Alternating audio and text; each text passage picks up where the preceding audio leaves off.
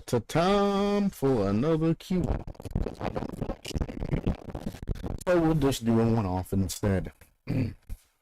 Today's topic is... If I go to my fucking actual desktop. This. Some shit called Lily wants to stream on YouTube. VTuber named Shy Lily.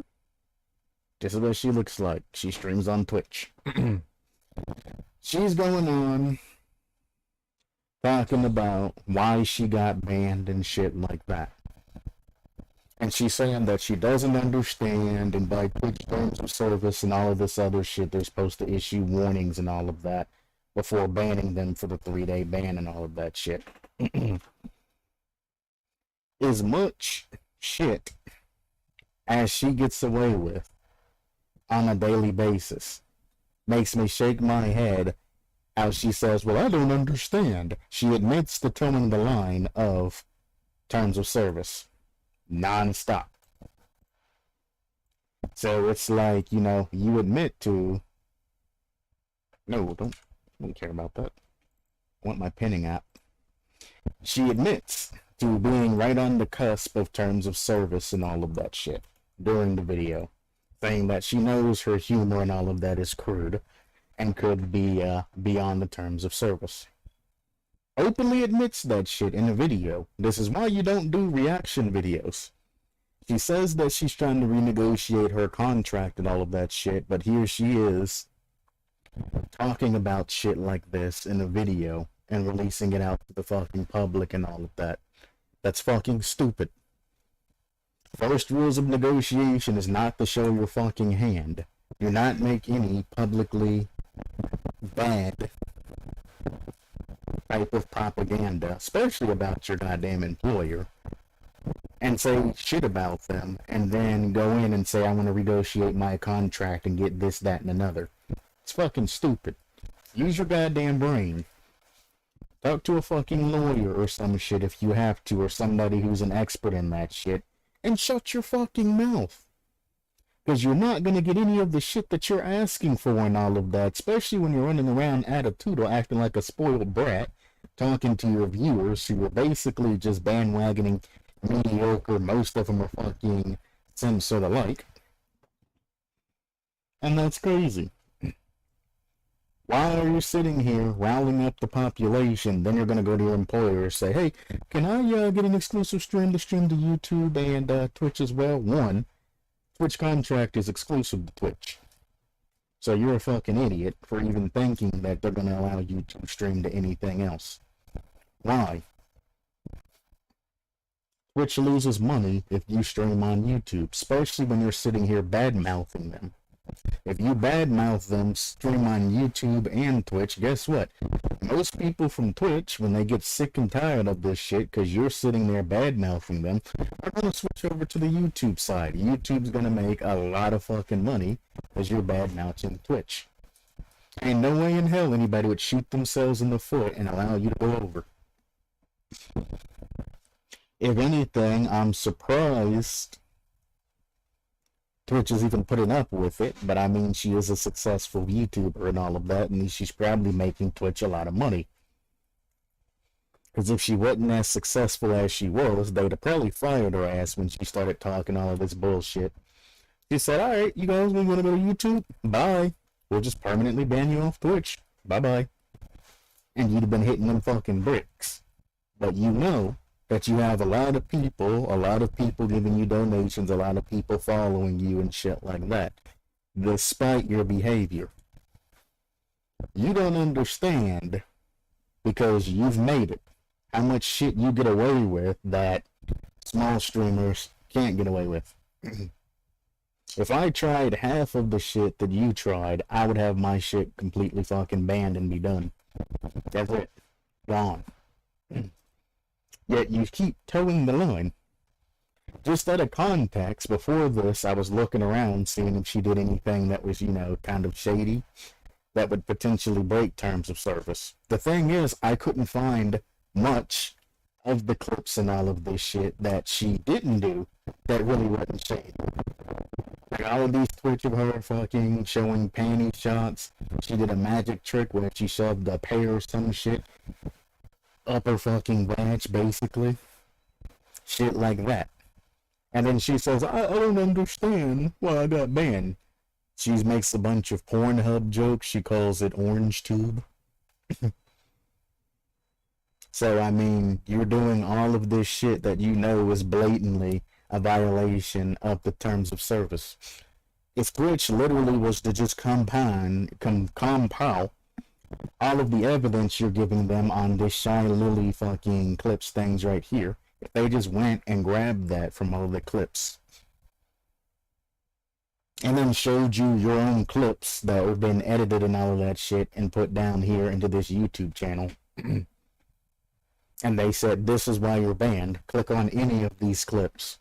This is the reason why you're banned. You wouldn't be able to do anything but sit there and feel ashamed of your damn self.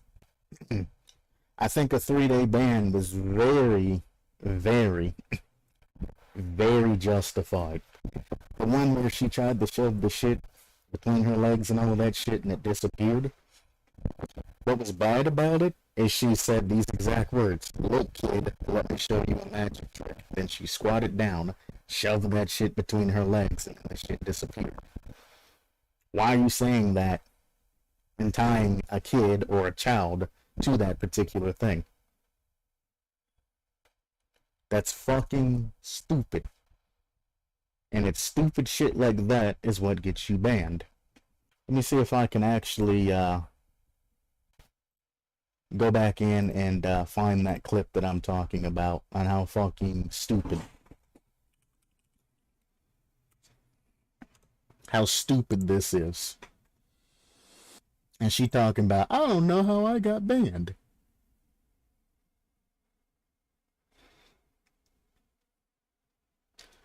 There's also another one where she literally bends over and farts into the fucking camera. I'm not gonna fucking show that shit because I don't want to get banned. But if you look at straight from the source, from that same channel, it's a picture or a video of her taking the camera down to her ass, bending over, and then fake farting into the goddamn camera. If any other streamer does that shit, that's considered pornographic, and they get banned. That is considered sexual. That is considered a fetish. That is one of the reasons you got banned.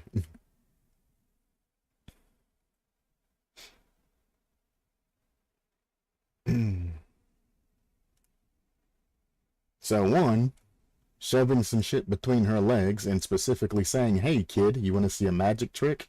That's fucking disgusting. That's one strike. Straight from the source, bending the camera down, you know, you can see her panties and everything else if you look up the source, and then farting into the camera. That's definitely two. I mean, do they really need to go to this and find the clips? And do they really need to spend the time and the effort and all of that? You've done everything for them. What's the reason? Click on any of these. Click on any of these. That's the reason. There you go, it's a melon. Lily can make the melon disappear. Wait. Here it is. I'm gonna let you listen to it, because, well, I'm not gonna show it, because that's gonna be a ban too. So listen to this. Wait, I need to get some light. Hang on. Skip through, it's a piece of watermelon. I even watched the whole thing. So first, she tries to put the watermelon between her tits, or some shit, and she drops it. Or some shit, I don't know. This is what I want to see. Listen to the words that she said. So without even looking at what's going on, just listen and tell me this ain't fucking sick. I can make this melon disappear! And that's when she squats down and... Make this melon... No, the magic trick! It didn't work! Hang on. Wait! I can make this melon... Hang on. Wait. So I here. need to get some light.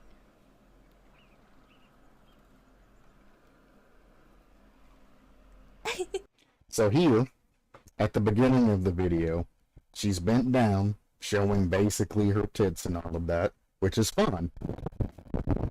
Surface-wise, she's not showing nipple and all of that. Now she's about to shove the melon piece between her fucking breasts and all of that shit, violating the term of service. It's going between her tits and right now. Like all the way in or and around that shit. That's a fetish. Then it falls out. No, the magic trick! It didn't work! And she says that it doesn't work. So already, that's one strike in the same video. Wait! When I can make the melon disappear! that's her shoving it between her legs, squatting down and all of that. Ta-da! And you hear the sound. There's also a bird in between her legs as well, like an ostrich or some shit that's sitting between her legs right now.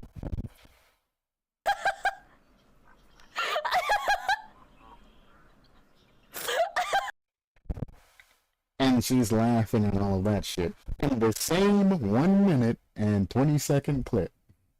Lily can make that melon disappear is what it's the name of it is.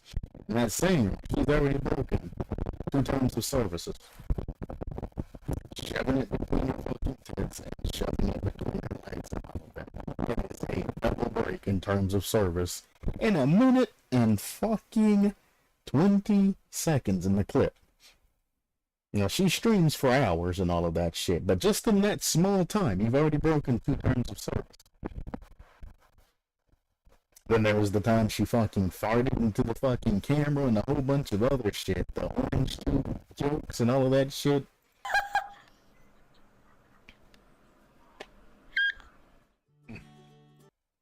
Like, come on, man. And people are still sitting there angry as shit saying that, you know, and she's still talking about how she doesn't understand how she got banned. She needs to know what the line is. Twitch should have told her exactly what the line is and why she's getting banned and things like that. That is... Wait. That is Twitch's fault. Wait, I need to get some light. Let's not look at Make tits. Let's not look at tits. There you go. That's a foreign thing. But if you look at that shit, and we'll just have that picture up because it's not bad, and that's a shame where I have to click through her video to find a picture or a place in the video that's not gonna get me banned. You know what I'm saying? That's why you're getting banned in the 3-day bans and all of that shit and need to cool the fuck down because you're getting out of control. They shouldn't have to justify why you're getting banned when you're out of control doing dumb shit like that. What was her excuse? The same excuse anybody else is a kid that gets in trouble with. What everybody else is doing it, so why am I getting in trouble for it? Because you're a fucking dumbass.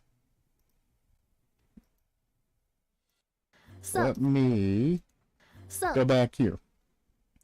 As I said, classic example of you're just unlucky. If everybody else is speeding, the cops can only grab a few of you. So do they take down somebody who doesn't care? Do they go to, you know, a small streamer, a small channel or something like that and take them down and bam?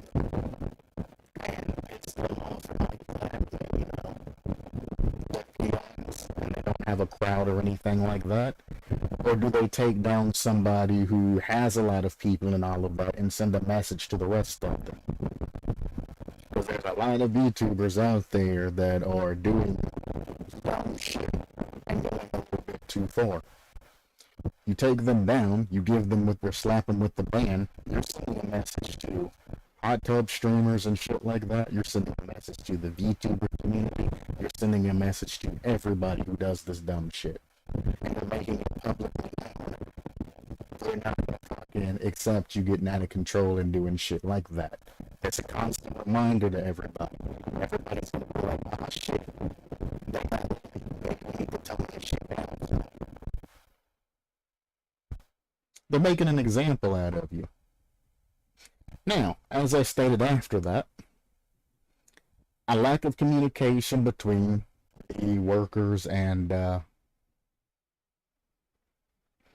employer is important, and Twitch fails on that aspect. Even though I kind of worded that wrong, but people know what I'm fucking saying. Twitch doesn't communicate the reason why people are banned. They let people get out of control and then they punish them, basically like their children. At the end of the day, Twitch is very much an adult app. You'll get a bunch of adult content instead of child content all over Twitch. They expect you to use your fucking common sense and know when you're going too far because you're an adult that is working for a company. When you're shoving things between your tits, between your legs, and farting in the camera, where's the fucking professionalism in that? Are you fucking stupid? I don't know why I got banned. They're not telling me why I got banned. Look at the fucking clips and shit. To be fair, she's not even supposed to be posting shit on YouTube. They probably can't track that shit on YouTube. It's just probably a friend or another business or somebody taking those clips and posting them on YouTube and all of that. Or a fan doing it without any type of permission because they don't need it. But I mean, whoever this is that's posting on these clips and all that, I don't understand that. You're just giving Twitch ammunition. They don't have to look back on their site to find things, out of context and all of that. And all of the reasons and all that. They just gotta go to your channel, click on a couple of fucking links and go, yep, add this to the report, add this to the report, add this to the report.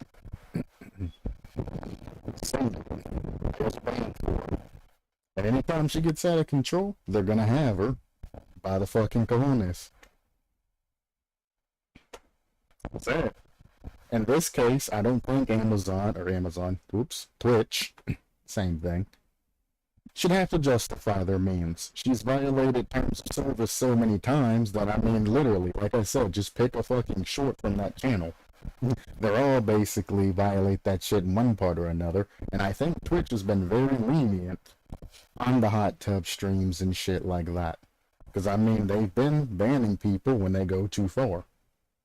There's limits and borders that even Twitch kind of abides by. Now, you have people that are, making Twitch a fuck ton of money, and obviously, they're going to treat them a little bit better and get a little bit more medium to them. But I mean, you have big streamers and all that, game rules and shit like that, don't get away with much. So they don't get away with, the hardcore shit. Most streamers, when it comes to that, at least on the female side, generally get banned for doing something sexual. That's the one thing that Twitch just will not allow, is the openly, sexual things. The fetish shit, where, crap like that. Because they realize that, hey, you might have children or something watching, and you got this chick shoving a watermelon between her tits, up her fucking, or between her legs, turning, farting, and feeding the camera, things like that. Just think about it. Your employer is watching you and acting the fool. I know she probably ain't worked in a long ass fucking time, but you gotta realize you're in a professional work environment. Ain't nobody's job ever, unless you're a fucking stripper or some other type of shit like that, is going to allow you to sit there and shove watermelons between your tits, between your legs, fart into the camera, make, porn like, jokes and shit like that. Ain't no employer doing that shit. Nothing. Zero. That's going too far. You wanna know why they shut you down, Lily? Because if one person gets offended from what you're doing and they decide to sue, That means your employer's gonna take the fall with you. If I was in that stream and she did that shit, and I had, you know, my niece, my nephew, or somebody young watching that shit, I could say, oh, hell no. Call up my fucking lawyer. The clip's already there on somebody else's channel. Pull that shit out. You get a legal team on that shit. And guess what? It ain't gonna be just you going down, Lily. It's gonna be Twitch going down because they didn't do anything to fucking monitor you. That's with all the other streamers and shit. You do something stupid that offends somebody, you need to keep in mind that you're not the only one that's gonna be held responsible. The hot tub streamers and all of that, they keep themselves fucking covered. Their tits and shit might be out, but their fucking nipples, you know, the genitalia and shit, stays covered. Doesn't, they get banned. They're not doing any type of fetish like shit. They may be doing like ASMR type shit. They might be, I don't know, let's say they're mud wrestling or doing some other type of crazy ass shit. As long as they're not making it sexual, it's fine. It's when it goes beyond that and becomes something that can be misconstrued as a fetish or be something that can offend somebody is when they need to cut that shit out. Iphonics is another classic example. He got somebody.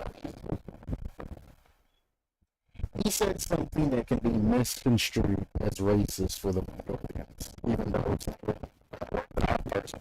They heard it. And he got immediately banned off Twitch.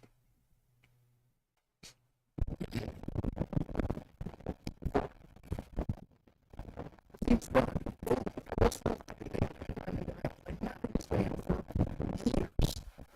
He could have went back earlier than when he did, but he was banned for years because of one word. Luckily for you, you didn't say anything that was offensive or do anything that was terribly offensive, and nobody decided to oblige. However, Twitch has a responsibility for pulling on your fucking leash and saying, hey, calm the fuck down, stop doing that shit. And then you want to snap back and act like a fucking kid who just got disciplined by their fucking parents. They're not your parents. They're not going to nurture you. They're not going to do all of that shit. They're not going to let you run off and go to another company and all of that shit. They are your boss. 110% your boss. I wish she would read further into the terms of service for Twitch. She's gonna be surprised how much shit that she breaks on a daily basis that Twitch just looks away from because they're making their money. So much. And an easy way, again, to get yourself banned off Twitch is to make something sexual. It's kind of funny when it's, oh, this happened and everything, and you know, it's an accident and all of that, fine. But when you are intentionally doing something that is considered sexual, it's like, what are they supposed to do? Are they just supposed to sit there and say, man, he's banned, you know? I think that's the people for the same shit, you know? Let's just let her go because she's making us money, you know? They let you get away with that shit, but if you do more of that dumb shit, if they give you a fucking penny, you take $1. Or they give you an inch, you take a mile. Then you start doing other shit like that. And then it keeps upscaling and upscaling and upscaling. I just don't understand how people can get so heated and talk about, well, I want to dual stream on YouTube and all that shit. They should tell me exactly why they banned me. They can't give me any reasons, and everybody that gets banned says the same shit. They don't ever give me a reason or anything like that. They never gave me a reason, they never let me know. They just banned me. In my contract, it says you have to be banned.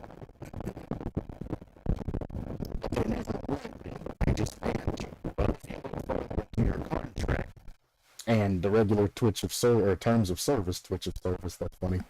Terms of service, I guarantee you that it says so and so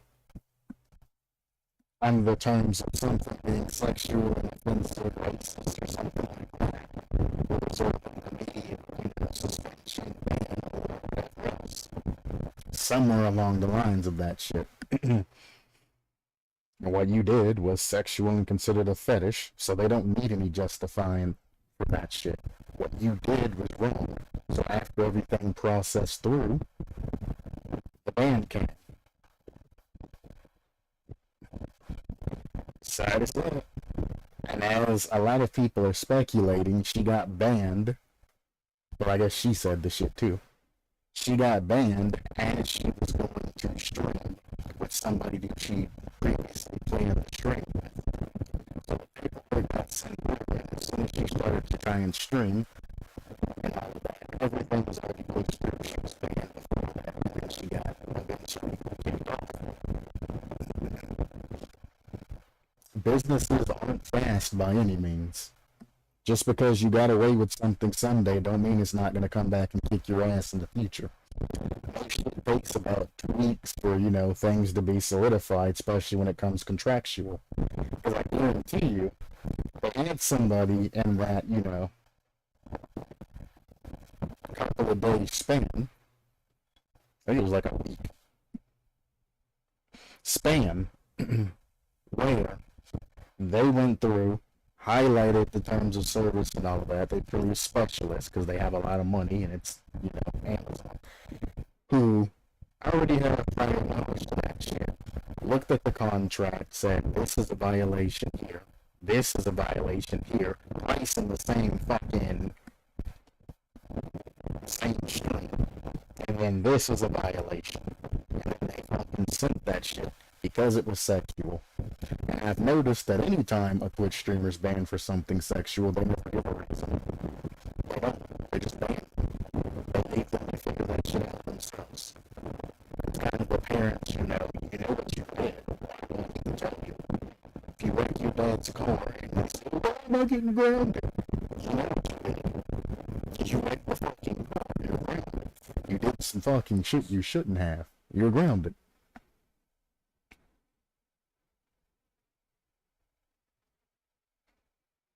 Twitch, we must protect the kids. Also, Twitch, we must protect the hot tub streams for our money. Everybody keeps going. The hot tub streams. Hot tub streamers, hot tub streamers, hot tub streamers. Amaranth is always fucking on. I'm gonna click on her hot tub stream. Let's see what she's doing. Hey. Okay, great. Here she is. Doing the thing. Yeah. She's in a hot tub stream. Cool. They're hanging out in the pool and all of that. Cool. She's laying there. But guess what? She's not shoving anything between her tits. She's not shoving anything between her legs. They're not making out. They're not doing anything sexual. On her. She's close. But look, you can see there is her fucking legs and shit. You can't see her feet. Just like, posted up and shit. She's not showing off her feet or anything. She's not showing off her ass or anything crazy like that, which I mean the ass being showed off ain't even against terms of service unless she's sitting there playing with it. One more freeze frame. Her friend's sitting there showing off her tattoos. Her chest is covered. Ain't nothing sticking out, ain't nothing bad happening right there. Everybody says that, oh, it's the hot tub streamers and things like that. They get away with all of this kinds of shit. How about what? Her ass might be in view, but her ass ain't fucking uncovered. You can't see her asshole. You can't see her genitalia. She's not directing it directly at the camera and all that shit. Shaking it, fucking playing it and shit like that. And the most important that I keep saying, she's not shoving anything into it. She's just there. That's a harmless shot. She knows what she's doing. That's a harmless shot. There, she's getting them to the pool. Her shit's covered. This is what you'll see if you go to any public pool. Ain't nothing sexual happening. They're not playing with each other or anything like that. As you can see. Ain't nothing here breaking the terms of service. This is two friends, acquaintances, lovers, I don't know what the fuck they are, hanging out in the fucking pool. Not against terms of service. Favor. That's getting dangerously close, but it's still not against terms of service. That is close. That is very close. If that swimsuit slips even a little bit to the side, she's banned. And she knows this shit, but that's how she makes her money. How? But as you can see, her shit for the most part is covered. That's a very bad freeze frame because she was probably just moving her arm. So despite being kinda right on the line of that shit, where she could get banned if she had a wardrobe malfunction or something like that, she's being very, very smart about watching where her fucking swimsuit and all of that other shit is. Let's go hot tub. So let's click on something that's kind of bad. Here we go right here.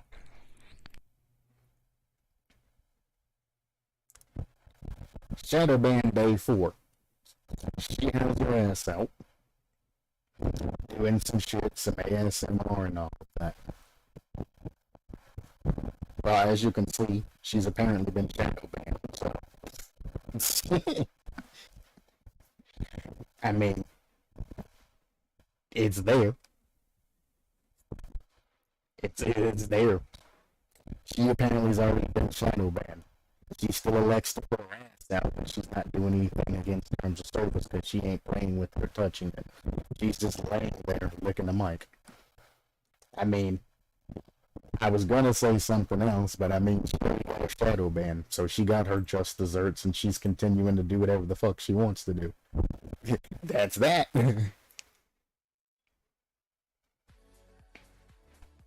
She's ending stream. There are no male hot tub streamers as far as I see, so I can't show you the difference in that. She's sitting here on the hot tub streaming thing, and she's just doing some basic ASMR.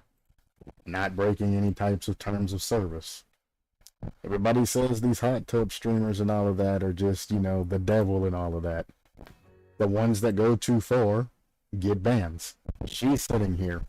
It may not be, you know, everybody knows what the fuck she's doing and all of that shit. She's doing it for money and all of that. Again, she's keeping her shit covered. All of her shit's covered. This is nothing that you can't see in a magazine article, at a public swimming pool, or anything like that, which keeps her clean.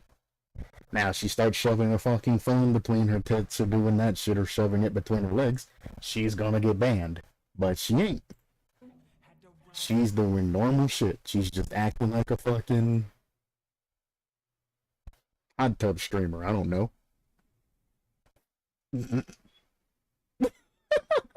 You can't even see that, brother, but alright. And I'm like, if you look at the difference between the hot tub streamer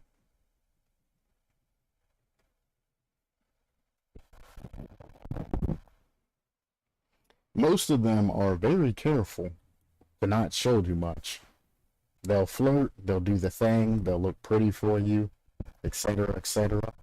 But it's not like it's an OnlyFans or a fucking website streaming app or a webcam streaming app or something. They're not getting naked, and they're not making it super sexual. They're letting your imagination run wild. The chick laying on the bed with her ass to you and all of that, I mean, she's already gotten shadow banned, so that's just desserts there. But the other one's sitting in the pool and all of that. Some people look at that shit and they're unfazed by it. They're just like, cool, she seems chill, let's hang out and chat. Other people come in with fucking the lotion, the fucking tissues, and all kinds of other shit primed. They come in that shit and they're the ones making that shit weird. Human imagination makes that shit weird. When it comes to the shit that Lily's doing to get banned, farting into the fucking mic, shoving shit between her tits and between her legs and calling it a magic trick. That's not the human mind making it weird. That's her being fucking weird and taking that sexual, cruel type humor too fucking far. She doesn't need to change their contract. You're allowed to be on YouTube as well. You are not.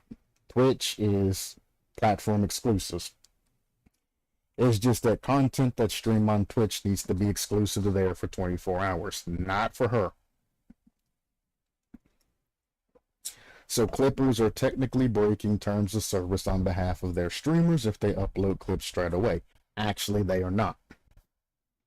Clippers are allowed to do whatever the fuck they want to do, because that is free use. She's not clipping the shit herself. She's not fucking, selling that shit on a website, selling clips from the stream on a website. You do not have to pay to access her streams, which makes it fair use. There's no monetization being made there. It's all fair use. She's making money off of the Twitch platform by contract, which, Twitch wouldn't have a fucking clip button for one if they didn't want you clipping the shit and wanted to stay exclusive. They would keep that shit unclippable for 24 hours and then they would allow you to clip it. So, the fucking dumbass right there. But still, I guarantee somebody's gonna correct that shit. There you go. That depends, because some of the contracts can restrict you from streaming live. Exactly.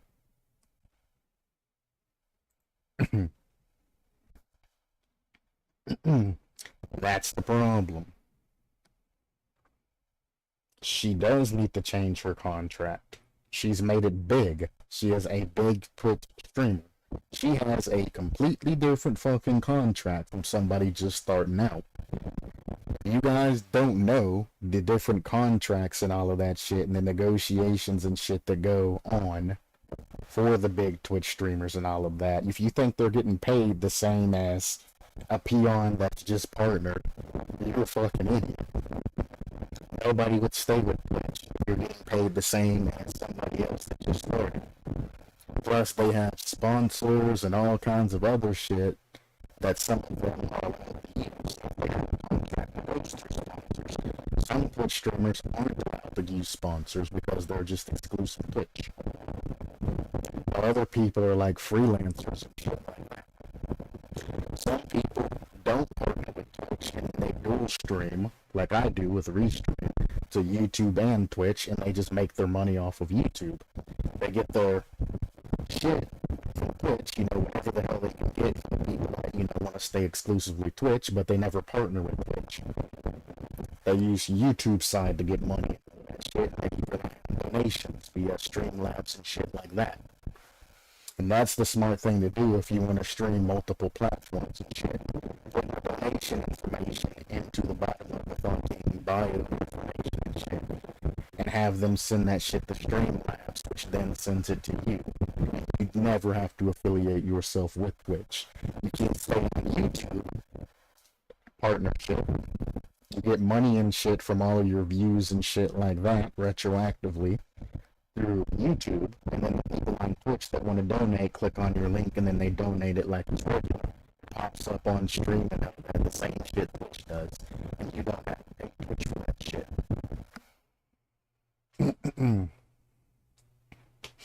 But it's all down to the negotiation. And that's why I always say when you're going to a job, negotiation is essential. If you don't want to be just an average Joe following through whatever Twitch wants to do, you need to negotiate yourself. Let them know, hey, I dual stream YouTube and Twitch. If I'm going to partner with you, I'm not going to change what I'm doing.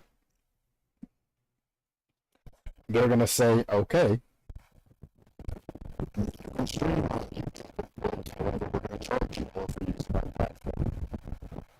If you're Twitch exclusive, we offer all of this shit for free. Well, not for free, but we offer all of this shit, and in exchange, you pay us, X amount of fucking revenue. Whereas if you're going to be more like a freelancer, they say, okay, you're just going to pay us more for using our streaming services, and then you can do whatever the fuck you want. We're going to keep every penny you're worth. Like, you can do whatever. And if you can negotiate a specific number without having to go through an exclusive contract, you're going to do a lot better. Say you're a very high streamer and all that, you pay $100,000 or some shit Twitch a year. That's the number you go. But you're making, $1 million fucking dollars a year off of YouTube and Twitch combined. You're doing good. You pay them $100,000, and then they're happy because you pay for their services and you're making money on top of that shit. Good. Your Twitch exclusive, they take $500,000 probably, and you get $500,000. It's the end of that. Why negotiation's important in a job. If you think everybody at a job place is paid the same, you're naive. There's always going to be differences in pay. People who are lazy and don't negotiate always come up with dumbass reasons. Like, for example, males will negotiate more than females. So a male goes in, negotiates higher pay and all of that shit, then a female comes in and she just takes the job, for example. They get into the workforce, she finds out somehow that he's getting paid more than she is, and she wants to say, gender inequality and shit like that. That's one of the main things that happens in the workplace. Gender inequality. I want to get paid as much as he does. And they say, it has nothing to do with gender inequality. Go ahead and sue us. We will show everything that's documented. Not only does he have prior experience, he negotiated a higher pay based off of that prior experience. You're in right off the fucking street for this job. You never negotiated. You wanted in. You bowed your head to us and you said, please give me a job. So we gave you a job. And they fucking pay. Or they have experience and they make demonstration about it and they take that and pay going into this next job. You're the one not leveraging yourself. Look this shit up if you don't believe me. How many more men negotiate to pay than women? Females.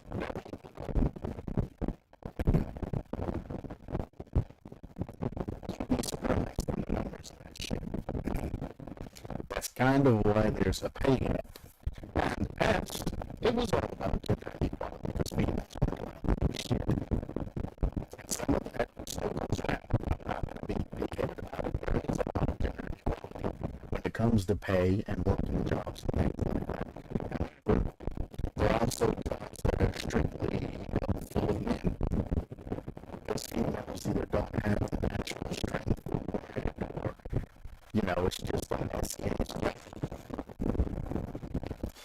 Fortunately, those still exist. Yes, females are starting to break into the industry and all of that, and they're treated the same as the males for the most part. But the thing about it is, not enough are screaming gender equality and all of that shit are stepping up to certain jobs.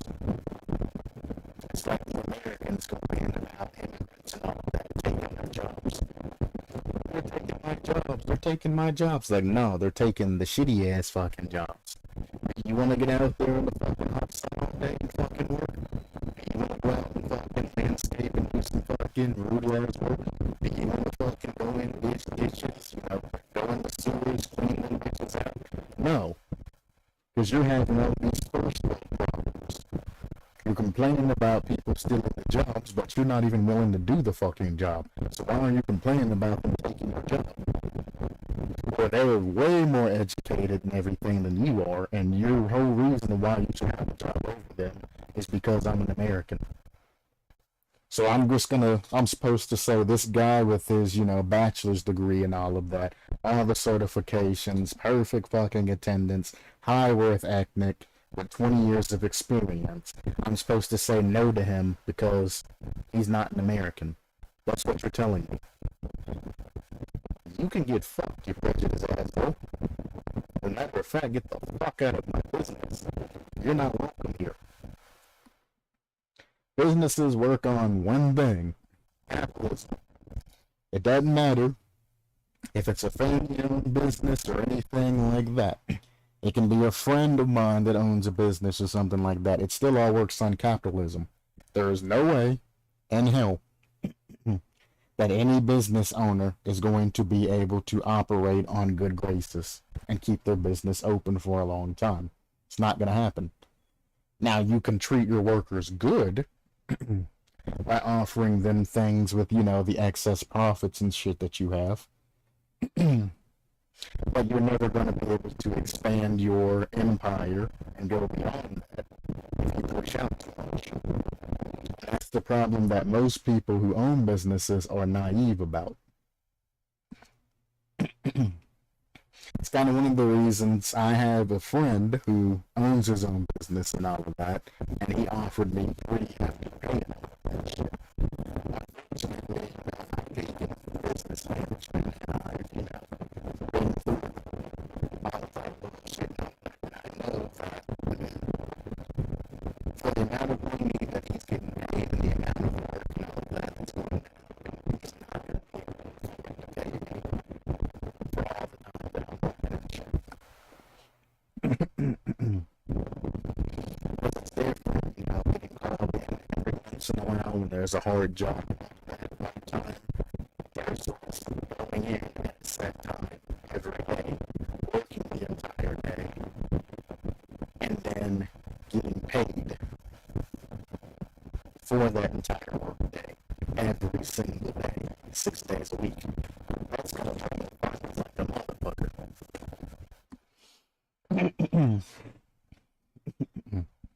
And he's a pretty good buddy of mine, so it's like, I'm not gonna take advantage of your kindness and all of that. I'm not qualified to be paid that large amount of money or anything. I only have, less than a year of experience. And the shit that you do, I'm unable to do.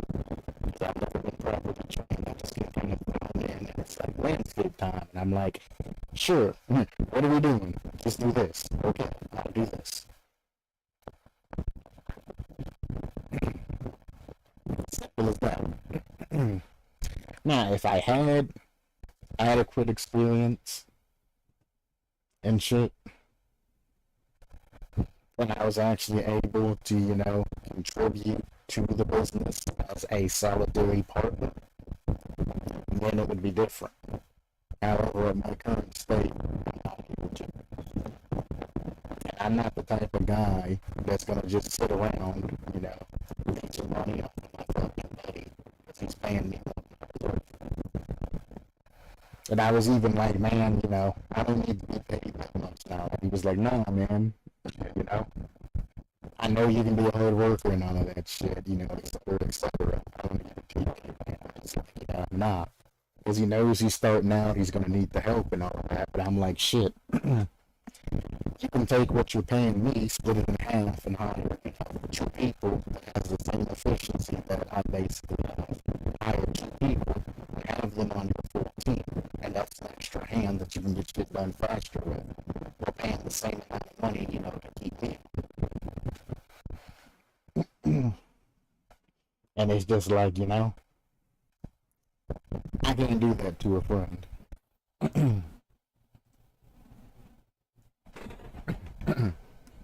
Well, I guess it depends on the fucking friend, I have people I went to high school and shit with, and I'm like, shit, I fucking rip your fucking life.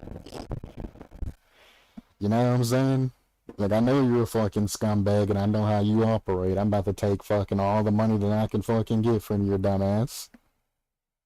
But this particular friend, I mean, we've been cool. We ain't ever, done anything fucking stupid towards each other. We've been cool. We've been 100%, I've known him since fucking, goddamn, like what, middle school or some shit? So, I mean, he ain't done nothing shady behind my back. I ain't done nothing shady behind his back, so it's all been good. Sure, we've had disagreements from time to time, but we're cool, But it's like, fuck. Because I mean, honestly, if I took him up on his offer, I would have probably only worked for about a month and I would have invested that money. And the way my investments are going, I'd probably be a fucking millionaire. Like right now, if I had about $1,000 extra right now, I could turn that into, let's see, that would be five,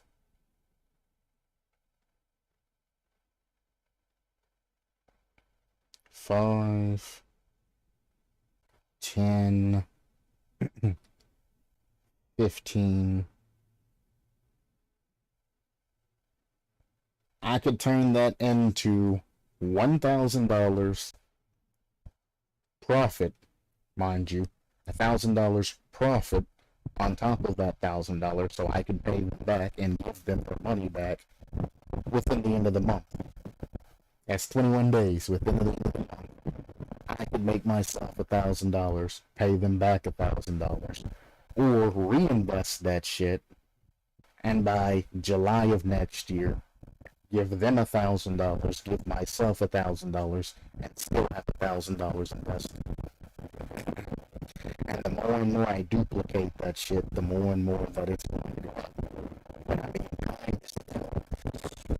and that's if I just went with my safe stock that I've been basically, living off of and shit. I have one stock that I never, ever sell all of. That shit goes up and that shit goes down all throughout the year. When it goes up, I sell. When it goes down, I buy. And it's that way the entirety of the fucking year.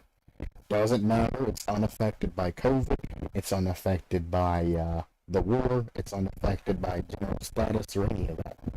None of that shit matters to this particular stock, and I'm glad that I did the research to find it. Every year, at July, it hits its highest peak, and it's been doing it for 20 years now. Every time, every single year, 20 years, it hits its peak in July. And then right around this time, by the end of, right around this particular time, the stock's going to drop. And then it's going to go up one more time at the end of October. Like really, really fucking high. I mean, it does do that at the end of August. So, I mean, it's going to go up. It's just not going to go up as high as it would in October. I'm giving you shit based off of just the end of August's time, but not the end of October. If I was able to hold on to that shit to the end of October, I could probably make us both $5,000. Easy. July is when it's kind of, sort of at its highest, like, ever. However, when in October, that is like the last hurrah for this stock. It relies off holidays and shit like that, and so since Black Friday is always going to be a thing where people go crazy and buy a bunch of shit, that stock's always going to be high during that time. 20 years. It's followed the same pattern. I did research and kept looking back. I even got a hold of my financial institute and actually paid them to double check the information that I'm looking at. And they said, nah, it's a solid buy. And then they asked me if they didn't mind, sending that information out to other investors and shit. At the time, I said that I didn't care, but that was a mistake. Because, well, 168 fucking million of that stock is now... people are trying to buy that shit. So, whoops. My kind of silent stock that I was making money off of. I mean, whoops. There's 168 fucking million of that stock about to be bought up, which is good for me, personally. Because what's going to happen is when that stock goes up, because they're selling now, as that stock goes up, it's going to give me even more money to buy towards the end of October and all of that, because people are actively putting in orders and they're processing them and shit. So, I'm going to be looking at a very good end of October on that particular stock. Will I tell you what that stock is? Absolutely. You understand how much time and effort I put into the stocks that I invest in. And typically, I pull out earlier than I need to, just to ensure that I get a profit gain, because I'm not the type of guy that's just like, oh, let's just wait. Because I know how fast stocks go up and stocks go down. There was an oil company, again, that had a stock that was super low. I'll go ahead and tell you the stock. It's WTI. This stock. I purchased this stock when it was extremely low, like 1,000th of a fucking percent, way back in the fucking day. Look at the price of this shit now. Price of gas in some places, because it's an oil stock. $6.25.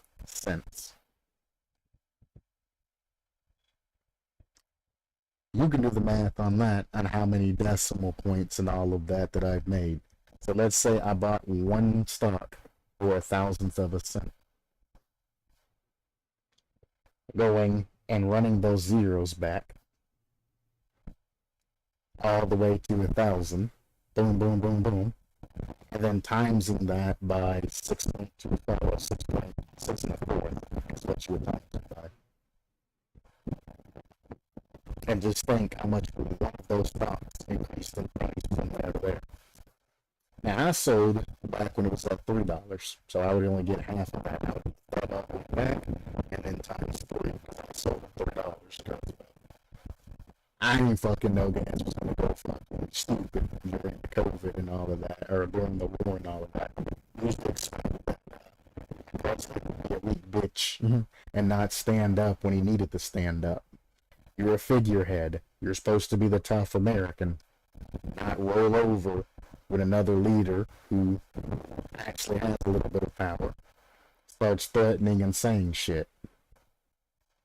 That is your time to exercise your power and act like you have some meaning. Again, you're the fall guy. You're supposed to say, well, I'm an American, John Wayne, bang bang, shooty shooty. Instead, you said basically nothing. And now we have a war breaking out. But I have my own personal opinions and shit on why this war broke out. Regardless of figureheads and presidents, there's an obvious reason why this war broke out. And I have my own personal opinions that I'm not going to share, because I don't want to spark any type of political debates or anything like that. Now, this particular stock has like fucking leaps and bounds. Here's like $1.58, and it's just fucking climbed and climbed and climbed and climbed and climbed. It was big here when it was at like $35 and all of that shit. Is that when the fucking oil spill happened? I don't know. It's in 2008. So it climbed, and then it shot all the way down, and then it got real fucking low. And then it's slowly but surely shooting up. Anybody who even got the shit back when it was like $1 or $2 or anything like that and paid money into it, still got a dividend of 6 times whatever the fuck they put into it. Finding stocks like this by doing research and whatnot is kind of sort of what you want to look for. We're talking about all the way back in 2005, and if you just do research, you see that, hey, this shit's kind of a powerhouse, and then it fell off. Well, damn, it fell off. What happened? But then you look, and that shit came back up. And then it started falling off. Then it started coming back up. It started falling off and coming back up. But what do you notice about this pattern? It started off huge, and every time it's come back lower. Lower, lower, lower, lower. that's the second thing that you should notice about that. Every time it comes back in a specific pattern every year, but the pattern that it comes back in is always lower than the last time.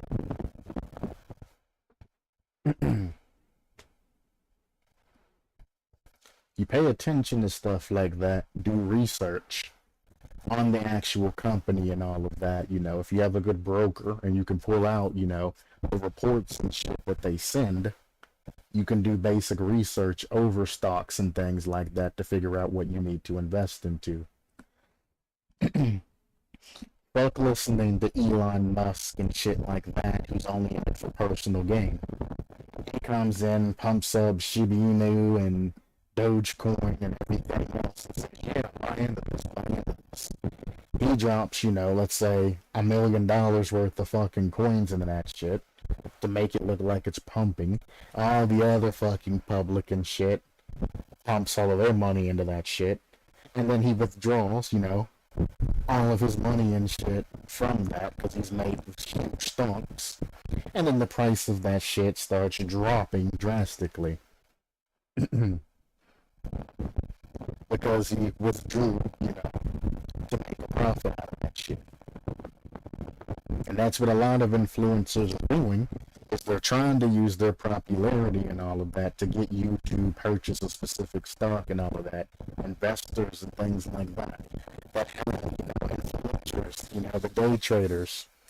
Oh no, guys, you guys need to invest in this particular stock. It's on a decline right now, but it'll come back up. Yeah. If you have 600,000 people buying a specific stock, yes, what you say is going to be true. It is going to come back up.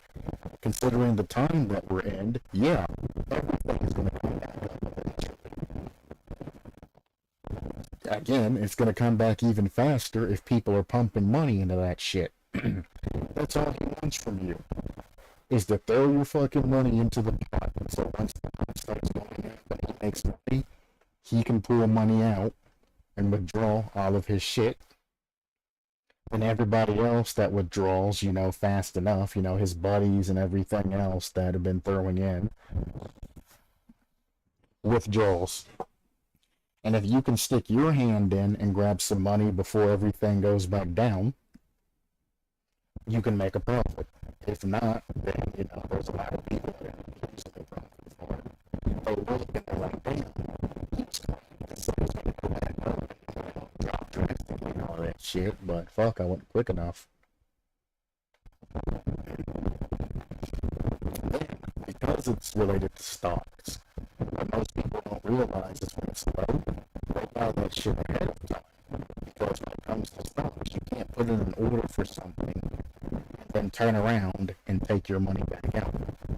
So once that shit starts fucking raising, because a lot of people are putting orders in and all that shit, they have a small grace period that they can wait before they take their money out, because even if they pull all of their funds out, people are still going to have to wait that particular grace period before they can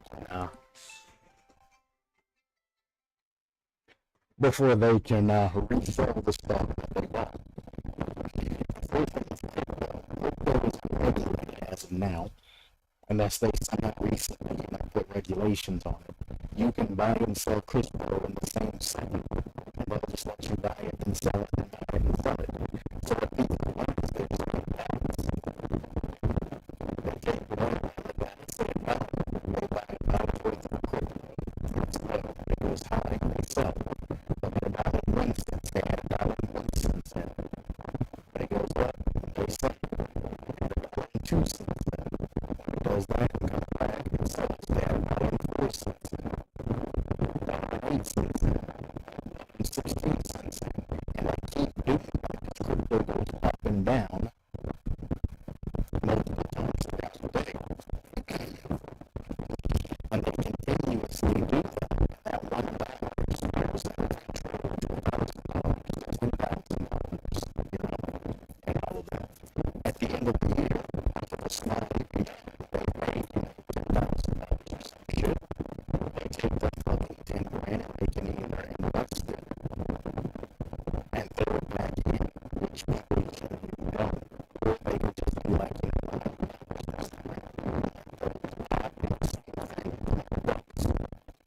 because you don't want to invest a huge amount of money into the likelihood of a bad case. This case that particular crashes or has any type of problem.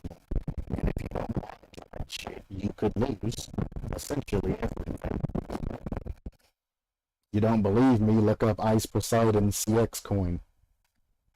He said, oh, I'm making my own coin and all of that because he got popular and all of that. A lot of people think about money and then he becomes from it.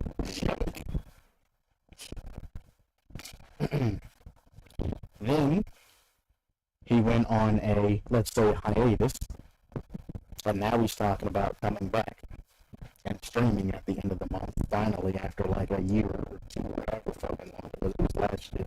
So after a year, or under a year being out.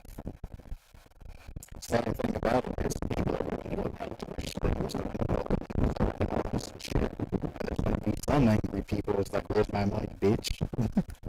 You owe me fucking money. But the thing is, it's not going to really hurt. Why? Because people love influencers. Love them to fucking death. Even if an influencer is completely dead shit wrong in a particular situation, you're still gonna have fans and shit like that that will support you the entire time.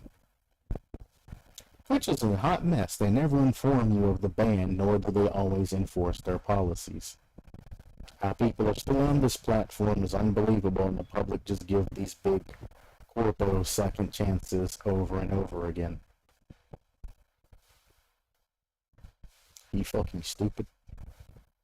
There's a reason why they're staying with Twitch. Because Twitch is money.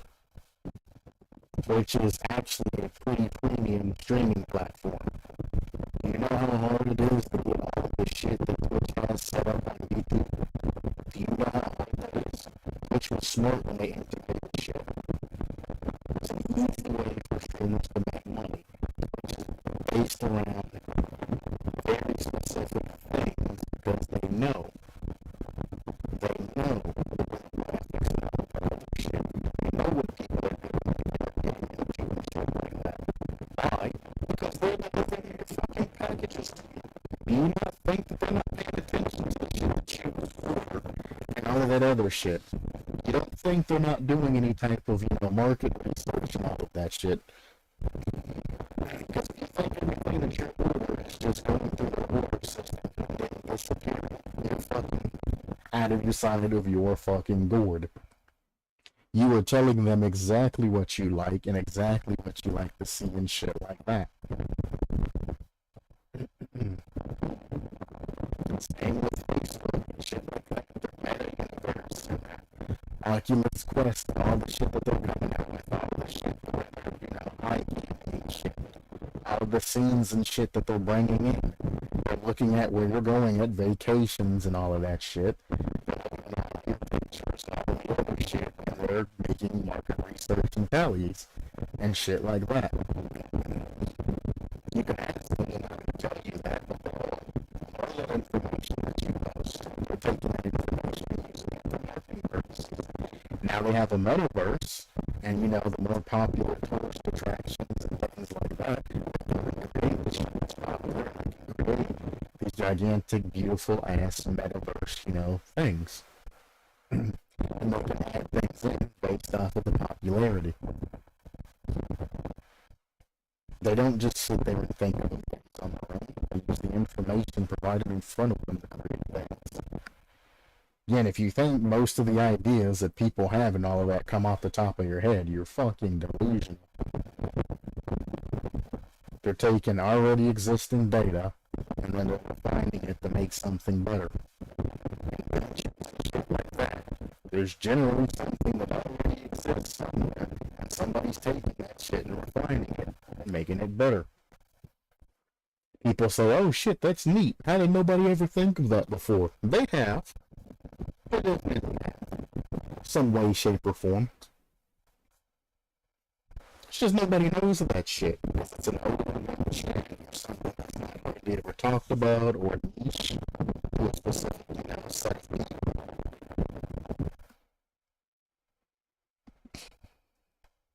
All I'm going to say is there's a reason popular streamers are and have been moving to YouTube or other platforms. There's only like 2 streamers that I could think of off the top of my head that have moved exclusively over to YouTube. And the reasons weren't because of Twitch. It's because they did some fucked up shit, and that's the only way that they can stream now. They fucked up and got banned, and now they're on YouTube. Communication is vital to growing anything when working, and Twitch, while they don't need to give specifics, they must follow their own terms of service and guidelines. I guarantee you that they are. I guarantee you, somewhere in that contract it says that they don't have to give specific warnings or anything like that when it comes to shit like that. I guarantee you. Why? Because they're smart. They're a corporation that has a lot of fucking money. They have people that are specifically paid to get around that shit. And they will snake the hell out of you if you try to fight that shit back. Take them to court or some other type of shit. How many people have you heard about publicly that sued Twitch and got away with that shit? I'm gonna tell you, there ain't a lot. There ain't a lot. Plus, they have such a huge corporation, they probably just pay you money to shut you the fuck up and keep you out of control. Like packages and shit like that. You want to cause a problem? Here's 40 grand. Now get your ass back to fucking work, bitch. Type shit. We ain't got time to stop and talk to you. We're wasting money talking to you. Here's some money. Shut up and go back to work. Daddy says go back to work, bitch. Here's some money. Take your ass on. That's how they do their business. You want to step up to that shit? Good luck. I guarantee you they have some lawyers that'll probably wipe the floor with you. You got $1 million lawyer? They probably have $100 million lawyer. Or they're just going to hire a cheap-ass lawyer that they work with or works with them, and then they're just going to pay off your lawyer to drop the ball. Ain't nobody do shit the right way in America. Nuh-uh. Not here. Sorry. Ain't nobody gonna do shit the right way when they have money. It's not gonna happen. That's something you need to realize. Fighting back on it's not gonna do much for you. They must follow their own terms of service and guidelines. They do. I don't see any Twitch representatives shoving shit between their between their tits, between their legs, making racial or sexual, you know, offensive or fetish-like comments, doing things like that. I don't see any Twitch employees actually ever doing anything, to tell you the truth. They kind of stay silent and in the dark, and when they need to come out and bonk somebody, they do. And then they turn around and walk back into the bushes. They've been beating around the bush for years when it comes to these unexpected bans. They're not unexpected. Like Amaranth got banned for showing her cooch. Lily got banned for shoving shit in inappropriate places and farting in the camera. Hyphonics got banned for saying something racial. Other guy got banned for fucking literally calling Twitch out and threatening them, and a whole bunch of other ways. Just like when Sizz got banned from fucking Rocket League and all of that for calling Psionics out and basically threatening him and saying all kinds of other dumb shit. It's only so much you can get away with until they finally put a plug on you. It turns from ha-ha to, okay, you're gone too far. Now you're about to find out. Again, this is some of these Twitch streamers' livelihood. Their bread and butter, what keeps them inside of the house that they're living in. And yet they're fucking around doing these dumb shits. You need a reminder every once in a while that, hey, this is your job. This is your job. This is not a hobby. It's not a hobby that you're getting on and streaming for. No, you're past that. You signed a contract with a company. You work for them. You are a grunt. You are a worker. It's not a hobby. This is not some bullshit that you can fuck around with. Some people need a reminder of that because they get too big-headed. When you start becoming complacent and get that I'm untouchable attitude, somebody needs to come and bitch slap you every once in a while and say, you ain't shit. Get back to work.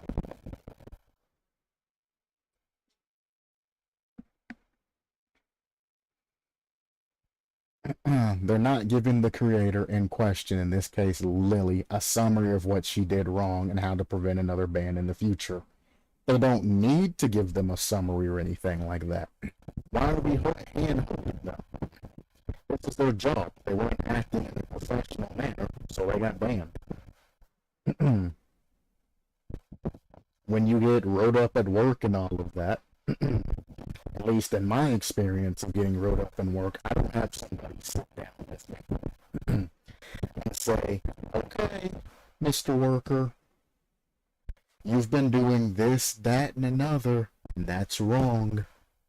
Here's your write-up and all of that, especially when I get, sent home for the day or some shit like that.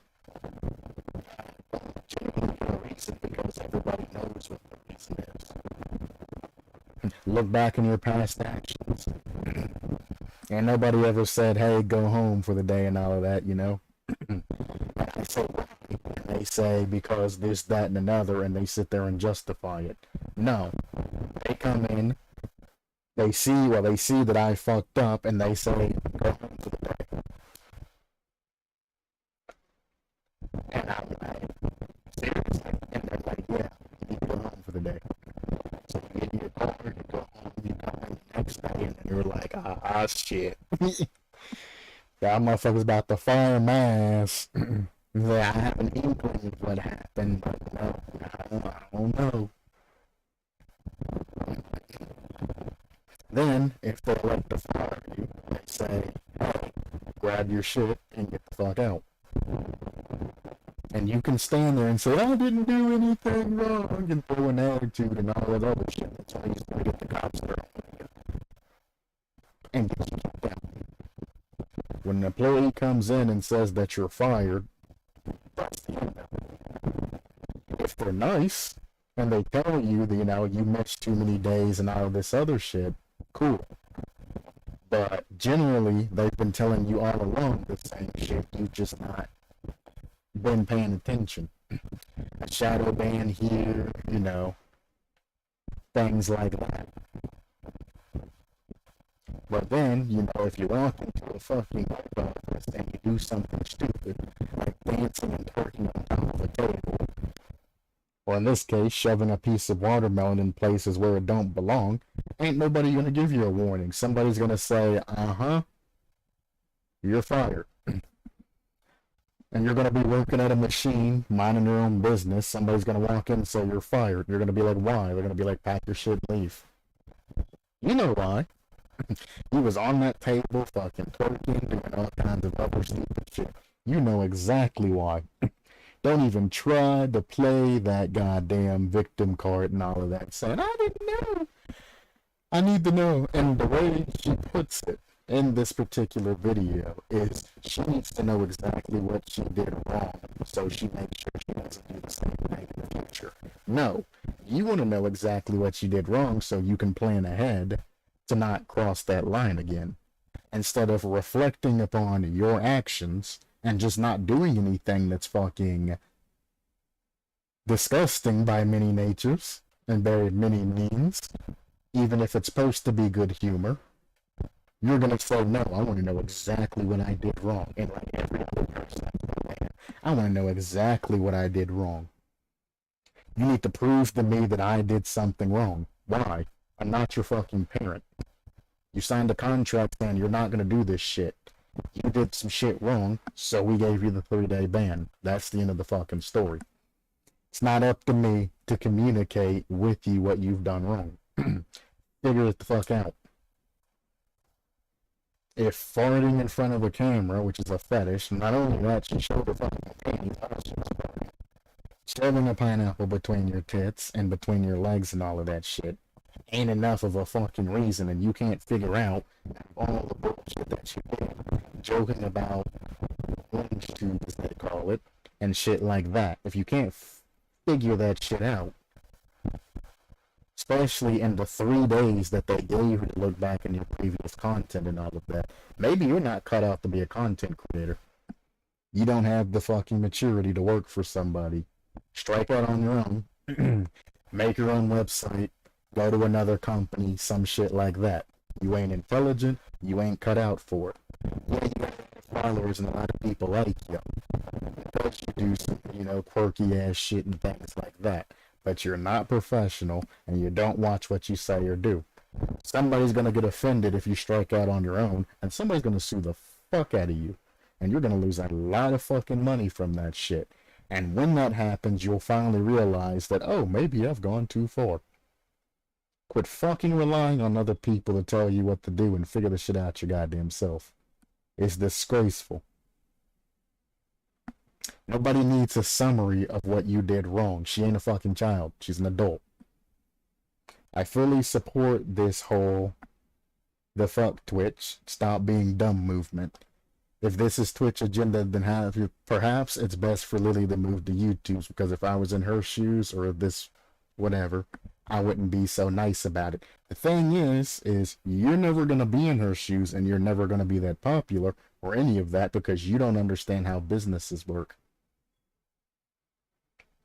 The fuck Twitch, stop being dumb movement. They're not being dumb. They're punishing somebody for breaking their rules. It's that simple. That is Twitch agenda, to protect themselves and to protect the viewers watching. Twitch will, number one, protect their company above all else. Number two, they will protect the viewer over the streamer 99% of the time. That is one thing that I can say that actually blows me away. Because generally companies will protect their streamer over anything else. And they will say, the viewer is the one at fault.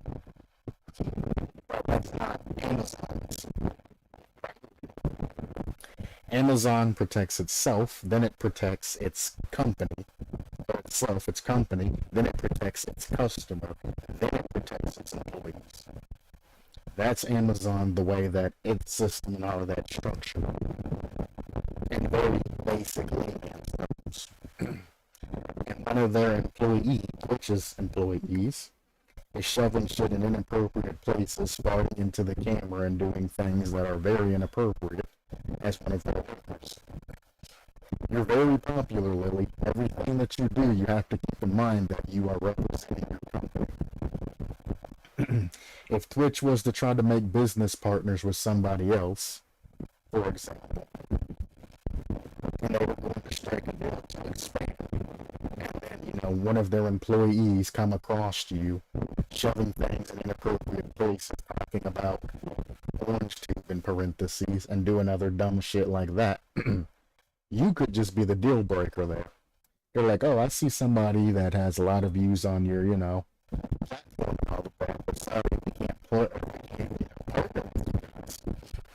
We want more, we want better content, and this shit's basically, borderline pornographic and fetish. We don't do pornographic and fetish. Sorry. And what's everybody else gonna say? Bandwagons. Well, you have hot tub streamers and shit like that, doing all kinds of other things like that. When? Show me one hot tub streamer that's taken a piece of fucking watermelon and shoved that shit between their tits and in between their legs and shit and haven't gotten in trouble for it. You want to say everybody else is doing it? Where's your source? Quit saying everybody else is doing it. Why am I getting in trouble? Where's your source? Please. Send me videos, titles, things like that. Comment down below and give me source of instances where things like that have happened and they have not been banned, warned, or anything else. Because that's the key word there. You're going to have to find a source that hasn't been punished. Because, I mean, you can send me a whole bunch of different videos on things that people have been punished, but it's going to be hard to find things that people have done that have actually been, you know, overrun, and they haven't been punished for, or warned, or anything like that for. It's going to be very hard. Twitch is a hot mess. They never inform you of the ban, nor do they always enforce their policies. Phonics, he knows exactly why he got banned. They gave him a reason and everything when they kicked his ass off of the fucking Twitch platform. He knows exactly why he got banned. One word, got him banned. And they were very quick to reply to tell him he got banned. Why? Because there was only one reason. What I would do, if I was on Twitch, and I had a spoiled ass brat making a video and all of that, saying all of this bullshit is, I would show them. I would put you in your place. I would send you a comprehensive report with about 100 things that are against terms of service. I would go over parts of the terms of service and find about 100 things to send those to you as they're breaking Twitch terms of service. And I would give you a warning for every single motherfucking one of the things. And I would be like, you have broken over 100 plus terms of service that we have let go and have not said shit about it. And then we picked up 3 things, and we finally give you a ban because you've gone too far. You want to bite the hand that feeds you because you feel like we're being unfair. Here's your report. You have 100 or whatever the fuck the max amount of strikes that you can get before getting banned. And I'd be like, here's that. You're on your last story. Anything else that comes out, you will be banned from my platform. You want to negotiate your contract? Fine. You have too many fucking strikes against you to negotiate your contract. No, you are not dual streaming to YouTube, Twitch, or any of that. So at the end of the day, Twitch is still through Amazon, and Amazon is a gigantic business. Losing whatever money coming from one big fucking streamer is not going to be Amazon. It's not. People get way too over their fucking head. Yeah, you're a popular streamer and all of that. $100,000 a year. That's fucking pointless to somebody who makes a potential, you know, billions and trillions of dollars. I don't know how much fucking Amazon makes yearly. I could probably find out. Let's see. Amazon yearly earnings. $485.9 billion. And that's just Amazon. That's just Amazon. Now watch this. So we're looking at, I'm going to round that up to $500 billion because it's easy for me. Twitch is only responsible for $2.6 billion as a whole. $2.6 billion, $500 billion. Losing whatever the fuck Lily contributes to Twitch's earnings ain't gonna mean a fuck all thing. The entirety of Twitch could crash and burn to the fucking ground, and it would not dent Amazon at fucking all. Zero. This is why they don't give a fuck and they don't monitor and go through and put all that extra money into Twitch. They don't need to. Twitch is a drop in the fucking bucket. Twitch streamers, stop getting a fucking head of yourself. You are basically worthless to their company. $2.6 billion is all you're worth out of the potential $5 billion that their main company makes. You are a pet project. You're not even important enough for them to invest excess money into. You are an investment. They invest a little bit of money into Twitch and they get 2.6 billion back off of that investment. Again, people, if you look at the fucking information in front of you, you can see why they don't give a shit about things like that. They just don't want to be sued. They're only generating 2.6 billion, paying a couple of million to a couple of people, you know, that get offended and all of that, and hush money. You know, 45,000 here, 100,000 there, here and there and another, and, you know, scattering that shit around is fun. But you got somebody like Lily, that he's a huge audience that's doing shit like that could get them, you know, massively sued, like class act lawsuit, $150 fucking million plus, you know, sued. You gotta shut that shit down. This is the type of shit that you should be looking for when you start making a fucking about switching platforms and shit like that.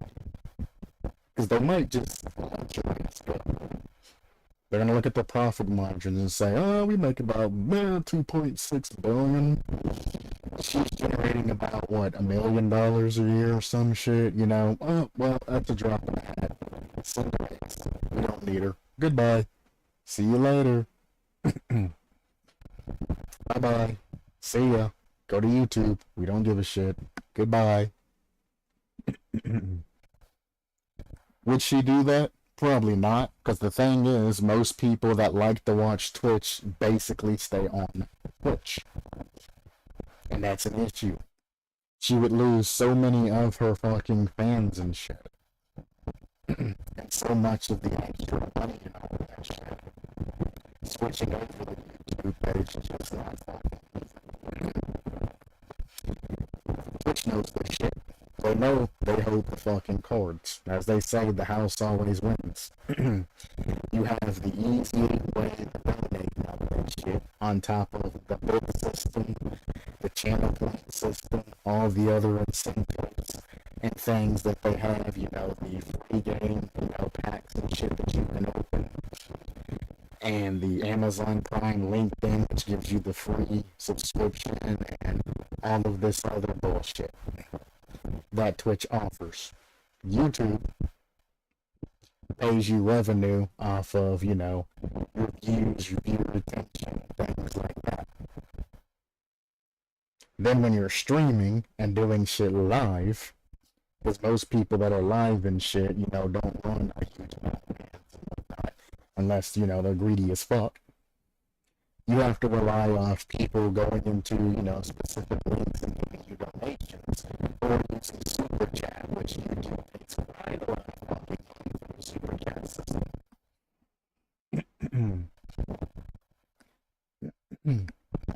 So if you really want to go down that path and partner with YouTube, you're going to have a hellacious time and your profit margin's going to fall the fuck off. You're not going to have nearly as much money that you have with your own Twitch. Twitch knows this. They've done the research and all of that. Trust me. They know this shit. So, I mean, you have dumbasses like this. Twitch is literally killing themselves with their new terms of service. I love you and hope things get straightened out. They don't give a shit. I just, like, look at the profit margin. $500 billion. $500 billion versus $4 billion. They don't give a shit. Twitch can crash and burn. They would just revamp that shit in the future if they really wanted to. And resend things. In fact, they probably would be saving quite a bit of money because most people nowadays have Amazon Prime, and getting that Prime and giving the what you call it free, you know, subscriptions and all of that is just them funneling money to their actual streamers and shit like that. So I mean, you know, they might actually save a lot of fucking money not doing the Amazon Prime type of thing and doing things that way. But then again, if Lily disappears, it's not like people are just going to stop watching Twitch. Most people are subscribed or watch a lot of different Twitch streamers. Okay, Lily's streaming. We'll go to YouTube. Somebody else is streaming. They're going to be back on Twitch watching those people, you know, what they like to watch on Twitch. So at the end of the day, Twitch still ain't losing that because you're going to be spending your money on whoever the fuck your other favorite streamers are. You're still going to be in their lobbies. Again, Twitch could crash and burn. Everybody on Twitch could say, fuck Twitch, and move over to YouTube. They would just shut Twitch down, and then they would take that money that they invested in Twitch, or that they are investing, and put that shit somewhere else. Maybe they'll create their own metaverse with that extra, you know, little extra money.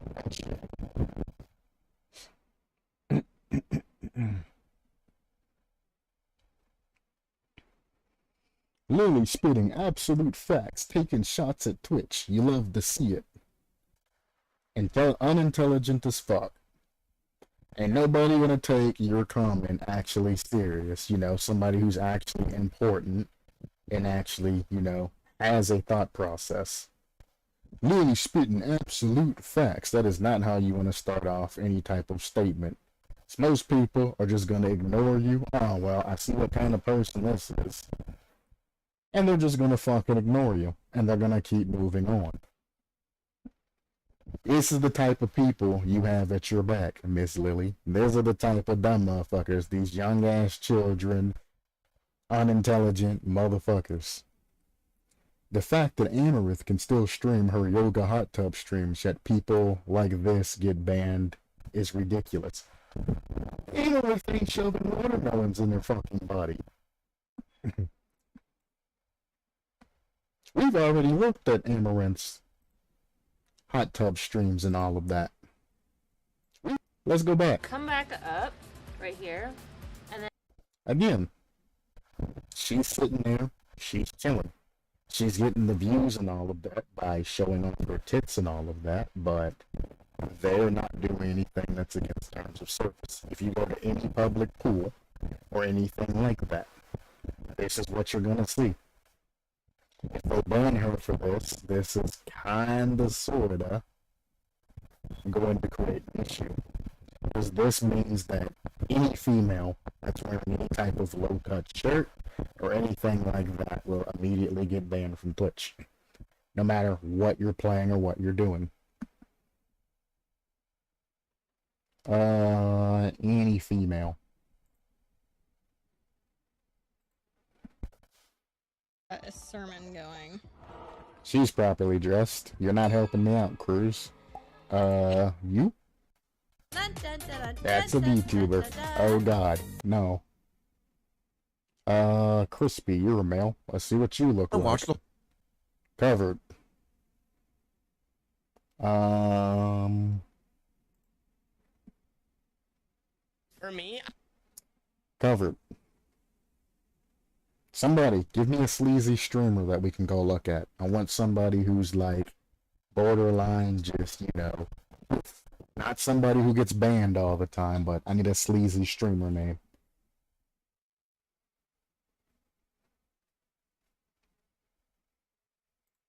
What are you? Yeah.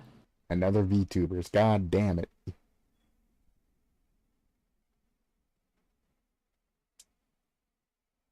Is my shit just full of VTubers now because I've been talking about it actively? Is this what's happening?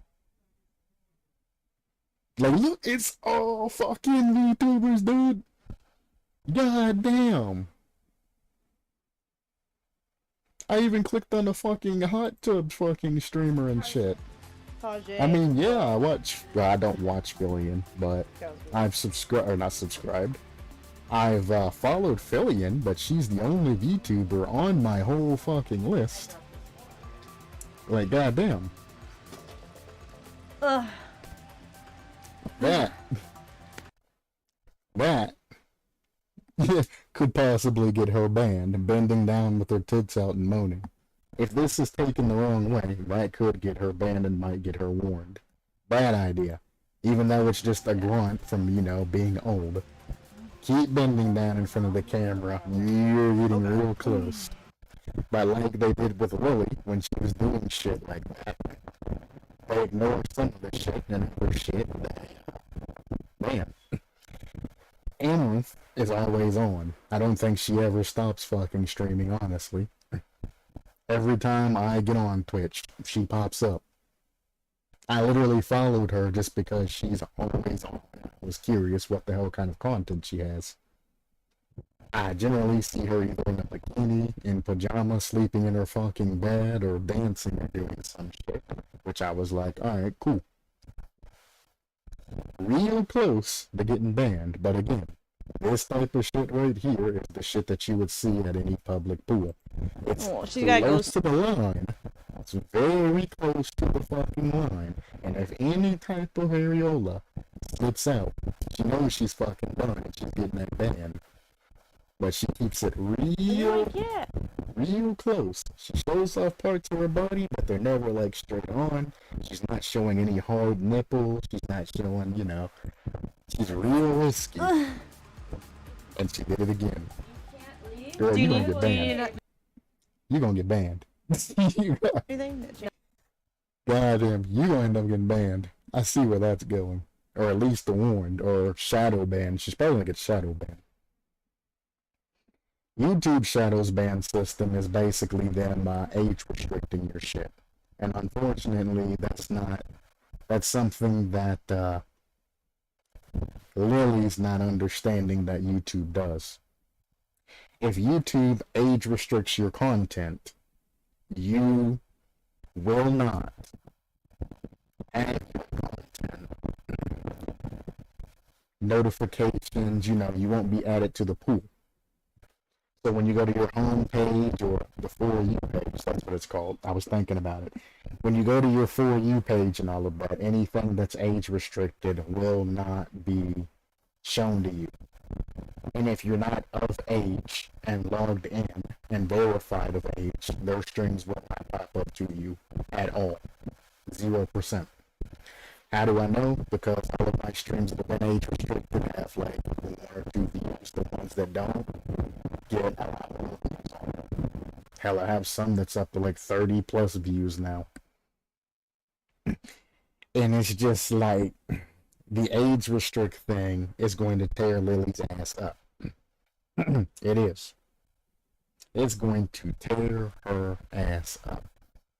You need to quit fucking around and talking about switching companies, because Twitch is treating you like a fucking baby. YouTube don't give a shit. You can do nasty ass disgusting things like shoving shit between your tits and between your legs and shit, and they don't really give a care. They'll just shadow ban you and then age restrict your content. So you just won't have any concurrent views and all of that other shit. When you go to stream, you won't be sending notifications out on age restricted streams and things like that. People won't know that you're over online or anything like that, because shadow banning is very bad. They do not advertise your content at all. For the people that know you're streaming, they'll come watch the stream, but nobody will be alerted to your streams.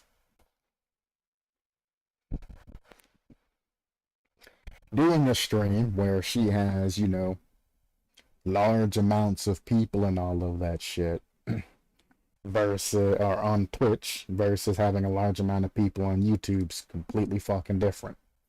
The amount of money that you're gonna make is completely fucking different. Amazon is an exclusive platform, and they try to remain exclusive for their, you know, bigger streamers and all of that. They offer them enough money where they don't need to take sponsorships and all of that crazy shit. They're not allowed to take, some of them are allowed to take sponsorships, but you know, it's kind of a type of thing. But still, layman's terms, they don't want them taking sponsorships. They don't want them expanding to other platforms. They want all of that content and shit on exclusively their platform. Minus the clippers and shit like that, you're always gonna have them. YouTube don't give a shit.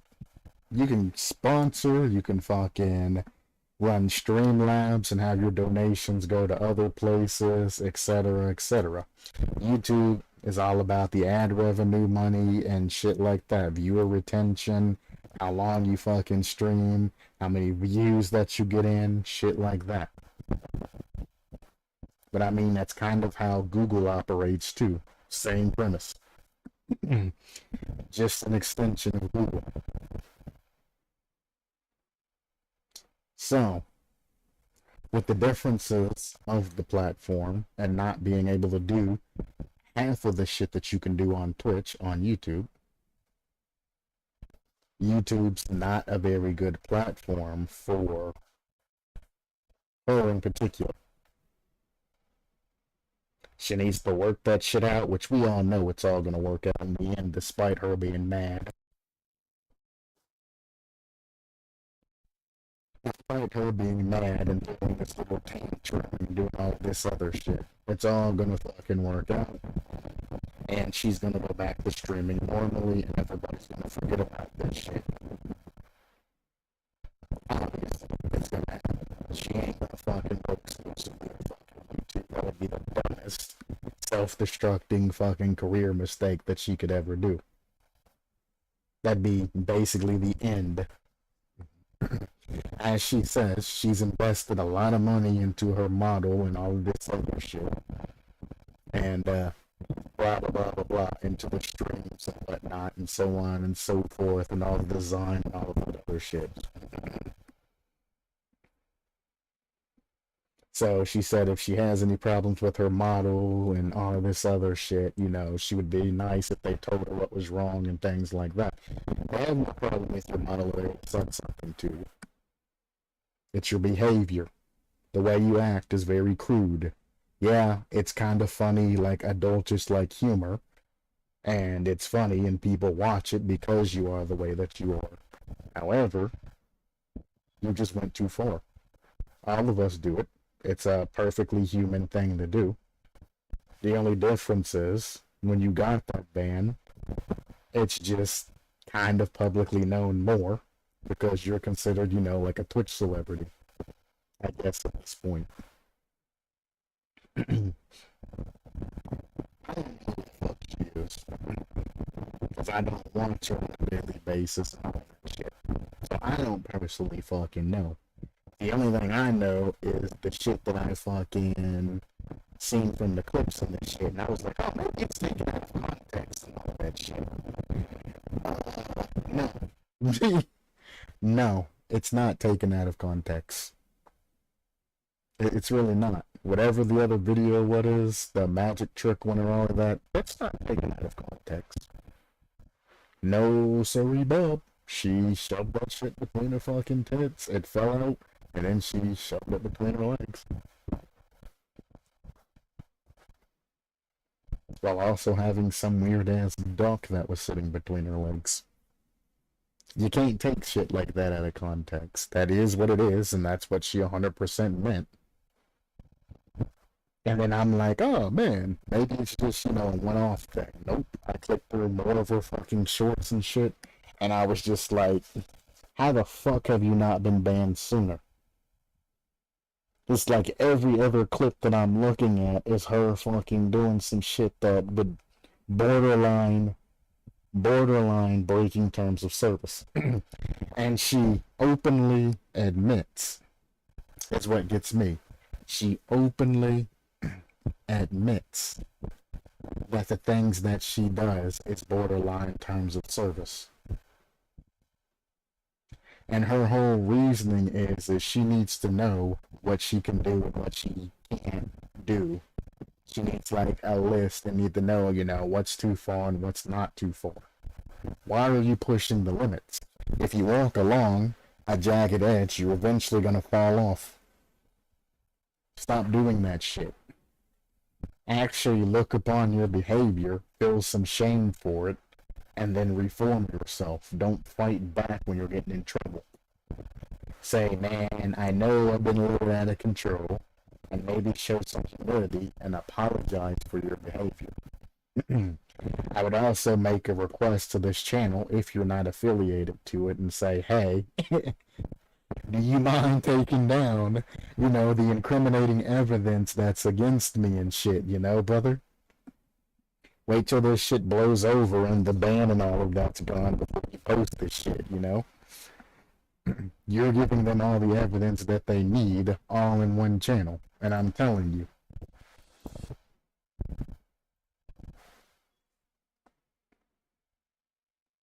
It's just like, boy, boy, boy, boy, boy, boy, boy, boy. And it's just more, more, more, more, more. And this close to being canceled because her shirt popped up there, her skirt popped up there. I mean, it's like, just,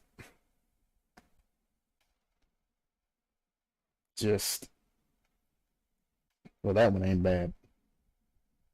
This, accidental skirt lifts, things like that. It's just like, ah, I'll get you. don't get me demonetized, please. No, I beg of thee. Just, even this. Which this is harmless, but still. Even this, at the wrong time and in the wrong context, could be bad. It's just, But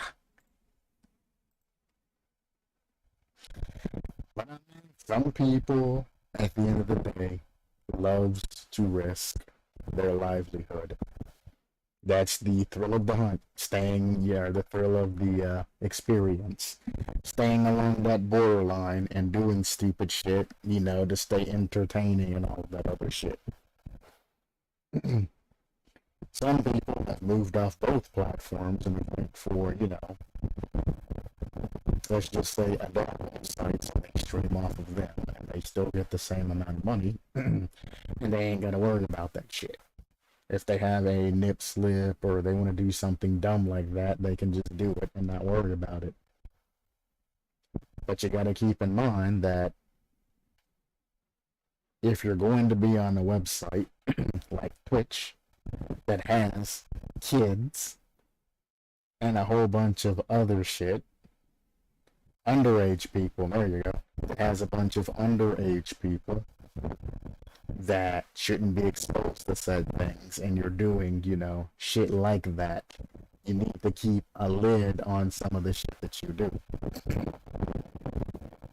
Imagine being a parent and walking in on that shit and being like, what the fuck? Like, no, the first thing you're probably gonna do is make them turn that shit off and be like, what the fuck, why are you watching that? Type shit. Because, I mean, how do you justify that to your parent that just walks in on you watching something that's supposed to be a joke? They walk in and she's just, shoving shit right between her legs, between her tits and shit. How do you justify that to your parent? Even if she is, more innocent style of stream and all that, how do you justify that one moment?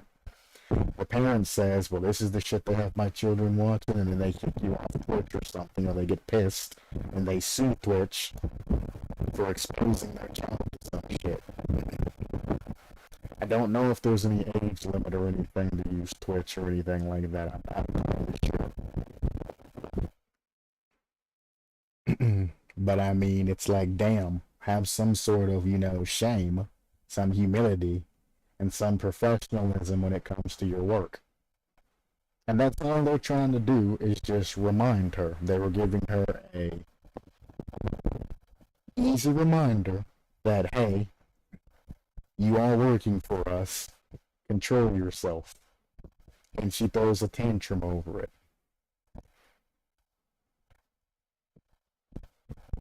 Why? Why not apologize for your behavior and move on? In 3 days, you'll be back on the grind.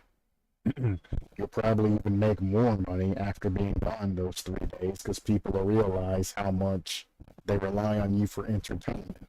So she's probably going to even make more money than she normally would. It's in those 3 days because people will learn good shit about her. which is another thing that's beyond me, worrying about somebody that you don't even fucking know, you've never met, you don't even know, you don't know how they are, outside of streaming and shit like that. I don't even know if they even know what she looks like. I assume VTubers are VTubers because they want to hide their identity. There are some that have shown their face, but I don't know if she's necessarily showed her face or not, or told what her name is, or that shit. I don't know. But it's like, I don't know. The portion of this I'm talking about, it's probably just my personal problems, but I can't see myself getting rattled and upset and worrying about if somebody, you know, is 110% okay and wanting to rally against the company and wanting to throw them money and shit like that, like hardcore money. I'm talking like thousands of dollars to a particular individual and all of that. You know, I'm gonna give you thousands of dollars to get you back on your feet, man, just to make sure that you're okay and all of that. I'm like, at the end of the day, I don't fucking know you. I'm not gonna throw away thousands of dollars on a fucking streamer that makes probably 10 times the amount of fucking money that I make. I'm not doing that shit. I'm not gonna rally the fucking troops and go on strike to a website or some other shit, or raise my voice and all of that and get myself potentially in trouble over somebody I've never met, somebody that I don't fucking know.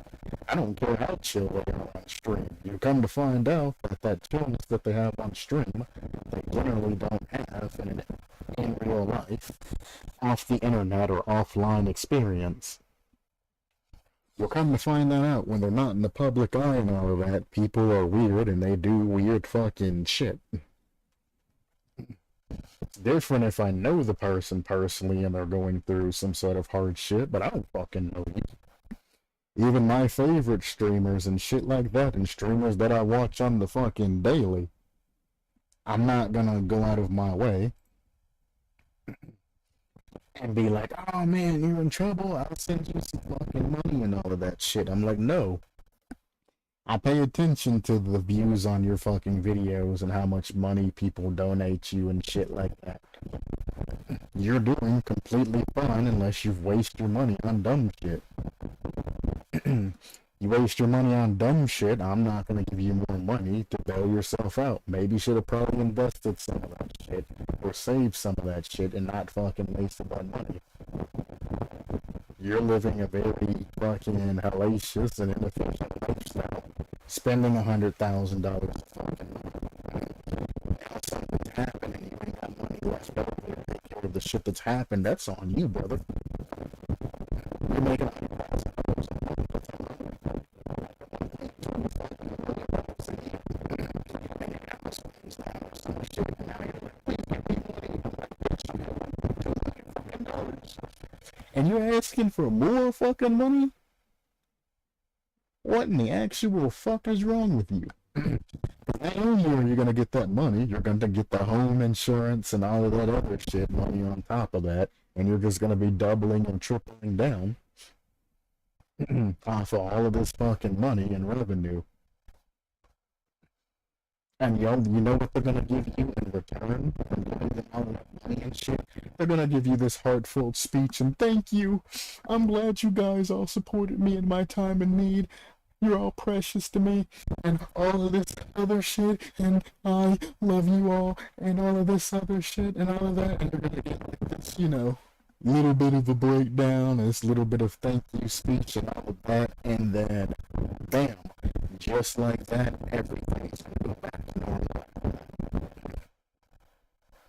Normal streams, normal shit that you've always fucking done. They're not going to use that money to develop their stream or give you brand new content, you know, any of the extra money to actually give you anything back. They're not going to offer, you know, anything important to you. They're not going to do a meet and greet and, you know, thank everybody personally. Or in a venue, stand on a stage and, you know, invite everybody out. That's giving them X amount of money. You're not going to spend like $1,000. You come for a meet and greet. Everybody else can just that, you know? You know what I'm saying? That's all you gotta do is have a meet and greet at a specific place at a specific time and have people pay for tickets. Rent out a venue, you're very, very sell tickets to it.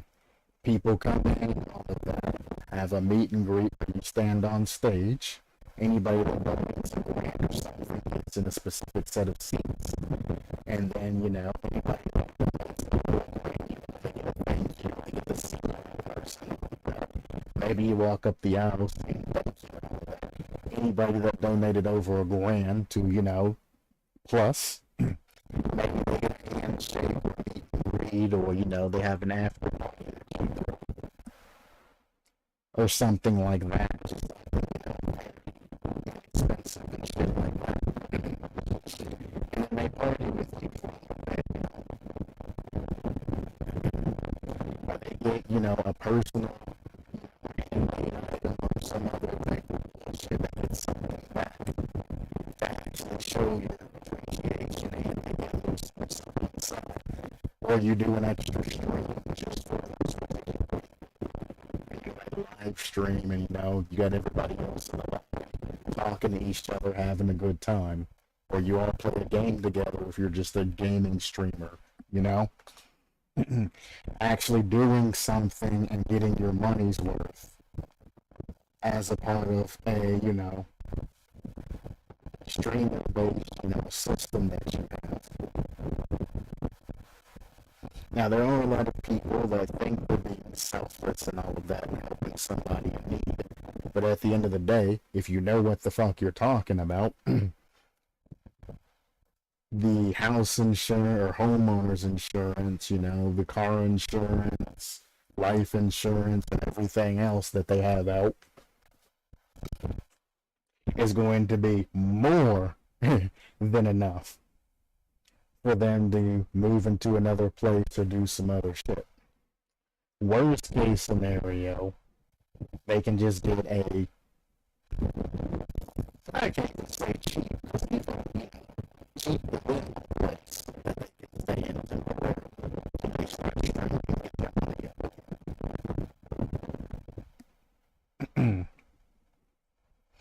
So, I mean, if you're spending $100,000 a fucking month, that means you're gonna be hopefully spending a majority of that shit on your car and fucking home payments, not fucking drugs or some dumb shit.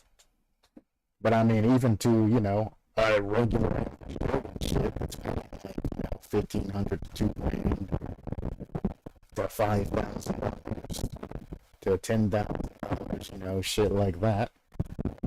On houses and shit like that, or apartments or whatnot. It's like shit. The homeowner's insurance for a big house, they can stay in a cheap ass apartment, or even stay in a fucking hotel if they wanted to for fucking rich people. And stream from that shit, you know, find a place where they can stream from for about a month and then get that revenue. Homeowner's insurance and just get a new place, or get the shit fixed that's fucked up in their old place. But that's kind of the thing people don't do, which is why I always say critically think about shit. Oh no, that person's mansion's burned down. They can take that insurance money and just get enough fucking nothing. Get another one. It's a lot of fucking insurance money that comes through that shit. Get another one. You don't need to have your viewers and shit send you hundreds of thousands of fucking dollars, because at the end of the day, you're just using that shit for fucking entertainment any goddamn ways, because you're getting a big check. It's crazy how people will rally to a cause for somebody just because they... You are overly attached if you're giving thousands of dollars to somebody that you don't know. You are overly attached. You need to distance yourself. This is not a healthy relationship. It's like when people get attached to their therapist and shit that they see all the time. You get this friendship-like attachment. Sometimes somebody experiences feelings for that particular person. They're there for them, even though they're doing their job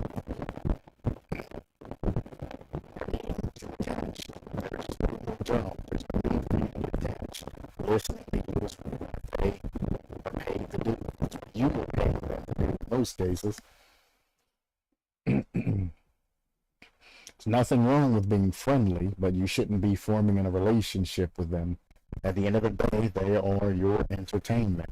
You shouldn't be forming these close relationships with them and whatnot, and throwing money on money on money. It's not healthy. It's not. You can take that $1,000 you can make and invest that shit into your future and have a better outcome for yourself. And if you don't want that shit, fuck it. Give that shit to me. If you're gonna waste money on somebody that has money, slap that shit my way so I can invest that shit in my fucking future. Like shit. Fuck around and throw away some fucking money. Fuck that shit. I can use that money. I can make stocks. But that's about the end of what I wanted to say. Just the ridiculousness of this entire situation. And then on the other end of that shit, people just going over the top for people that they don't know. And it happens all the time that somebody who's well known on the internet, something happens and people want to rally aid and a whole bunch of other shit where it's really not needed. That person lived responsibly. They would have been planning for the future for when they can't do that shit. Streamers and whatnot. You should be planning for the future for when you can't stream anymore. You'll eventually either get tired of the shit, people will get tired of you, or you'll just get too fucking old to where you can't do that shit anymore. Your body will not let you.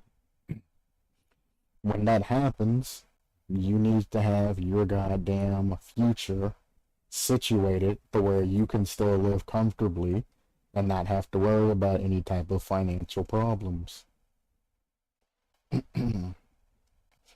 Most streamers, when they get tired of that shit, they take about a year off till they start running out of money, then they come running back.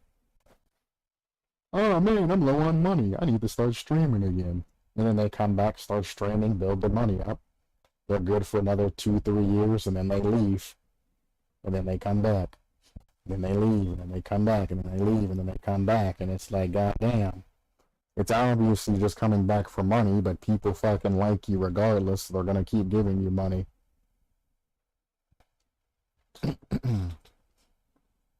But I mean, that's kind of what's wrong with the particular world is we're too busy being sticklers about stupid shit and then throwing money away. That same guy that throws $1,000 a month at the streamer is probably the same guy that won't buy something that's of a higher quality for an extra $1 at a store.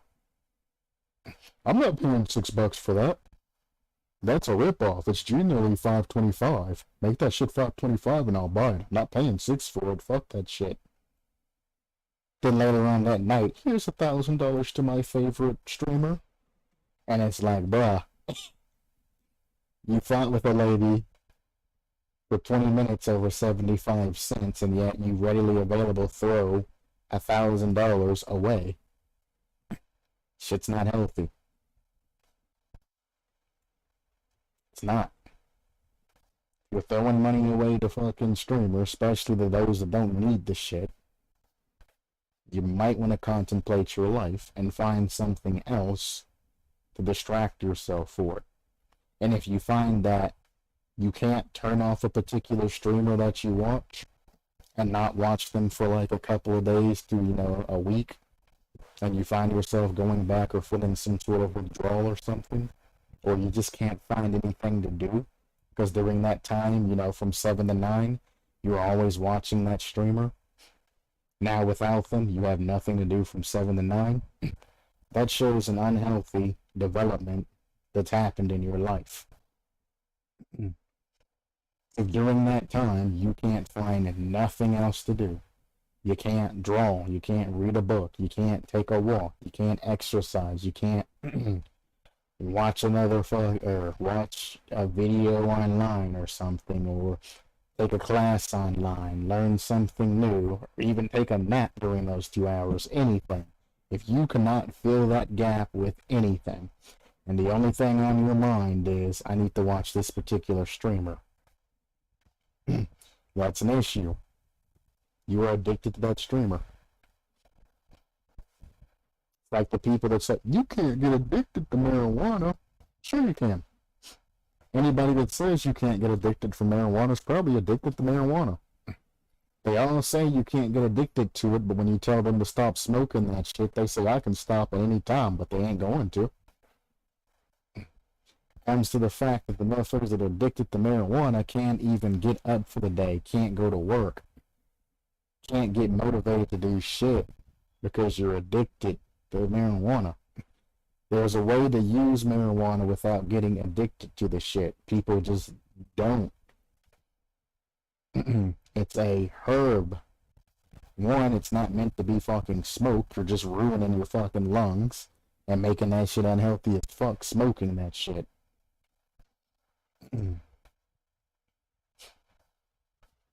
Any type of smoke entering your fucking body is bad. Cigarettes, vapes, drugs, any of that shit. If it's in a smoke-like fucking form, you are ruining your fucking body. Stop that shit. Use the shit properly. But this is fucking America. Nobody gives a fuck about that shit. It's I'll cross that bridge when I get to a moment, you know? When your fucking lungs are all fucked up and your body's fucked up and all of that, then it's like, well, it's too late now. I'm just gonna keep doing it. Alright, motherfucker. My only thing is, when that shit starts affecting you, I'm not gonna feel bad for you. I'm not gonna fucking help you. You're smoking cigarettes and shit, and you develop some sort of fucking disease or some other type of crazy shit. I'm past that point in my life to where, you know, I'd feel bad for you and all that. When you're a kid, you're like, man, this person's in a lot of pain and they're going through some shit, man. Now I'm like, you did that shit to your fucking self, you dumb fuck. People have been telling you to do that shit for years, and you kept continuing to do it. You can go fuck yourself. Don't fucking call me because you're in fucking pain and all of this shit you've been doing is catching up to you. Go fuck yourself. I could care less about you. You did it to yourself, now live with the consequences. I don't care what you're feeling, what you're experiencing, what you're going through. You put yourself there. Now, if it's something that you don't have control of, you got cancer because your parents or some shit smoked around you all of your life and shit, and you developed that shit off of secondhand or something like that, that's different. Than you just shoving gobs and gobs of cigarette down your fucking throat and then getting some shit. And you hear this shit all the time. Smoking don't give you cancer. My grandmother's been smoking for 60 years, and nothing's unhealthy happened to her. One, lie again. She might not have developed cancer, but there are things that everybody that smokes gets and has, and what it does to your particular body. So one, you're full of shit, and you're fucking lying, and you're trying to justify somebody else to, not justify somebody else, you're trying to use somebody else's justification to keep doing your bad habit. And the moment anybody does that shit, though, or everybody else is doing it, or I know so-and-so that does this shit and gets away with it, you're a lost cause. This is basically the point to where you should just say, alright, man, and let them do whatever they're gonna do. They're a lost fucking cause. There's no point in showing them the scientific facts or anything like that. They've already justified what they're doing is completely fine in their mind, and there's not much that you can do to change that. You can show them the gruesome pictures of everybody that's went through that shit with lost, you know, lungs and have the talking boxes and all of that other shit that could happen. It's not gonna help. They're done. Lost cause. Done. I've stopped talking to a lot of people that have said that shit. I've stopped giving advice. I've stopped all of that. Well, so-and-so's doing this shit, so I figure, like, alright, you're a lost cause. Do as you want. Well, I pay you to, like, no. Here's your fucking refund. Don't come visit me anymore. You're a lost cause. But what about, nope. I have nothing more to say to you. You've already justified in your brain that it is okay for you to do something. You are no longer questioning whether or not it's right or wrong to do. You have consciously made the decision that you're going to do something, regardless of what it is, in your mind. And now you're committing to it. There is no other reason for me to say anything to you. If you're going to make a dumb decision and you're already justifying it and all of that and you're 100% set, there's nothing I can say to you at that moment. Nothing. You're a lost cause. And whenever something happens to you and you come back and you're like, man, you were right. Like, I don't give a shit. I'm going to ignore you. You're right, man. I shouldn't have done that shit. I'm not going to tell you that I was right and you was wrong. I'm not going to say anything to you. I'm not even going to reply back to you. I'm going to let you sit there and I'm going to let you stew in the condition that you're in. I have nothing to justify. I don't have a huge ego problem and things like that. I don't feel the need to tell somebody when I know, it's bad for you and something like that. I don't feel the need to see you in a crippled state and say I was right and you was wrong. I don't want to see you in the crippled state. It's the reason why I said something to you in the first place is because I didn't want to see you in the state that you were in or going to be in because I knew you were going to eventually get there. That was the whole point of me saying something. Once you convinced yourself that you were going to go down that path, I have nothing more to do with you. I had a friend that a female got kicked out of her home, in parentheses, that my friend was talking to about a week. Never really told me the circumstances, well, the complete and total truth behind the circumstances of why she got kicked out. I heard an excuse, but it didn't even make sense when they were saying that shit. And probably to his day, he probably still don't know that she's full of shit and lied to him. But she got kicked out of her place, in parentheses. And he offered to let a stranger that he only knew for like 2 weeks through texting and all that. I think they met up like 2 or 3 times throughout the 2 weeks. He let that bitch come and stay with him. I said, one, dude, you don't want to have a stranger that you barely know from another town over coming to live with you. Because if she has any malicious intent, aka to rob you, or do anything like that, they're gonna have their fucking whoever come in, hold you up at gunpoint or whatever, or when you're down to work, if you work a specific schedule, they're gonna come in, clean your ass fucking out. This is when, clean your ass out. You're gonna come back. All of your extra vehicles, all your extra money, your fucking TVs and shit, all that shit's gonna be fucking gone. But you don't know who this is. She just got kicked out of her fucking place. They kicked her out for some fucking reason. And you should probably put 2 and 2 together. 2, the more logical thing is she's gonna end up getting fucking pregnant. And as soon as she gets pregnant, you're stuck with her for the rest of your fucking life. If she actually stays with you and she actually takes this shit serious, you're gonna have a kid to take care of and you're gonna be stuck listening to all of her fucking wins, all of her nagging, all of her everything. You might have a happy ending, you probably aren't. Even if you do break up with her, she's going to be a siphon on you the rest of your goddamn life. And he had an alright paying job.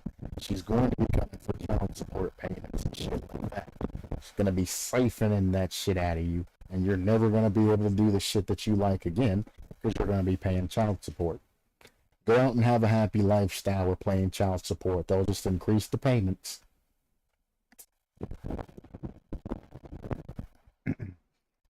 Lo and behold, I think it was like a week or two later,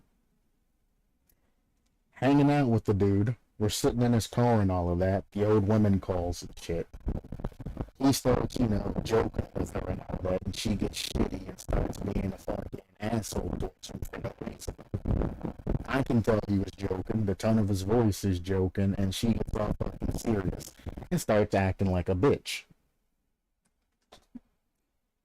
And I'm like, nah. I ain't going through this shit again, because he previously had a girlfriend that was, not right for him, is what I'm gonna say.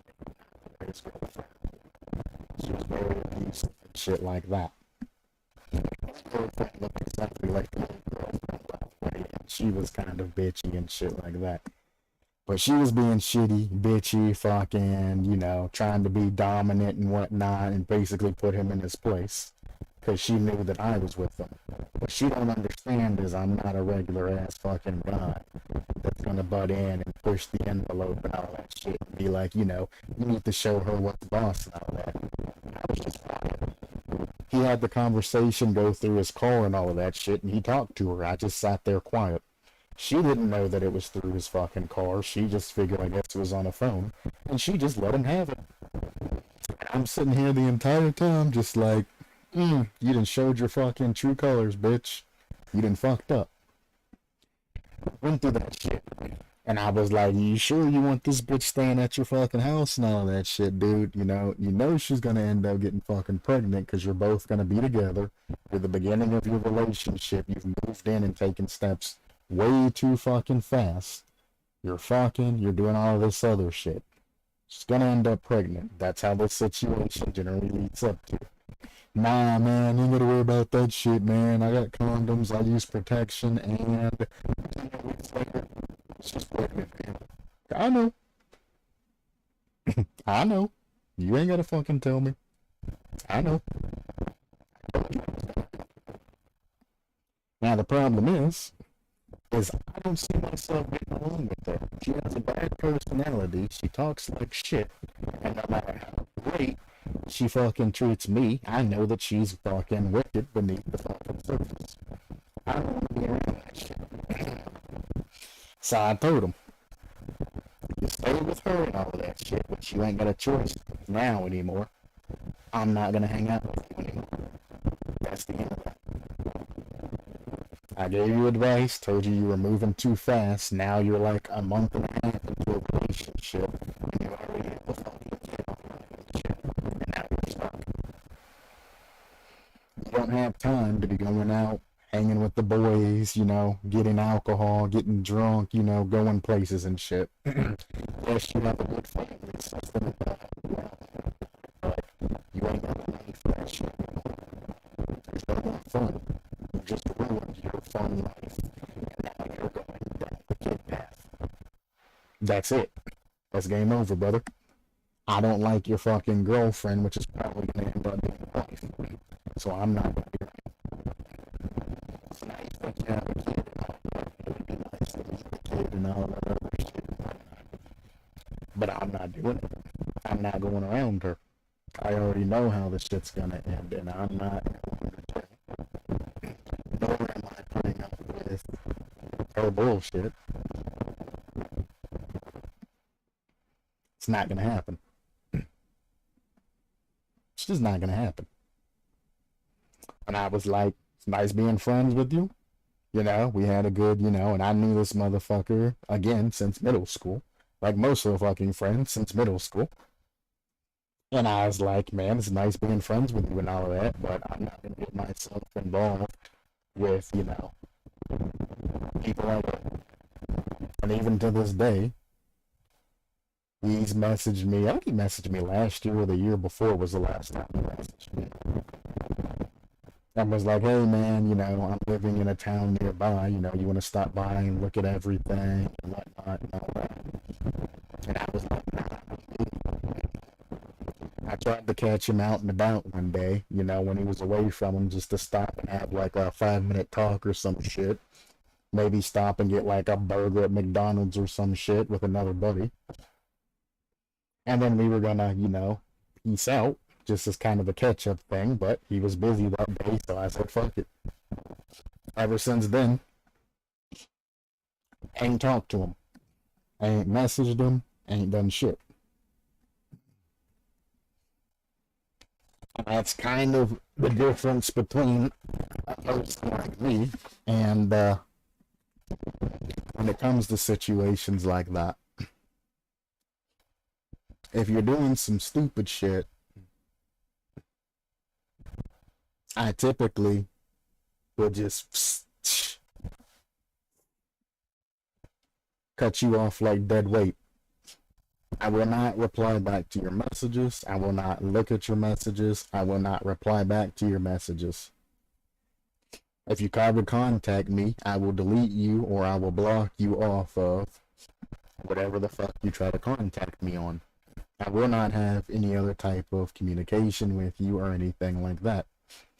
I don't care if you're the Pope. I don't care if you're a saint. I don't care if you're a fucking demon.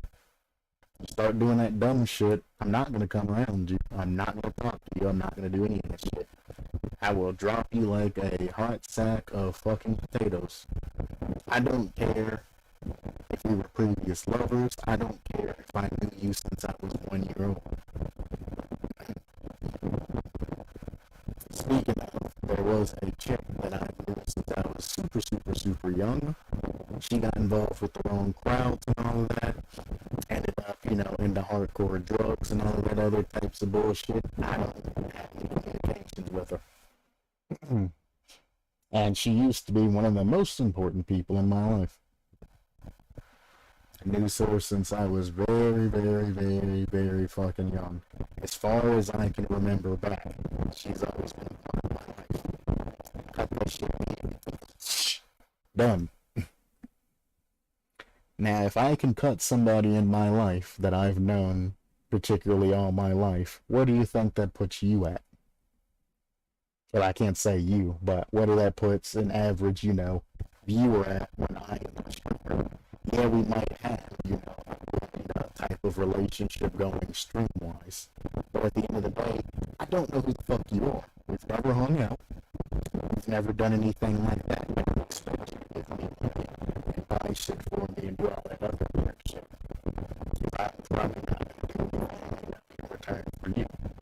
It's all about entertainment values and things like that.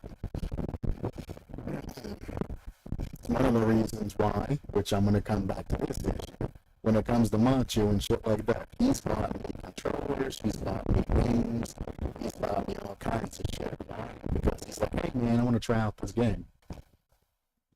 I know I'm not going to finish any type of game that Macho buys me.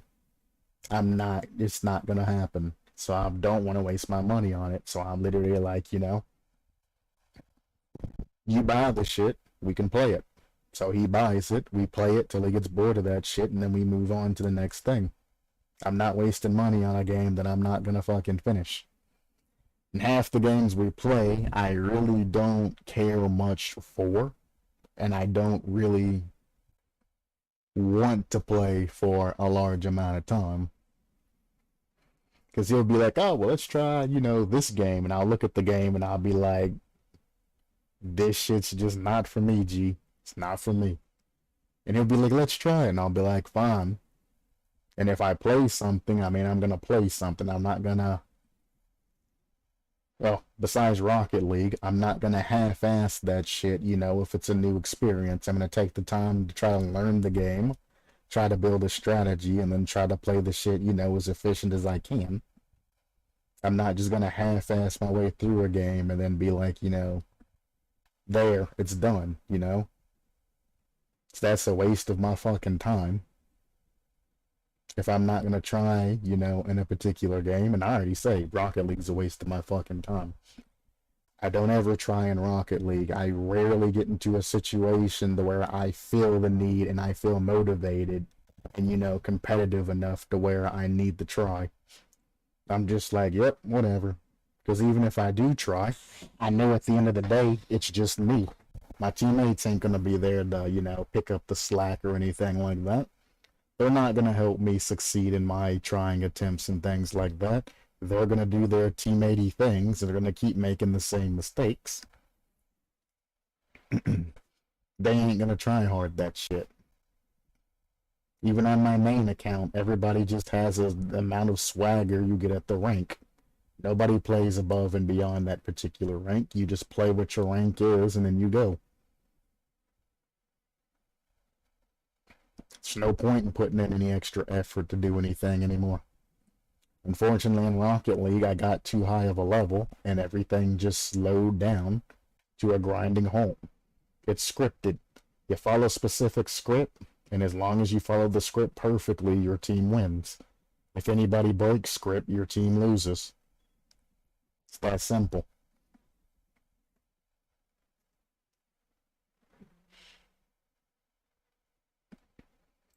But I'm just like,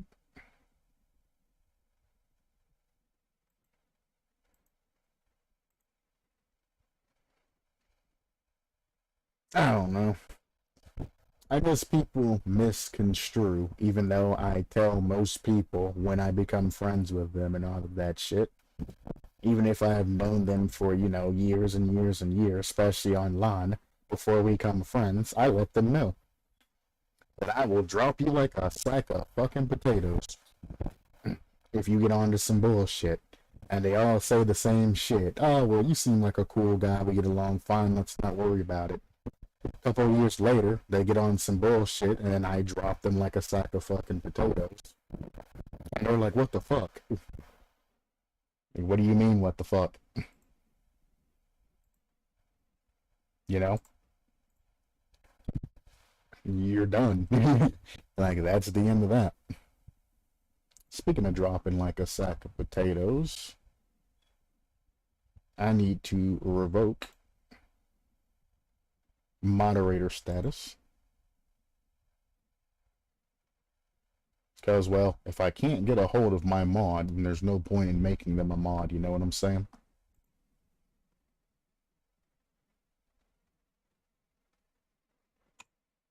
Discord-wise, not stream-wise.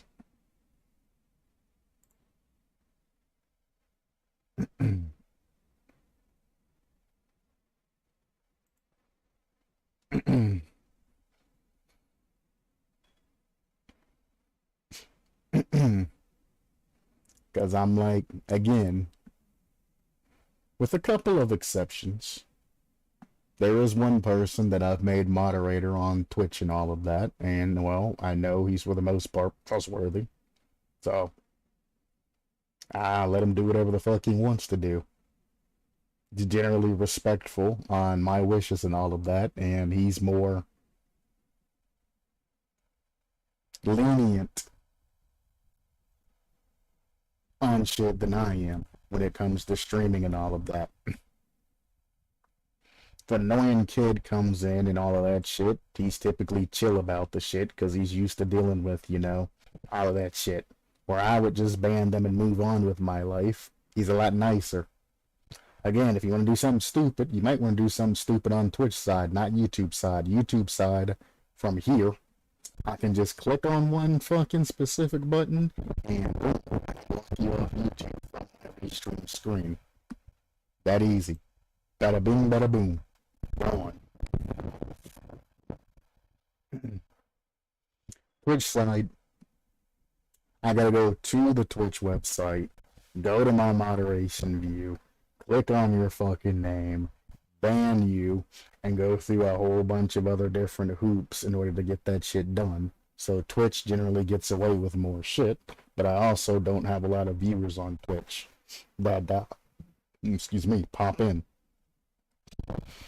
And I also have quite a few viewers that just join in, watch the stream, and don't even say anything. So the lurkers and all of that stop by and actually view the stream as I'm streaming or after the stream. I get a lot of people after the stream that actually stop by and view the stream, which is kind of odd to me, but hey, they're there. Thank you guys too.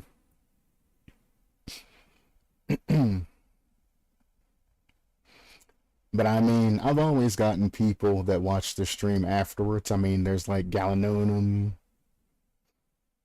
and Aaron and all of that stops by, you know, and Twist now. Those are the active people in chat and things like that. And then I have lurkers like Red Fox. Critty still stops by occasionally. Lee stops by, you know, things like that. Galanonum, he'll stop by and look at some of the stuff. If he can't make it, he'll stop by and look at some of the things on the Dead by Daylight side. And a couple of other people that I just can't think of to mention right now. Because it's getting a little bit late and it's been 2.5 hours.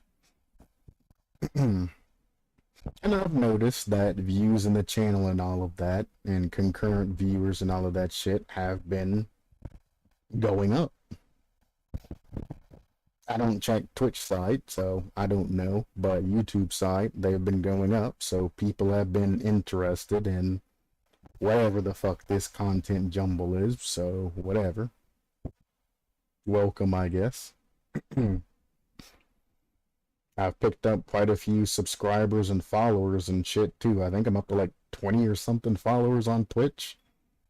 When I first started any of this shit, I was at 1 follower. And that was my mom. No, I'm kidding. But now I was at like 1 follower and I've picked up, I think it said something like 20 followers. I don't know. I looked at that shit the other day. But I was at 1 follower and now followers on Twitch now, and I haven't even really been communicating with people that much. People will just join the stream and then they'll just send a follow, I guess because I'm just playing Rocket League or some shit, and they'll just follow automatically and then go on their day.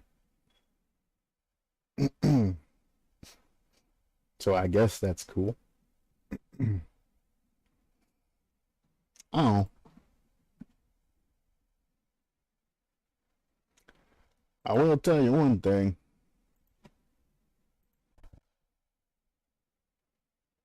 I do like to keep current and everything that's going on. With the with the exception of my 1 Twitch mod. If I assign you a moderation role, I do expect you to stop by every now and then and actually do your fucking job. Because if you don't, I'm gonna kick your ass back down.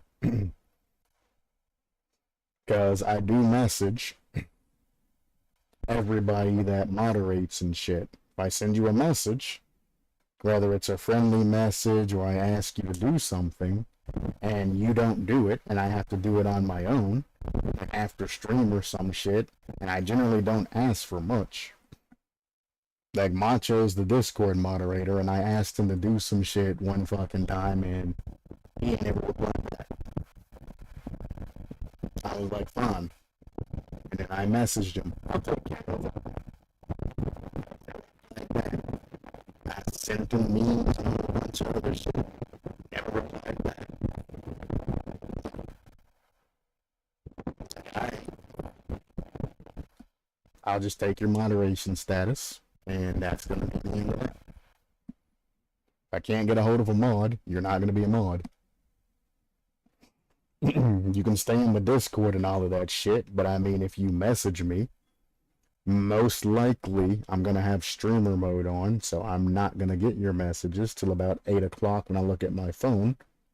Or if I'm just not in the mood because I had a shitty stream or something like that, I probably won't get back to you. So I mean, if you're not gonna respect me and send me a reply, and I'm talking about, like, it ain't been, you know, just a day or something like that. It's been since, in 9 days it'll be a month before he replied back on some shit. 9 whole fucking days before he's replied back on some shit. Or 9 days out of a month. What's what? 31 minus 9. 22 days. It's been 22 days. Ain't heard a peep, not shit, on anything that I've sent him. It's like, yeah, gotta kind of try to take that moderation status, brother. Because what I want to do is get more people into the actual Discord, and that was the plan. But I need moderation for the Discord because when I'm streaming, most importantly, streamer mode prevents me from getting any type of notifications. So if I'm not getting any type of notifications and somebody's doing something fucking stupid on Discord, I have no type of moderation besides the bots that I set up to kind of thin that out to stop that shit from happening. That's why I incorporated the Discord that you're seeing on screen link there, and my personal shit and all of that, and how to send me replays. I really want to get this started so I have more clips to look over, because I don't want to look up other people's streams and other people's content and try to use that shit for my own reasons and all of that shit. That feels like a scumbag. Even though there's a lot of people that do reuse other people's content, I really don't want to make you one opposite thing, because I'm making my own content on top of that shit. But just literally taking somebody's, match, their 5 to 8 minute match, going over and basically going over what they're doing and all of that and whatnot, it's not going to be as informative, one. And two, I'm not going to be able to actually go into the replay and show the positionings of everybody else in the map. Plus, most people cut out the parts where they do some dumb shit and they only leave in the good shit. They love putting that shit in and a whole bunch of loud ass music and shit as they're scoring a mediocre goal. Oh, I'm gonna score the ceiling shot, but I'm gonna make it really high fucking def, add in music, and as soon as I shoot the ceiling shot in, I'm gonna put the drop of the fucking beat in that shit. I'm like, no, that was just a fucking basic ceiling shot or a basic flip reset. Get the fuck out of here. That's not a clip. The fuck out of here, you low-level fucking scum. Show me an actual clip, not you just making a basic shot. Type shit. That's what montages are for. Save them bitches for them. But no, the whole thing, which is why I keep saying, send replays in there and all of that, is I want to get people's interest.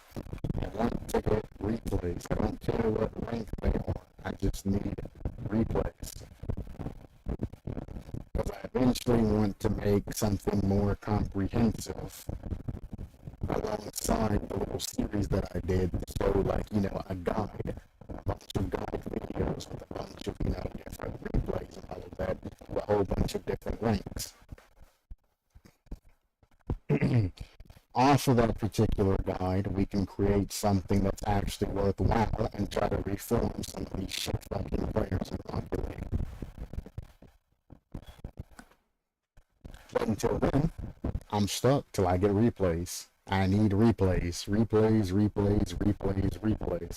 I can't use any of my replays because I only really play on stream nowadays. But that's not true. I get fucking tilted on stream. I hop onto my other account sometimes just to get some good games out that are satisfying. But besides that, I typically play, hours and hours of sessions, worth on stream. You know what I'm saying? So I can't use replays and shit off that because I'm actually streaming the content. Nobody wants to see the shit again. Yeah, let's play the fucking match and then go back into the replay and, review that shit. Yeah, I can get away with that a couple of sessions, but I can't do that after every single match, you know what I'm saying? I can do a replay or two to show you the proper ways to analyze your particular, replays and things like that and see where you have issues at and what you should be looking for. But that's limited content. I get away with that 3 times and then it falls off. and nobody views that shit anymore. It's not worthwhile. It's not very useful. As a matter of fact, we might actually do that. I'll hop in, play a match, we'll save the replay, and then we'll go over. I mean, it's gonna be bad because I play lazy shit on the stream because, well, there's not really any motivation or competition to make me push myself. But we can go over my lazy way and we can show what typically do with like a link match versus what I do on stream. And we can use it as a comparison. So when you're reviewing your replays, you can at least look for your mistakes and things like that. So I am going to take a little bit of a break and get all of the Rocket League bullshit set up.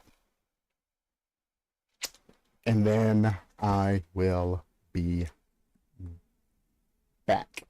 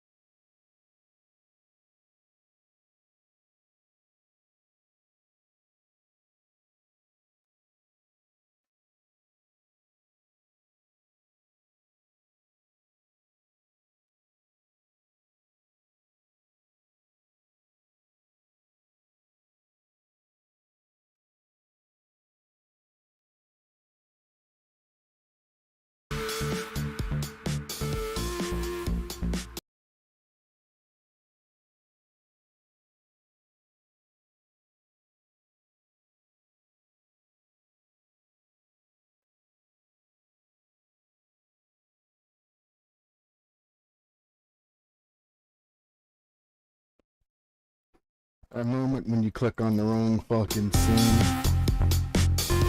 then Rocket League opens and makes you click on the wrong fucking thing again.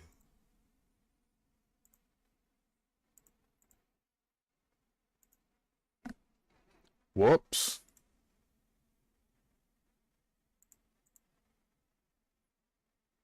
There we go. That happened. Alright, so.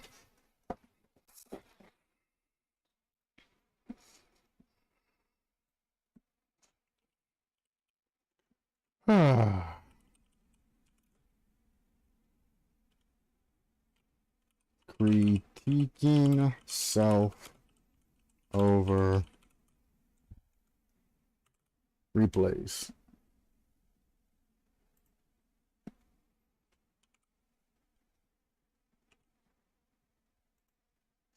There you go. Criticizing self over replays. Rocket League. I could have ended stream and came back, to be fair. The notification wouldn't have been sent, but it does not matter. I feel like my desktop audio. Yeah, it's recording. It's just kind of low. Well, I guess it's the same for you because the slider hasn't changed, but still. And what I'm going to do is I'm going to play one match without warming up or anything. And then we are going to review the replay after the match. And we're going to basically criticize ourselves. Well, I'm going to criticize myself. And we're going to see times where I could have done shit and I didn't. And we're going to talk about what could have been done better, etc., etc.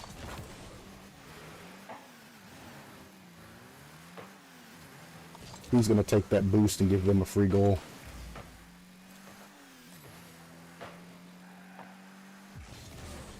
Even after they missed, he still couldn't send that out. Interesting. Put this back on the wall.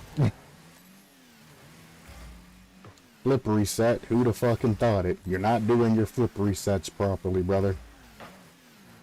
I'm not going to teach you how to do proper flip resets off of touches, because I know you dumbasses will actually try that shit. Stop doing flip resets in Champ.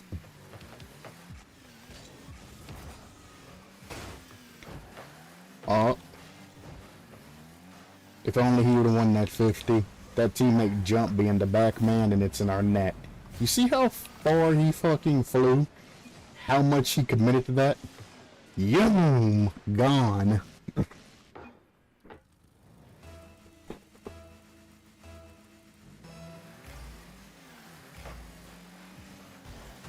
Hello there. Take him.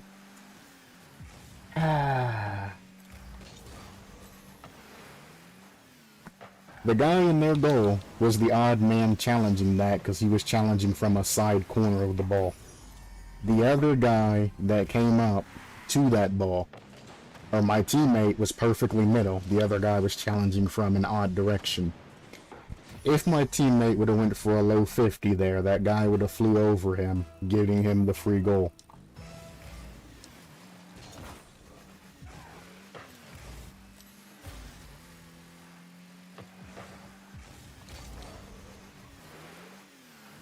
What the fuck was that? You had a free shot! What? I have to cover that? Why do I have to cover that? What?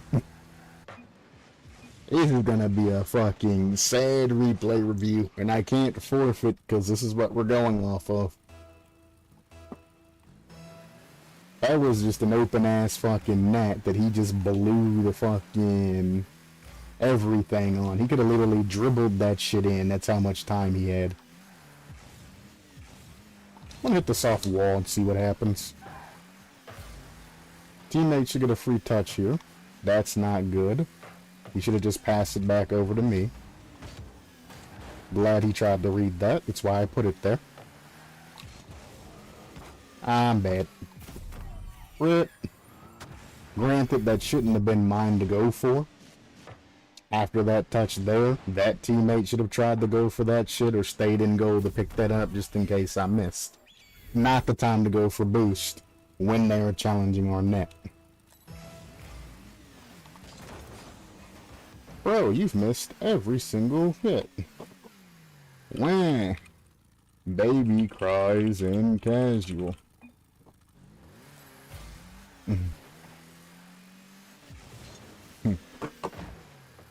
Are you hungry? Do you need mommy's eats?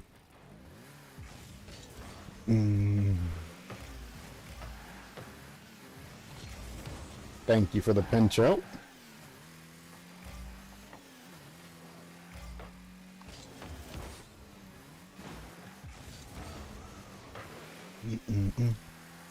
They just let him have that. I don't know why that guy didn't just challenge. It's up. That guy right there. He turns. Same situation that I was put in. Where one guy challenges, the other guy goes out for boost or some shit, while the other guy's left with an awkward challenge. Cover goal while he's challenging that. How does that happen twice on both sides and both teammates just leave us to fucking die there?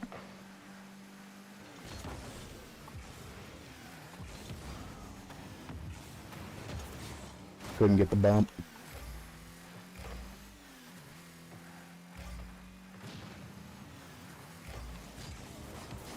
Nasty. That's an open net.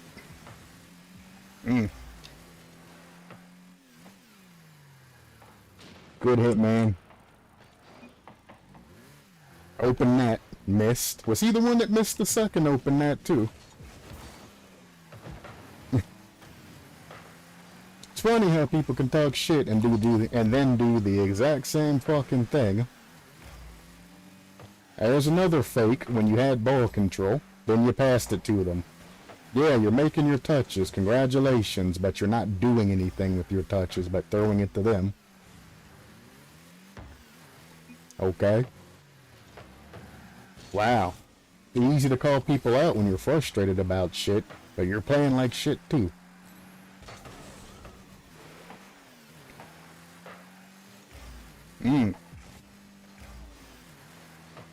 It's a pass back to them. He could have easily held that and put that low. Instead, he passed it up to where the guy was. That dude was just floating there. Absolutely, positively floating there. He had little to no boost. He was floating there. He had given up on life.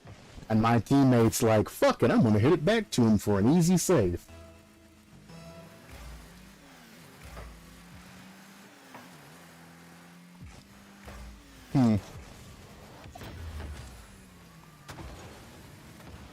Okay.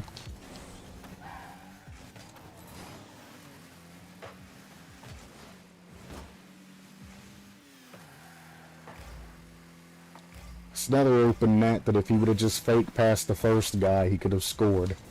You shouldn't need your teammates' help there. Watch. That guy in orange is the odd man out. You don't have to challenge those that hard. Even if he does touch at the corner, you just pick it up on the other side and then send it in. You don't need to do those weird challenges.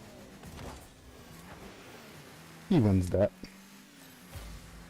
Or he don't touch that at all.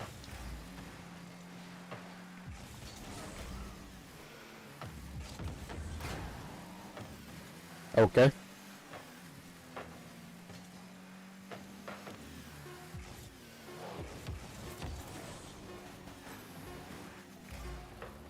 Who are you passing to?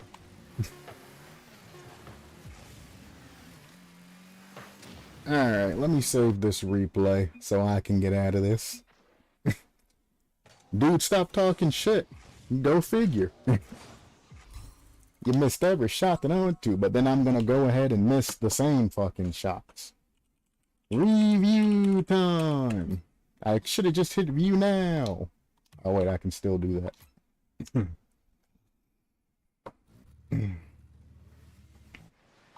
Alright. One, I don't want director, because director camera is actually pretty fucking ass. Starting out, since it's mine, I guess I'll go into more detail. Kickoff. He tried his very best to get some sort of speed flip here, but he doesn't know how to properly do them. So he did some shit like this. This is not a speed flip. This don't even constitute as a fast kickoff. But because he put his car at such a fucked up angle, it makes it easy as fuck for me, who keeps his wheels on the ground, to at least get a decent 50 off of this. I get close. He's stuck and basically locked into the angle that he's challenging. So as he hits it, I just bounce it off the side of him and use his force to roll it back to my teammate getting boost. If he was actually fast to getting boost, and as you can see in his line, he went up, grabbed this boost here, and then boosted over to the side. You don't need to go up for that particular boost. Just turn and go. He'd have been a lot faster. He would already had that boost and been turning over to pick this up if he wasn't such a fucking failure in kickoffs. Ball goes directly towards him. Alpha, most likely, is going to land, curve back in, go for this boost, and go backwards. This guy is already passed up his goal and left because he's getting boost and he's turned out improperly. This guy has already grabbed boost and is turned out improperly. As of now, if all of us are paying attention to all of this and Swish makes the easiest touch of his fucking life, can get that shit into their fucking net because nobody else is there. All he needs is just a straight shot over into their net.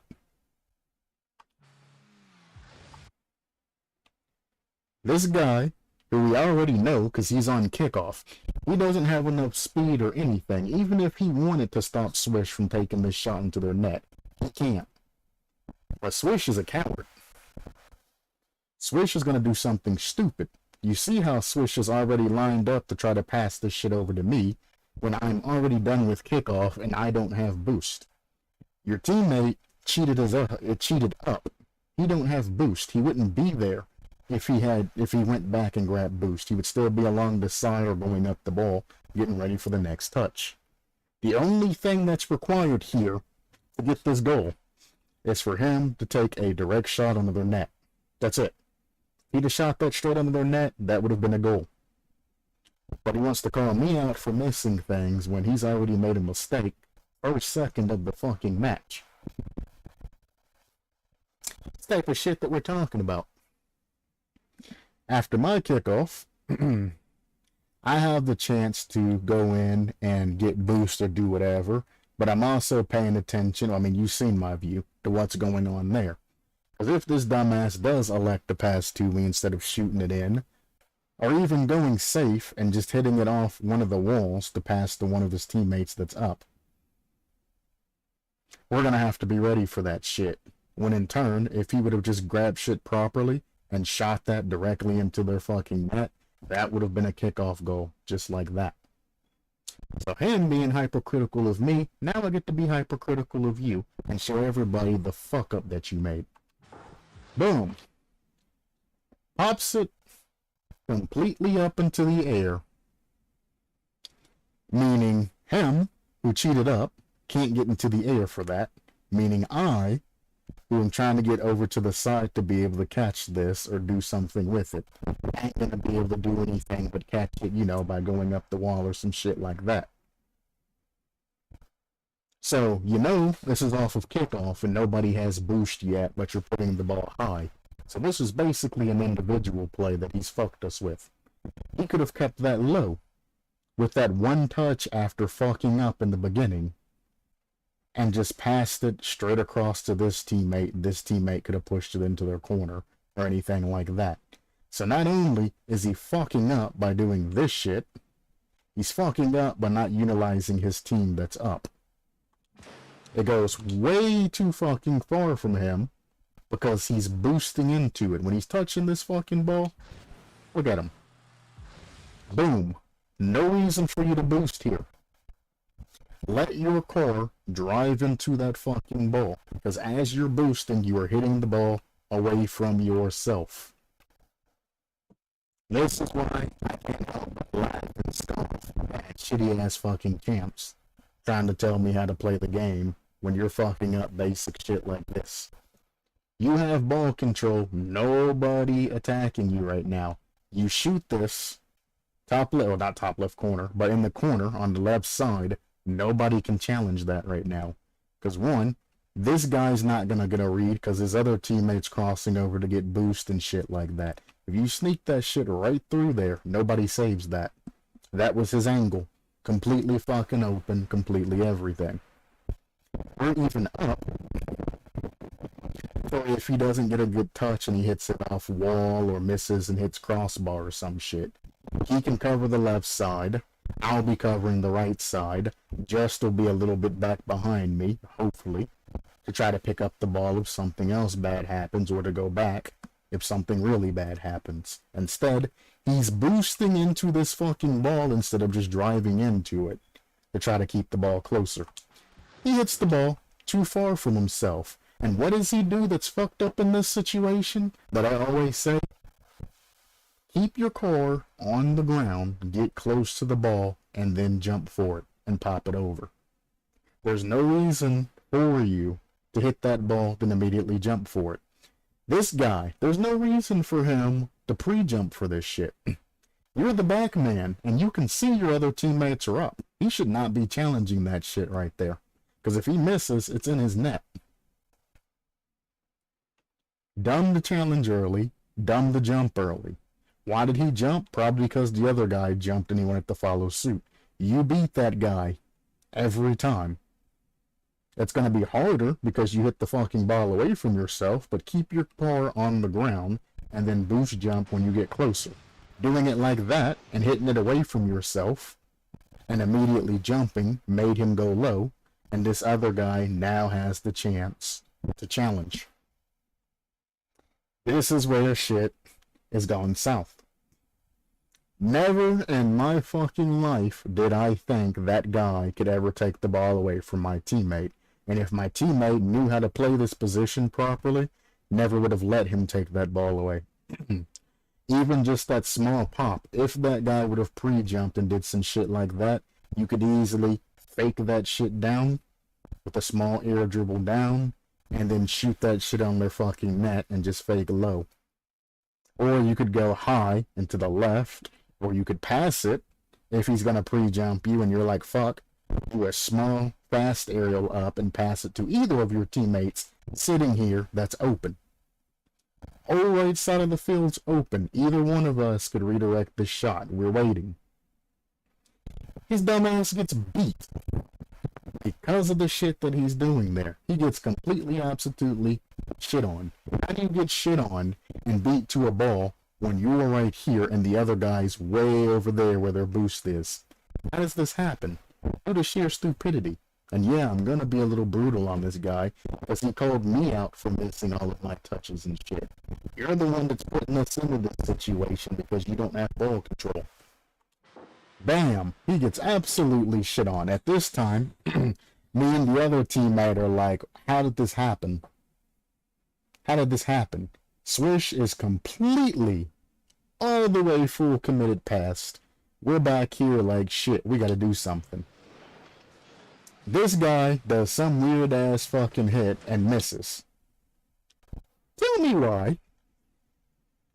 This motherfucker right here, instead of just coming back and grabbing boost pads and all of that and posting up, is going for boost.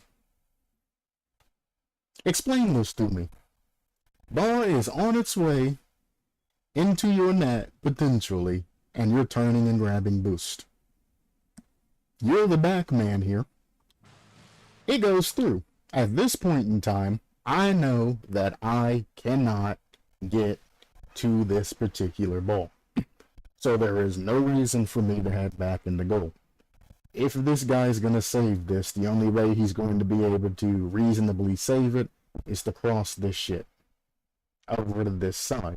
I need to be ready to cover his ass. So I'm not going to go back to goal. I'm going to wait for him to pass it across to me and try to pick it up on the other side. Somehow, he manages to fuck up his touch and my teammate's there. This is where the problem comes in. If this guy, again, the third guy coming up, would have been on target, that should have been around my teammate and into our goal. You always want to go towards goal, not ball. More towards goal than just straight out at ball. Straight out at ball's not going to give you any results. They're going to hit it around you. But if you go towards goal, you're giving yourself the maximum amount of time that you have to intercept the ball. Even go at an angle like this gives you more time than jumping directly at it.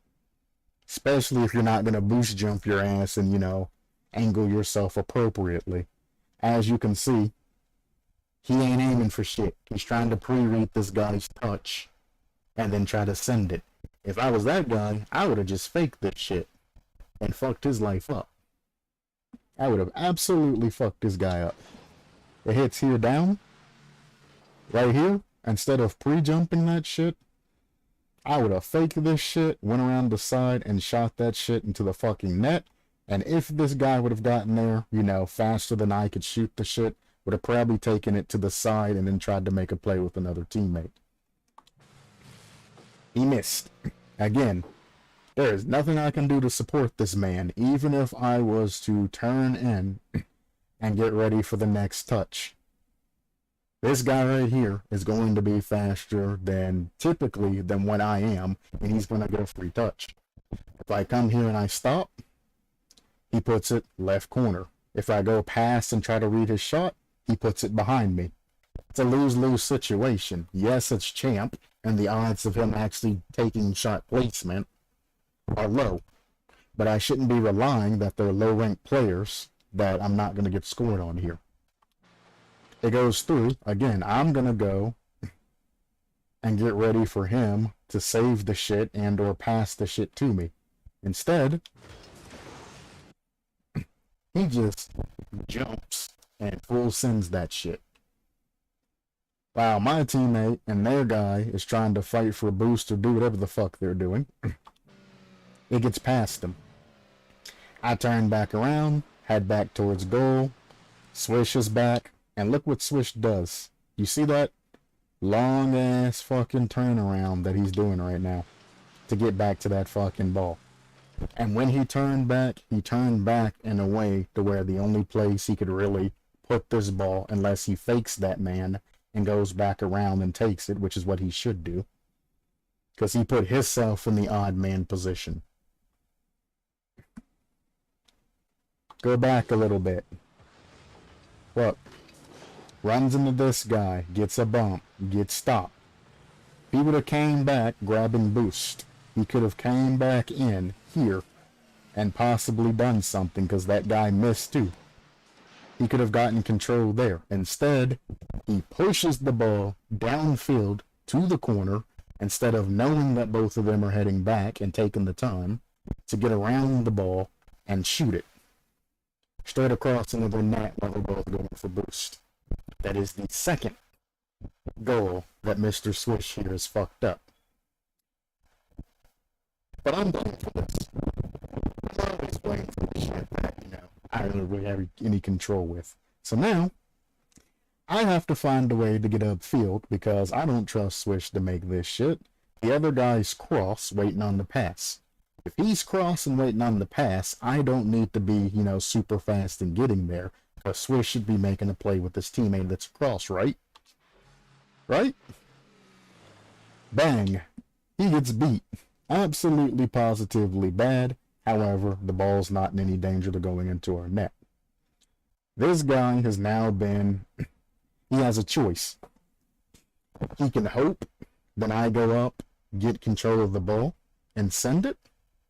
Or he can turn around and he can go back and start defending net, depending on what's going to happen next. He does not need to be looking at the ball. He needs to be looking at me. Let's see what I'm going to do next. I'm pretty sure I completely fucked this, by the way. Now, as I jump for this, and he sees that I am actively challenging this, he should be updating his position. The way I'm challenging this, as you can see, I'm going up into the air, straight, for a stall or any type of touch like that. So, if he's looking at me, he can see that this is just kind of a stall tactic, or that I'm passing this back to Swish in the corner. And lose my voice. So I'm either going up, touching this down the Swish, or I'm touching this to stall or something like that. So the only thing he needs to cover is the potential angle that one of these two guys on their team might shoot it back towards our goal. So him going back like this ain't that bad of a thing, but he doesn't need to go completely all the way back to goal. There's a boost trail here still. He just needs to get back far enough to where he can cover and keep pressuring them if need be. But if he sees that I'm passing the ball or Swish leaves or something like that, then he needs to completely abandon. So far, he's not too bad out of position. He can always turn on this if need be. Here, I touched the ball down the Swish, but Swish has already said, fuck it, I'm out. At this point, this guy needs to GTFO and go back to goal. No need for you to challenge this shit. Swish can go in, he can challenge, he can stall, he can do whatever he needs to do. He shouldn't be flipping. He should be grabbing boost pads and shit and keeping his speed. Especially not front flipping. If you find yourself front flipping, you are probably wrong in most situations. I touch it down. Swish said, fuck it. Again, this guy should just be going back to defend goal. Doesn't matter which side. He just needs to be somewhere where he's shadowing this ball and can pick it up if it's immediately shot. If it's not immediately shot, Swish needs to come in and make a challenge. He probably needs to challenge this since he seems to have boost now, then instead of grabbing boost and then challenging after. Because if this guy beans this and just takes a straight on shot or goes for an air dribble or something or a double touch, our goalie back there that's heading back is going to be at a huge disadvantage. He needs to get that ball out of his control as fast as possible. Challenge earlier than later. I'm out of the fucking play, but I am trying to get back as quick as I can, because I'm hoping that this guy right here is going to turn and immediately challenge, say fuck the boost, and immediately challenge him. Just him posturing him up might make him just throw the ball straight down and give us ball control in space. He goes up, which is the worst thing that could happen for us. Him taking that up into the air and all of that is the worst case scenario. I would rather him pass it to a teammate, which his teammate, by the way, should already be upfield waiting on the next touch. Don't know what the fuck he's doing up on the wall and shit, turning around backwards. He should be on that boost, ready for a pass to send into our goal, around us. We're stuck on the left side of the field. The quick play here, instead of taking it up, is to pass it across to this teammate. This teammate puts it in our net. Unfortunately, in Champ, they don't follow that shit through, but that's fine. This guy, I don't know what the fuck this guy's doing. Worst case scenario, this shit gets mistouched to the left side into our strike zone, and there's nothing that he can really do. He don't need to be here. He should not be in the same position as his teammate. So he needs to either cut over and across to fill that missing gap, and this guy needs to go back, or something needs to happen, but he needs to move and get out of here. But again, we're in a very dire situation. So not only is this guy not even faced towards goal and heading back properly, he's doing some shit going for boost or some other type of bullshit as we're getting pressured on our net. It goes up. Bang! He goes for a flip reset. I'm so glad that we're in Champ and dumbasses go for fucking flip resets. Not even proper flip resets in this rank. Because if he would have gotten up and gotten a touch off of that shit, even just to the wall and down or something like that, we would have been absolutely, positively scrambling. But you have dumbasses in Champ that get unnecessary flip resets. There's no way in 1,000 years that this guy is going to get up and take that ball from you if you finish your play. You have taken your time and just got that shit over to our right corner. That's your goal. You fucked up taking it up, and my teammate challenged and met him in, going up, and actually gets a touch and sends the ball over there into our corner, which is fucking amazing for us. That he had the knowledge to pre-jump that and all of that and go for that. He had the balls for it. So their guy just ruined a goal for them. The teammate, who went all the way around, went to a boost that wasn't there, is now crossing over to grab the other boost. All of that he's went from up there, on and around, and there, he could have picked up any myriad of boosts and been in a better position to support his teammates. This is an offensive play with all of us out of position. Why the fuck are you still back in goal, guy? Get your ass up there and help your damn team. We're in a problem situation too, because Swish is literally sniffing my exhaust pipe right now. This is a problem. It goes through, I get bumped, Swish goes up, misses the ball, but hey, I'm the one that missed everything that I wanted. Misses the ball, guy takes a shot, misses. Second guy takes a shot, misses. Third guy touches the shot, hits it across. Bang! My teammate kind of gets a missed touch here. And it's because he's panicking, because he's trying to beat this other guy. Touches it through, it goes down. Tell me why. Throughout all of this happening, why Swish is over here grabbing boost and doing all kinds of other shit and boosting away from the play.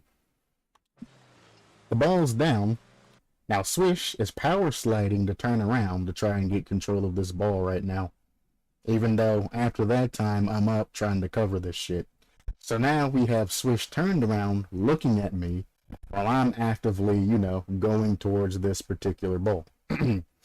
If Switcher's turned around properly and all of that and positioned properly, maybe I just boost dump here and I get the ball to him so he can make a play. But now he's backwards. I boost through, try my best to get there, and this dumbass turns around and pops the ball backwards towards their side for no fucking reason. Swish had more worth being up and waiting on my pass, or even better yet, bumping this guy and giving me a shot into their goal here, than turning around and popping the shit off his car. Maybe I won't miss as much touches if you quit doing dumb shit like that, Mr. Swish. Hits the ball away from me, we go through, and now Alpha fakes in, gets control of the ball. Me, I'm just like, alright, Swish should get this, right? He's jumping early, all of that. Hits the ball directly into Alpha, and he sees where Alpha's going. He doesn't try to fake down and get control of the ball. Doesn't try anything. He just sends the shit right into Alpha's car. Afterwards, he leaves, which lets me know that I can go. My other teammate's way too far back right now. Which, I mean, it's not that big of a deal, because if I don't get this touch, Alpha has control and can pass the legend and all of that, and things can happen. But we would like for him to be closer to be able to cut off any type of play. Or anything that could possibly happen. Because if I miss this and Alpha gets control of the ball, Legend can just turn around and bump or demo my teammate and they score a goal on us. That's not good. We go up, I jump, I get blocked by a very, very good read by Bexo.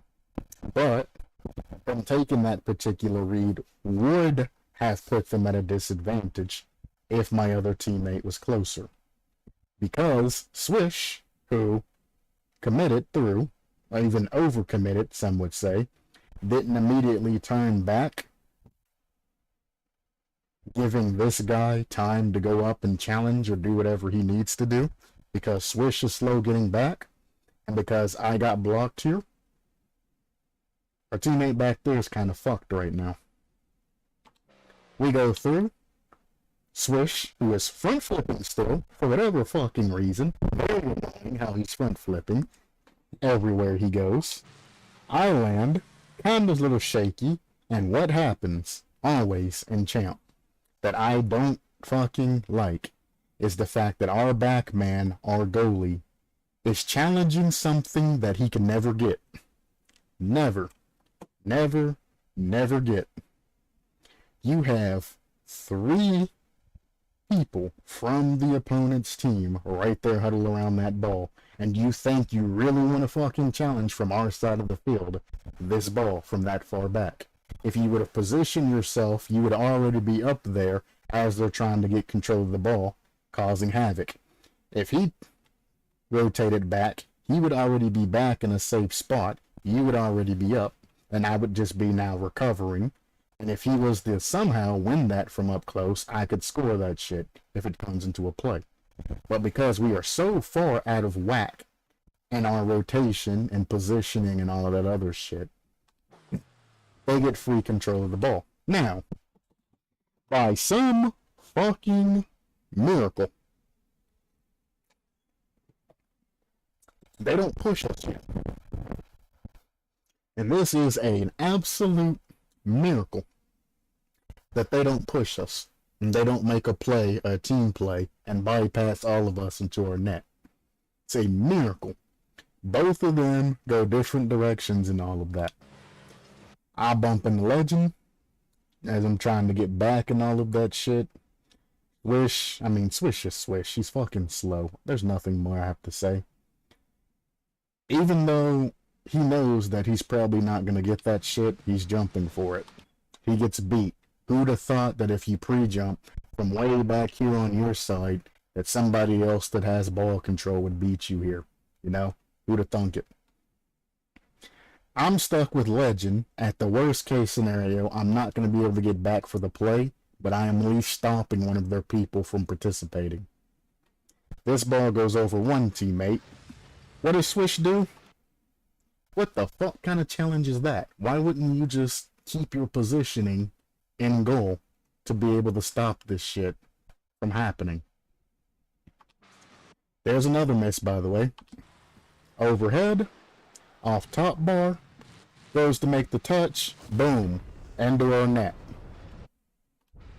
Now keep in mind that it is a terribly dropped first goal of the game, which is very important in most aspects. The first goal of the game, very important. That will determine whether or not you continue your momentum, or continue your place, or go towards your play style, go towards whether you have to be defensive or not, how you play aggressively or not, whether your whole team can position up, things like that. And they got an early first goal. We're in trouble. And this is why Swish was talking to me. You've missed everything that you went for. Because his ego's hurt. He made a fucking terrible ass mistake, and none of that would have happened if he would have just rotated back faster instead of doing that bullshit. He made a terrible mistake. He challenged stupidly, got shot on. Sucks, but we can move beyond that shit. Instead, he wants to talk shit to me. I talk shit to me saying that I missed everything that I went for. One, it's in my name. The loathsome shot misser. One, it's in my name. Two, I've only fucking, the first minute, I only handled the ball like what, once, twice? I ain't really missed shit. Internet. Kickoff. You got Swish on left, other dude on right, me in middle. I guess that shit's just not gonna go away, huh? This is what happens when the engine remakes a particular game. We got one guy that's cheating up and front flipping. What the fuck is wrong? Well,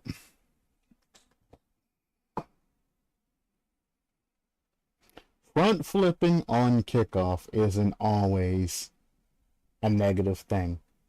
If you do what I call a breezy kickoff, because I don't know anybody else that, he's the one that I've seen perfect this. If you get enough speed and then you flip into supersonic with a front flip, you will go straight and you'll have your car right on target for a kickoff, and you'll save a huge amount of boost with the front flip. if you're front flipping from the start and doing these sloppy ass front flips that they do, you're not going to have a lot of speed. For a cheat up, this is terrible. Because, one, your car is all the way into the air and all of that shit, and when you land, you're kind of locked into what you can do, for the most part, because you did the longest flip. Your teammate is front flipping, now he's back flipping for boost or some shit, giving us basically a free fucking shot here. This is actually a dire situation from them. I don't remember this shit. Swish is going through. Could easily pop this over Legend into their net. Let's see what happens. Tries to pop it. I mean, I don't know why you hit it to the right. If you're going to hit it to the right, you should have just taken it that way. Up wall or something like that. Or faked it when Legend was coming in to get ball control or something. So, I mean, we're all there. That's a very interesting way to put that. But at least it's somewhat on target. So we're not going to dock him. We're not going to talk about anything there. All of us are in position. Almost ducks in a row, but at least I'm back for if they send this back, I can make an attempt at saving it. Now here, I fucked this up. I'm not going to... I fucked this up. As they're going up, I bump in the Legend and all of that. Swish immediately goes for boost. We do not need to be grabbing boost right now. You have hit the ball in front of their goal. Follow your fucking touch. Follow your touch. If you can't follow your touch, don't blast the ball away from yourself where you can't follow your touch. If you think you're scoring or you're putting the, ball in the position to where you can score, that's fine. You gotta send it and do whatever you need to do.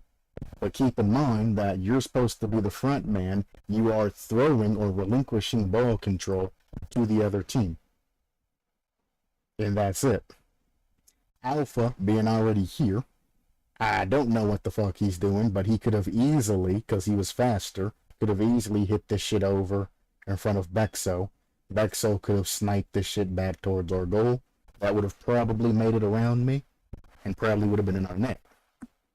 So I'm fucking up by being, well, in no man's land. It's not a good spot to be. This guy's cheating up and he's saying fuck it because he knows he has to go because his teammate just gave this guy a half a field of fucking control to do whatever he wants to do with. He's got one teammate there, and his other teammate, as we know, is always bumping into me. Me and him always bump each other. Ball gets touched. He does a small touch to keep control and then immediately jumps towards it, baiting my teammate in. Again, my teammate is straight on to this ball. This guy is not straight on to this ball. He has to flip or do something to get that touch. You see that he's from this side and he's going to have to go this direction to touch this ball. If my teammate fakes this shit, he can low 50 fake the fuck out of this man and get in his net if he fakes properly. Worst case scenario, he fakes it and it bumps over to the wall or it bumps up or something like that and goes into this left field. Then you have to contend with this other brother, but you're not losing this particular touch and the ball's not going up on wall in front of him or to where Legend can get that shit while he's grabbing boost. Worst case scenario, this gets hit over up the wall where Legend is. Legend puts it in our net. From here, I go into high rank mode and I just know that my teammate's going to fake this man and then score the goal. And if he doesn't fake this man and score the goal, the ball's going to spill out to the left and I need to contend with Bexo.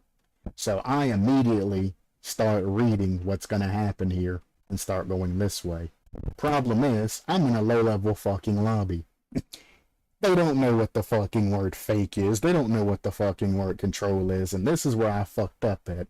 I expected my teammate to be competent. Swish also fucks up. Now, I'm going to say here that best perception is a bitch. And maybe he doesn't know. Maybe he thinks Alpha's on the right side of goal going left and it's going to go around him. But he also knows where I'm at and things like that. He is completely out of position and he needs to head back to goal. He does not need to be pushing forward here. You are way too far. Look how close I am to this teammate to cover his touch. Look how far he is from this teammate to cover this touch. He's never going to make it to that ball before Bexo gets there. And if it gets hit over to the wall, I can just turn and try to make a play and pass it back to that teammate. I can get to that shit before any of them does. So despite me being in no man's land and fucking up, I still have the precedence there as the second man. He needs to cut and get somewhere on rotation behind me, so just in case shit fucks up, he can be ready to go across and save the net. Instead, as you can see, he's pushing forward. My teammate jumps and pushes the ball into their defender. There's only one way Alpha was getting to the ball, and my teammate has now pushed the ball into this guy. Again, if Swish, the guy that called me out for missing fucking ball touches, would have done what he was supposed to do and headed back, he wouldn't be in the situation that he's in right now. It goes past him. I'm reading this and I'm like, what the fuck happened? Well, my teammate hit the ball into their team. If Swish would have been turned around backwards, he would be here, heading back right now. Goes over my head. By the way, I'm the one that missed everything that I went for, by the way, even though I still haven't had ball control for quite a while now. Goes over his head. He makes a mistouch here, and then touches it off wall, panicking. There is no absolute reason why his dumbass did that shit. The entire time he's going back, he can see where all three of them is. 1, 2, and 3. Ain't no fucking body around this man's. Nobody. And he has all of this space to touch, control, do whatever he wants to do. This ball over. What do you mean you're gonna miss your first touch and then panic and touch it off the fucking wall? You missed the first touch, go, pick that shit up and take that shit around and keep moving. You got a guy that's already up right there. If you control this properly, you go zoop right up the wall, you pass the shit to your teammate, he scores it, or you shoot it and you score it. Breakaway play. Legend might try to interfere, but if he does try to interfere, you pass to your teammate. If he doesn't try to interfere, you can shoot on his net. Doesn't matter. Again with this guy, if this guy goes up the wall and tries to interfere, you can just cut it in and go underneath him and take it in that way. You don't even need to go by that guy. I'm trying to get back as quick as possible, but you know, shit's fucked up, and he just touched the ball off the wall, making that as awkward as possible for me, the guy that's going to be supporting him here, to get the touch. I land, I turn in, try to get my bearings. This guy touches the ball. I was really, you would think that, you know, he would take the shot there and just put it as I'm turning around, but he doesn't. Swish, after dealing with that, for whatever reason, is going forward. At what point in time does this particular situation dictate you going directly forward? You see there's a guy right here that can challenge the ball if I can't get to that shit. Instead of doing this craziness you're doing on the side, how about you come back and support me when I'm back here in this 1v3 situation? I got one teammate boosting his fucking ass off to try and come save me, but Swish is closer. Ball gets hit off top. I try my best to boost as high as I can. As you can see, I'm not boosting towards the ball. I'm boosting directly up to get as high as possible to try to block his angle into our net. That's all I can do from where I am. Again, this is a 1v3 situation. You gotta make decisions quick or their team's gonna overwhelm us. This guy luckily comes back and tries to help my ass out. Where's Swish's ass going? Way the fuck out here. He's went from this corner all the way out here, and now he's pointed towards the fucking wall and all of that shit when the ball is going off of our fucking goal post and all of that shit. You were rotating back the dumbest way that you possibly could in all of these situations. I done what I could, and I blocked towards goal. Now this guy here, honestly, I wouldn't be surprised if this guy tried to drive up wall and get a touch and missed it. I mean, he could try to boost jump and make a touch there, but you would definitely want to go up the wall and catch this as he hits it to wall and 50 it out. But Swish's dumbass is already out in the field. Might as well utilize him. I don't remember what happens here, but he should, because he's pointed this way, go up the wall and save that. Bang, off the wall. He should be jumping to get these touches off the wall. Remember, one easy as fuck golden rule. Unless the ball is hit directly at you. Your car should be off the wall before the ball touches the wall. That is one golden rule that I can tell you that will help you get these easier and actually maintain control or give you, the touches you're looking for. Your car should be off the wall before that bumps. Or before the ball hits the wall. So after the ball hits the wall, there really ain't no hope for you.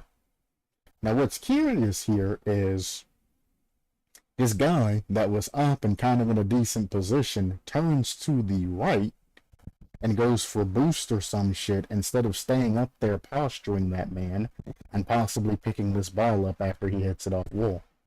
He's just leaving it and saying, fuck it, dude. But remember, I don't get any balls that I go for, even though I blocked the only thing that I can take me. I did the right thing there. I don't need the 50 and get a touch off of him because it goes up into the ceiling and goes straight back down in front of our goal. I just blocked towards goal as best I can and make him hit it off the back. I did what I was supposed to do there. But I miss everything that I go for. Fucking champs. He touches it down. It's an on net. And I'm just like, what? Here. Boom. He's up. You're on the wall. Stay pointed this way. He hits it down, and then you take that. As he's shooting it, you take that across, and you continue moving. Why would you ever give up your position and give him a free shot? I don't understand that. That's how we lost our second goal. Negligence. That's how you lost goals. Negligence. But I'm the worst player, man. I miss everything that I'm going for. Even though I played my position perfectly. In that particular moment. Because my other teammate made that shit awkward as fuck, bumping that shit off the wall. That's a very good recovery. Go through. Next kickoff. Me against Legend. I mean, you guys know the setup. Go through. Boom. I stick to a basic kickoff.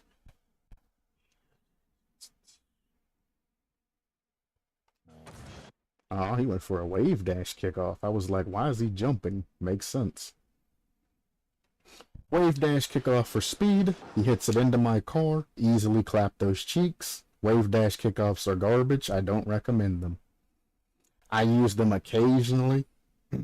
If I'm going for like a bot style kickoff and I see that that person has just a little bit of speed that I need to catch, I'll use it as a recovery mechanic. But I mean, don't wave dash kickoff. Macho used to use wave dash kickoffs and they literally used to hurt me inside. I'm like, why? It's one of the slowest kickoffs that you can do. I mean, if you're in a flat car and you're planning on flat carring somebody off the kickoff, I guess a wave dash can set you up for the speed for it. But that's just you relying on them to hit the ball basically directly into your car at that point. If anybody speed flips or even fast kickoffs, you're fucked doing a wave dash kickoff. Completely fucked. Swish. Goes for boost. Turns out. You should always turn back towards your goal off of kickoff. This guy cheats up like he usually does. I mean, it's not really that much. I mean, that's what you'd expect. He's cheated up every time. Send it through. We have an issue. Alpha now has ball control. Here, we both kind of fuck this. Because the way Alpha comes in here. Let me show you. The way he comes in here. And he does this every time. Goes up. Comes through. Grabs boost. The ball's coming towards him. But he boosts out. And then he tries to compensate by turning in. And he reads the ball wrong. There's no point of you boosting out and doing anything like that. When you could just read this. And take it like that. Simply. Straight in. Take it like that. Now you see. Again, anytime you boost into the ball, you are hitting the ball away from yourself. You are not planning on touching that fucking ball anymore. After you boost into that shit.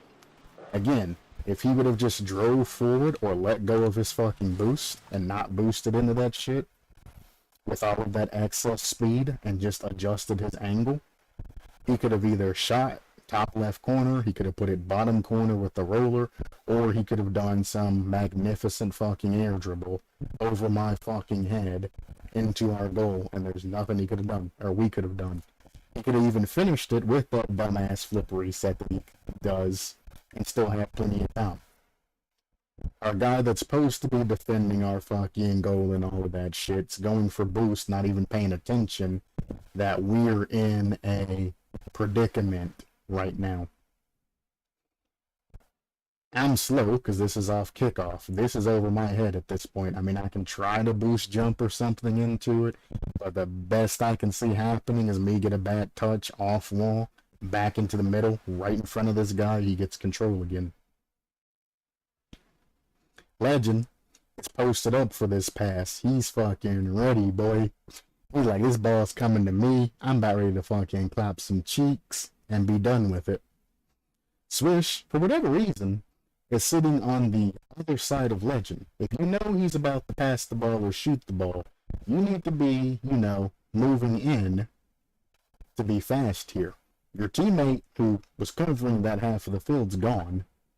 You need to make a decision now, and you need to move on with it. You either see that he's passing the Legend, and you come in, and you cut that shit off and try to go for a goal, or a touch safe down to me, and I score, or something here. Or you need to say, fuck it, try to avoid a demo if Legend goes for a demo, and go back towards goal. He's doing neither right now. He has his car pointed like this.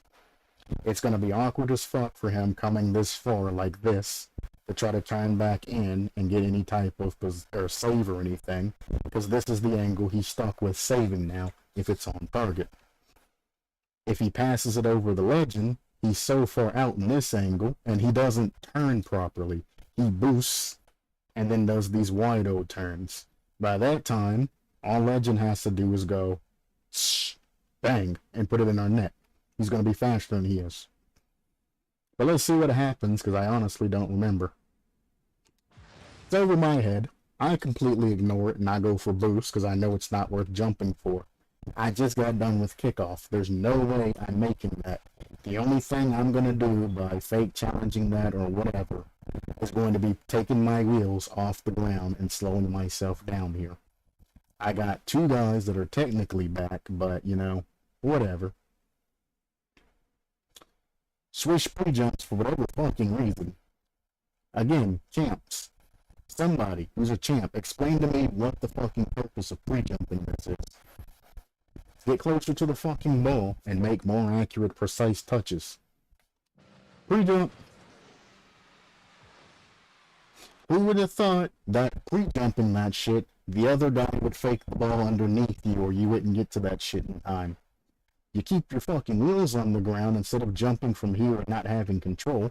You get closer, and as he's trying to make a play, you know, you boost, jump, do whatever, and you interfere directly with the play. So from here, by the way, I'm the one that he blames for missing everything that he goes for, by the way. And I've only had a couple of iterations of ball control. puts it down. If Alpha would have faked that down and then immediately hit that shit, that was in our net. Unfortunately, he makes a mistouch there, and I guess he goes for a bump or something. I don't know what the fuck he does here. Fake down from here. If he hadn't been holding the boost the same way, and he would have faked down properly, but I mean being under it like this, he could easily flick it to the right, where Bexo's waiting and anything like that as well. He has all the time in the world to get this goal past our dude, but instead, he just continues forward and lets us take control here. My teammate ain't lined up at all. He came from here, he turned in way too sharp, and then attacked that from the weirdest fucking angle ever. But I mean, a touch was made, so I can't be mad about it. But I'm also like, you got a teammate there that even if you touch the shit up too high or something like that, he'd probably get to that shit before that guy did, unless he has zero boost. Or I mean, he's there. Despite being discombobulated and shit, he is still there and usable. Again, we're still at the odd man challenges and shit like that as well. If Alpha would have done the thing and done anything here, right now he's odd challenging. When he lands, he's perfectly aligned with this shit. Even if you think you can't get to this, if he would have just turned his car ever so slightly and got a low 50 or any type of pinch, even into our other corner where I am and things like that, they still keep pressure. He holds boost, lands underneath it, and then he don't even try to jump, he doesn't try to flick the ball over my teammate or anything. My teammate's doing a very low jump directly towards this ball. Any touch gets it over my teammate, and afterwards your teammates can try to coordinate something. Anything gets past the teammates. He lets that shit go. Teammate touches it. It's here. Legend jumps from going backwards and pre-jumps the fuck out of this ball for no reason. It is not on goal. It is not dangerous at all. I'm here. If Legend decides he wants to touch this shit off his own wall, I'm going to try to send it into his goal if it goes left. The other guy is going to try to get the shit if it goes right. And dumbass over there, who I guess is boost stealing or some shit, should get it if it spills out the other way. He don't touch it at all. This is now this guy's touch to shoot in the net. Tell me why he's pre-jumping this shit and aiming towards the wall. This is an open-ass fucking net. This is one goal that we desperately needed back. But this dude is pre-jumping when the guy has already landed and is way gone. The only thing this guy is going to do is either go up the wall and fucking panic to jump it across, or he's going to try to fake it low and try to pick that shit up as you're shooting. You don't jump here, and you just go around, and you hit this shit over to the left corner, or hit this shit over to a teammate that's waiting, or you fake the shit, and go through and demo this guy out of the way, letting me come through, or risking that he might touch it, any type of thing you can do in this situation. But why jump and touch this shit off the wall? I'm not looking for a pass here, brother. I'm looking for you to score this shit. At this rank, you should be able to score open-ass net shots like this. You shouldn't be pre-jumping from way the fuck back there. It's faster for you to keep going and then make the touch than the pre-jump and make the touch. He hits it. And not only does he hit it, he blasts that shit all the way to the other side, and I try to do my best to get to this, because dumbass ain't helpful at all. He's already turned around leaving. And I try my best to try to get over to it, and I see that it is a worthless cause. So I start going back. How is it that I came here all the way around, faked this back when I seen I couldn't get it, and I'm right about where Swish is right now. Starts going back. I try my best to try and get that. Now here, I fucked up. as I'm coming around, that's not me, I should have potentially intercepted that. Because I was in the premium spot to intercept at least one of his touches and delay him. But at the same note, where's dipshit going? I missed everything that I'm going for, you say that, but you're not even heading back towards fucking goal. You haven't flipped, boost, nothing to try to get back towards goal faster. You see we're in a dire condition, a position, because this guy's actively challenging this shit and this teammate's recovering. Why the fuck are you looking for this boost over here in this corner instead of grabbing all of these boost pads and getting back? That little bit of time that I took going around, he should have already been all the way up to about here, and this should have been an easy save for him. Instead, he's over here looking for this shit, and this is, I'm pretty sure, when he tried to call me out and missing everything that I went for. Look at how I'm challenging this shit, brother. If anything, this was your position. I'm where you were before. You could have challenged this, and I could have went back. But instead, your dumbass is going back improperly, making me challenge this shit awkward. I tried to get there, it goes over me, and it goes right into our fucking net. But no, Swish. I'm the one that miss everything that I go for, but at least I go for shit. I don't just give him a free touch. And if I would have said fuck it, and just immediately headed back and said fuck everything, I might have gotten a save, I might have missed the fucking save and not gotten back in time, because of where I was positioned at. Then who was he gonna fucking blame? What if I didn't go immediately back towards goal and I went into their corner to steal their corner boost or some dumb shit, and I left you by yourself and that guy just hits the ball over you into our net? Then who the fuck are you gonna blame? You're the only one back there, Mr. Swish. But I was the bad one. I was the one missing everything that I went for. Why? Because I had to cover your position and challenge from an awkward angle when you were already there. Let me head back and do whatever I need to do. Don't turn around and head back early, because it's your position and your challenge. I'm tired of playing with camps and players like that want to fuck up, leave their position, and then blame me because I went and challenged some shit that I was forced to challenge. I didn't want to make that shitty ass challenge, and I know I fucked up, but it's awkward as shit to challenge from. But that's my fault, Mr. Swish. I'll take it. I could have gotten a better challenge and things like that, and believe that. I'll take the blame for that. I took the challenge, I took the opportunity, I got beat. I could have gotten it. So I will take the blame for that. So that's 1 against me, 2 against the other guy, and like 3 or 4 against you thus far. I'll take the blame for that. That's fine. Like I said, I fucked up on my challenge and I should have been able to make that touch. Even if I would have touched it, I probably would have ended up pinching it with him, and the same thing would have probably ended up happening, but, you know, at least I could have said I at least tried and, you know, got the touch and all of that. So, blame me for that. That's my fault, ladies and gentlemen. That's my fault. Since I miss everything that I go for, pardon the name, by the way, I'll take blame for that. Did we even make it through the full match? Hang on.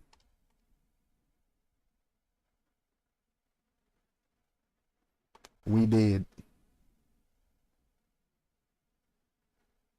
I'm going to speed along at 100%. Go through. Regular kickoff. Goes the wall. I'm faking back. I see my teammate flip over, go for that, so I decide to go up. That's popped over my head. I can no longer challenge that. Swish pre-jumps the ever-living hell out of that. He luckily gets a touch, and Alpha doesn't just go under him again like he always does. I turn around, immediately go for it. I get a touch off wall, back around. Bexo picks it up.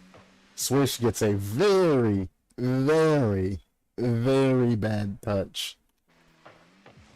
Just tries to go for it. I try to cut the shit off by hitting it high.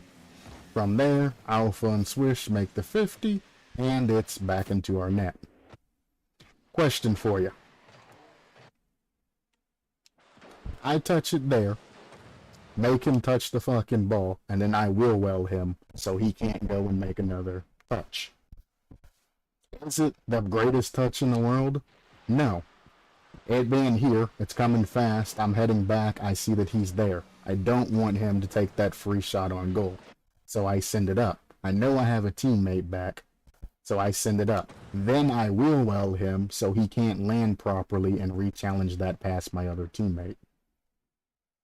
Explain to me, one, why his position that he was sitting at was here, randomly, not even really in front of net or anything like that, but also explain to me why you're fucking jumping to challenge this, Mr. Swish. Mr. Champ that knows everything and knows that I was the worst on the team and I missed everything that I went for. Tell me, Mr. Champ, what's the point in challenging this? Alpha ain't really got a super good angle that he can blast that into our net with.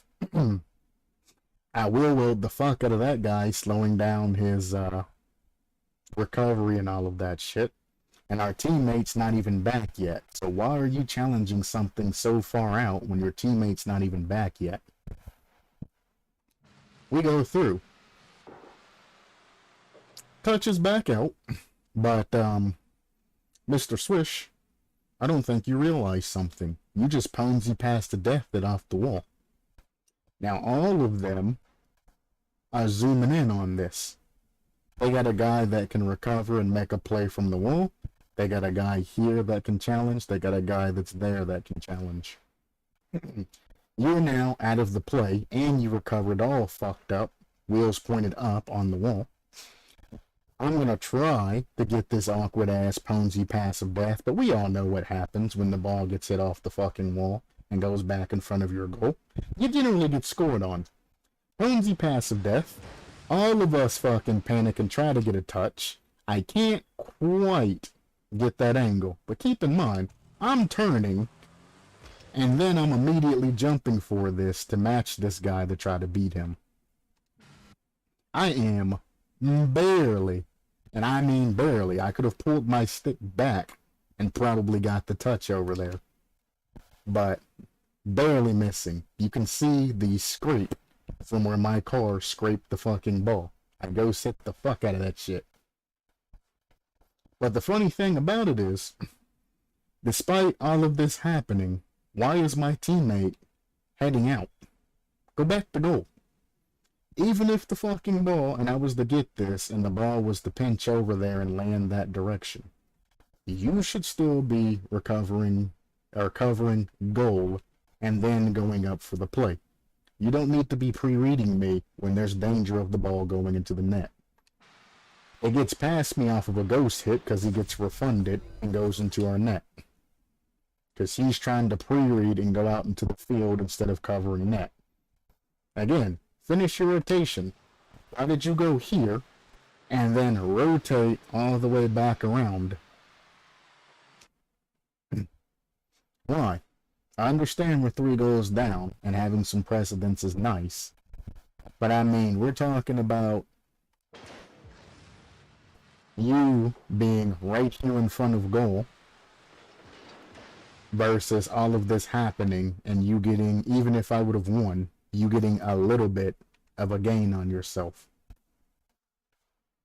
Because you're pointed backwards, you're not pointed forwards and all of that, so you're still going to have to turn around. You've gotten this much distance on yourself and you still have to turn around to try and catch that ball and all of that. Unless you have the speed of God, Legends right here to intercept you taking a full shot onto their net, even if it falls in front of you and you turn and you send it or whatever. Legends there. Now let me tell you who's not there and where they aren't. They're not anywhere really around our net, and if that ball would have came straight in and you would have passed that to Swish, and Swish was to make a play over Legend, that could have possibly been in our net. Use what you have available to you and adapt to that shit. Don't try to act like you're a GC or some shit and pre-read a play and go over to where it's going and try to get a goal off of that. Make the play as it's happening. Stay in your position. The ball comes in like that. You sweep through. hit the shit over the Swish. Swish can either carry it, air dribble it, or he can just do the smart thing and shoot it in opposite corner. And it might be a goal. Why go up for that, mister? That's a free goal. Gone. But hey, you know, it's my fault because I miss everything that I go for, right? Even though I ghost touched and he got refunded. It's my fault because I miss every touch I go for. Get off. I'm going on the left for kickoff. This is where he's typed the message to me. Didn't get boost off kickoff, didn't do nothing. He's sitting here typing to me right now. But this is my fault and all of that because I miss every ball that I go for. One, didn't miss the ball, just got beat. This is where he sent me that message, Mr. Swish. And this is where all of that shit started. I'm not going to go over the rest of this match because it's just us getting shit on and all of that. But this is where he sent that message. That's a missed dribble by him. Because now that we've reviewed everything and we've come to the decision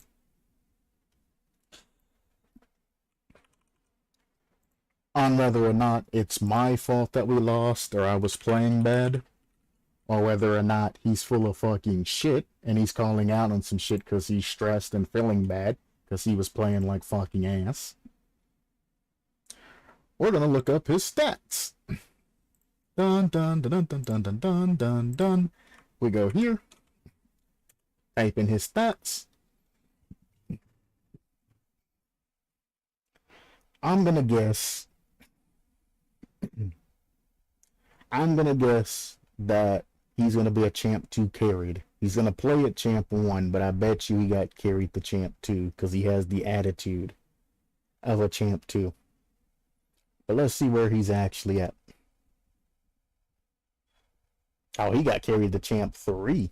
Okay, I see. I thought it was going to be a champ 2 carry. I mean, if we're talking about 3s, then, you know, it's a champ 2 carry and all of that, so I was correct. 1s, he definitely ain't no fucking champ 3 div 4 and 1s. But I'll make all of the judgments and set all of that aside for later on. We're going to do what we usually do. 1s, champ 3 div 4. 2s, champ 1 div 2. 3s, champ 2 div 3. I don't know how the fuck this happens in your spread, by the way, guy. This is a very unusual spread. Hasn't played in the last 30 days, apparently, except for 3s. He's played 5 matches, champ 2 div 3. Diamond 3, plat 2, plat 1, champ 2 and hoops and whatnot.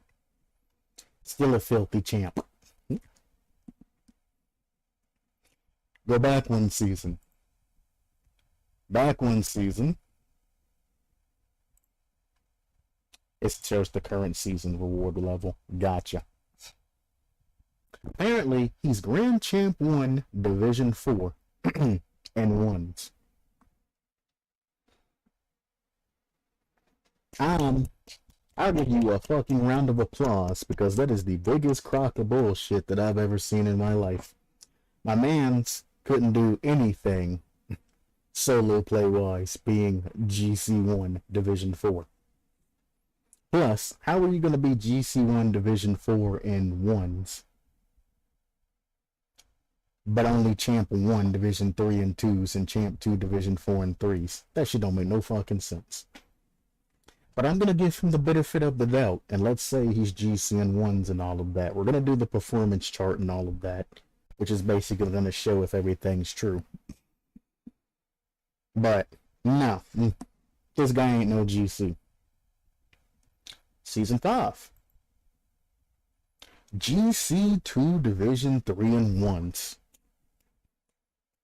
Fucking amazing, bro. But you're only pushing Champ 1 Division 4 and 2s, which is interesting seeing the spread, and Champ 3 Division 2 and 3s, which is even more interesting seeing the spread. Not bad, not bad. Let's go to season 4. Because I don't want to discount anybody's achievements or anything like that. Season 4. Grand Champion 3, Division 3. Holy shit, this man's a god. He's basically SSL in ones. Not even I can hit SSL in ones.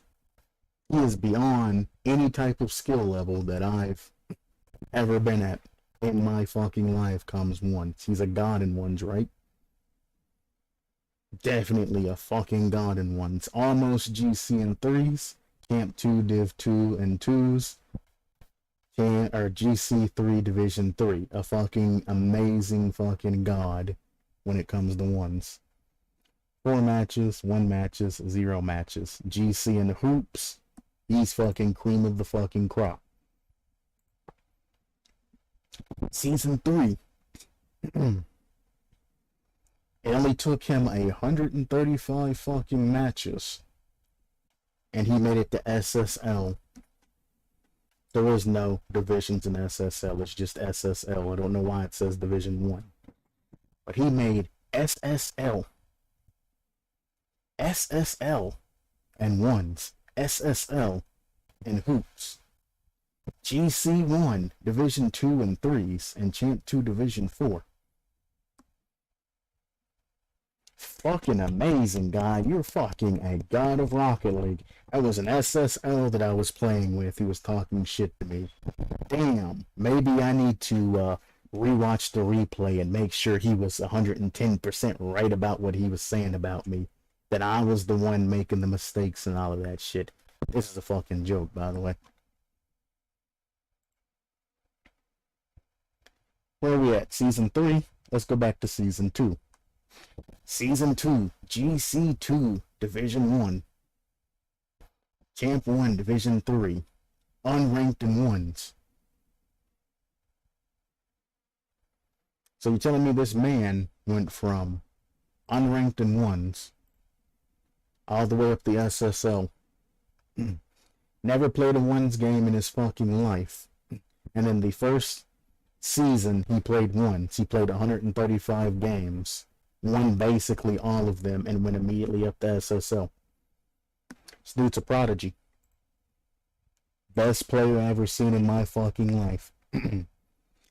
He played 16 games, got Champ 1 Division 3. He played 123 games and got GC2 Division 1.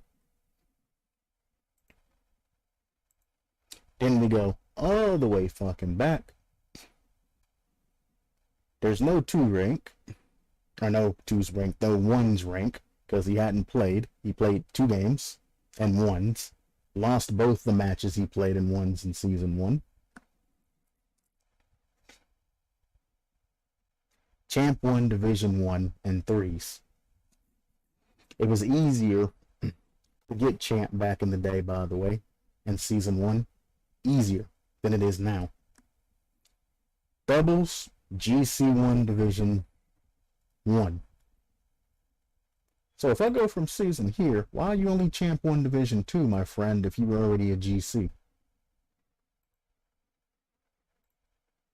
Curious.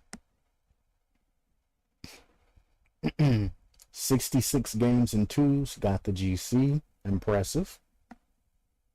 23 games, got the Champ 1, or only the Champ 1, because I believe you started Diamond 2.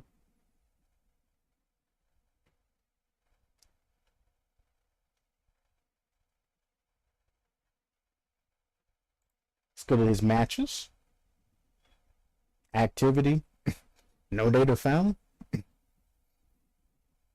So my mans ain't played rank any this season? Nothing? Not a 1? Not 1 game. He played 5.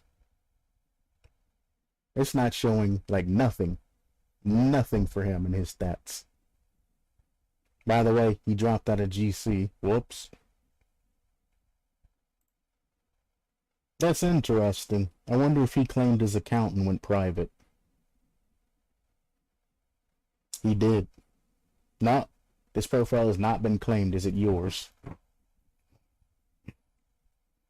That's interesting. Skill rating.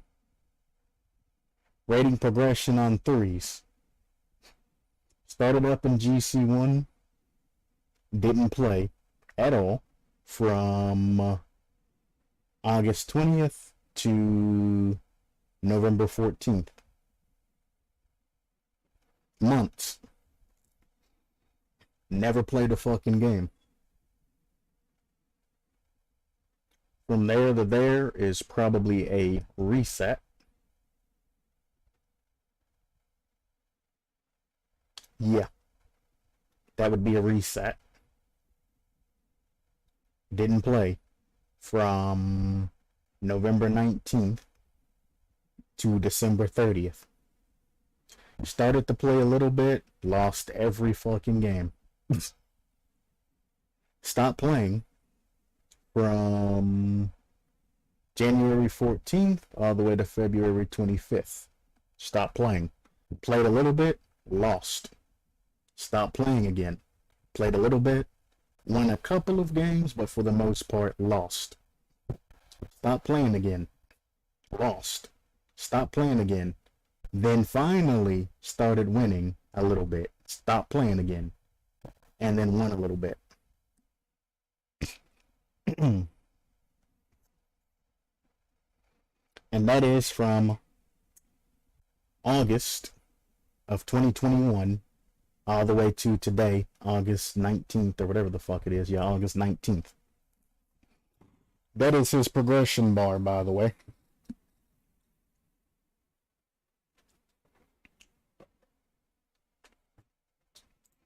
Let's go down to 2s. Stop playing. Went down. Stop playing. Went down. Stop playing. Actually, no. This is played a little bit, but he lost legitimately every game. He only played a couple, but he lost them all. Went to here, won and lost a little bit. Went to here, won and lost a little bit, and stopped playing. So the high ranks that he's at, he immediately fucking went down and lost. Ones, he was all the way up to SSL. Stopped playing. Lost rank. Stopped playing. Lost rank. Stopped playing. Finally started playing and started losing rank. Now he started playing and losing rank here. And he started playing and he sort of won but mostly lost. And then stopped playing. It's been a downward spiral the entire time he's been playing this entire series. Or season. I mean, this is indicative to one thing. My dude's either carried or he's been buying somebody to boost him up in rank. It's the same thing. All of these people that I go over their shit all reach the same thing. They start off high from where they were boosted to, and then they slowly make an incline downwards to where they're supposed to be. If he hadn't stopped playing and all of that, he would have fallen out of Champ 3, and he would have continued to go down till he reached his rank that he's at right now. Same with 2s. If he hadn't stopped playing here, he would have continued his downward spiral. So 1's downward spiral. 2, downward spiral, but it's a little bit tighter together. 3's downward spiral. Kinda tried to hold it off, but kept losing. Losses. And then finally, when he got down to where his rank actually is, he started going back up a little bit, and then he stopped playing and then went up a little bit. Can I look at unranked progression? I can look at unranked progression. Unranked progression. 1679. Won some matches. Dropped all the way the fuck down to 1600. This looks like my stream fucking account. Goddamn. Won some matches. Tried to hold the line. Went all the way back down. Won some matches. Even peaked a little bit. Went all the way the fuck back down. Stop playing. Reset. Stop playing. Won some matches, won some matches, won some matches, and now he's back here at 1700 MMR.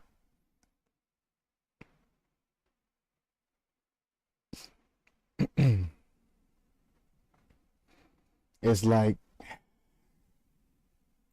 this is his profile, just so you know that I didn't pick somebody else's shit. And it just makes me shake my head. Being cold.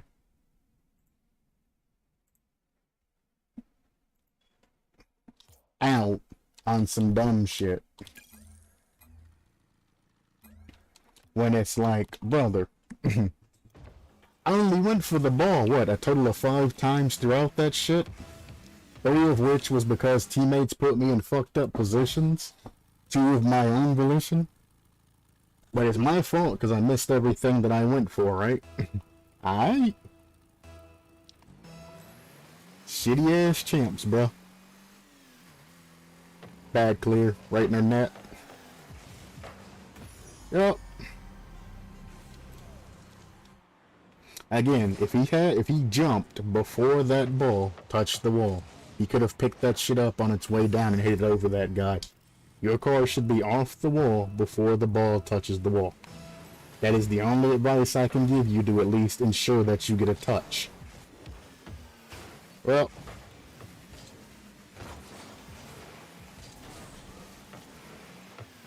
I trusted you on that touch. Teammate apparently trusted you too. That's a bad touch. You've put me in a bad position without boost. Guess I'll try to go for that, but I don't have boost to hit those angles. That's to him. Teammate, you shouldn't have followed him. There's no reason for you to follow him through that corner. No reason for it. He got a bad clear and a missed touch. There's no reason for its quips to follow him to that corner. Chill the fuck out and wait. You either leave early and go upfield to try to get him to pass to you, or you just wait and stay back. Put this in their corner. Beautiful. Teammate's not going for that. Teammate missed that. Other teammate is way too far back. That's cool. Now you're in a bad position. He made himself awkward there. He didn't need to do all of that. I'm going to put this to the left because I know he's going to push it back to the wall, which could be just a long pass to my teammate. Why not challenge that? I don't care if you need boost or not. He stole your boost, so what? Why aren't you challenging that? He front flipped, I see. Literally, you have less amount of surface area going frontwards if you front flip than if you side flip or anything else. That's a pass to them. He's going to catch it on the other side and take it over to the other side. Yep. One more touch. Now it's gone. That's just a pass. I don't need to do much here. Just move it out of the way of this guy. Teammate, you can challenge whenever the fuck you're ready. What was that? What is going on? That's a touch. He misses that. Easy pickup. Fake this. I can get back to this first if he takes the shot. That is off wall. I'm going to wait. Didn't think he could get that. Block this guy. Take the shot. Why is he so slow in challenging the ball? Holy shit. There's something not right with that guy. I think he might be, like, legitimately mentally slow. I need to keep an eye on that shit and realize that he's going to be slow on everything that he does. Pass it. That's not a pass. Well, I mean, he passed it to them. I guess that works. I did just say pass it. I never said to who. Bad cut, but we play it. I'm going to move this out of his strike zone if I can. Try to get a bump, anything. Yeah. Well, that's unfortunate. That's unfortunate.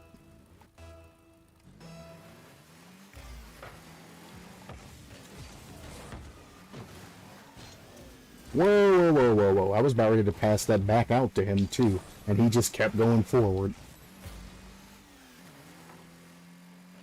Let him shoot it. He's just throwing the ball. There's a guy in front of me. I need to be careful. That's a pass to him. He's gonna hit it up the wall. That's fine. That guy's just chasing at this point. Thanks for the bump. I appreciate you. One more touch. Beautiful. Thought he was going to touch that again, so I hesitated. I should have just went. It is quips. I'll try. Shoot it. Shoot it! Why is this guy so slow? What has happened to this man? Look at that. It took him forever to notice that it was just an open net. I mean, I understand taking your goddamn time and all of that, but Jesus, you're not faking because it's a smart thing to do. You're faking because you're too slow to actually react to those kickoffs. Because trust me, brother, I wasn't leaving net with you on kickoff. It's not going to happen. You ain't even gotta say faking to me. I'm gonna guard net with my life when you're on kickoff. Because I don't trust any of you when it comes to making quick decisions. Bad kickoff. He still got it though, because that guy pushed it into his car, but relying on somebody to push the ball to you again. Nice touch. It's still a little bit iffy. Let him touch it. Never mind. Times like that, let the guy that jumps up make the bad touch. You don't need to jump for that. All he's gonna do is push that shit backwards. Worst case scenario. Let him touch it to you. Let him act a fool, sit there, and then take the ball from him. That was a good follow by him. I was gonna put it in his net, but he followed it pretty well. Again, if that guy would have just faked and let my teammate make that sad touch down to him, he would have easily been able to do something there. I'm going to push this across. That's fine. I'm spawned up by the time something is going to happen. I'll wait, because I don't know where my other teammate went. Fake that. I don't know where my other teammate is. There he is. Nice touch, but he hit it too far.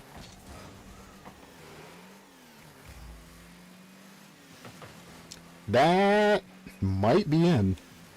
Never mind. There we go.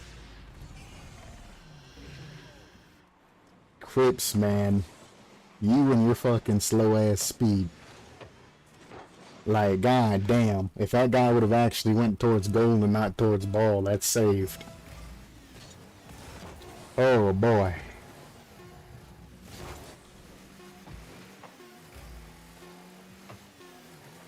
Good MVP, Quips, I guess. I'm gonna fake that. I don't care. I don't want to risk that shit going back into our fucking net or some weird shit. Not gonna risk it. We already won. Fucking let that shit sit. My luck, I'd have touched that shit off the fucking top crossbar. It would have went in midfield, and they would have somehow put that shit in my net. Nope. Not throwing any more games. Not doing it. Call me a coward, but fuck that shit. I was holding power slide, excuse me.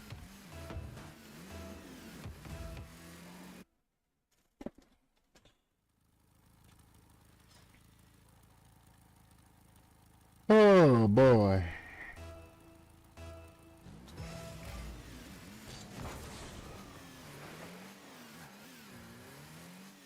Send it, motherfucker.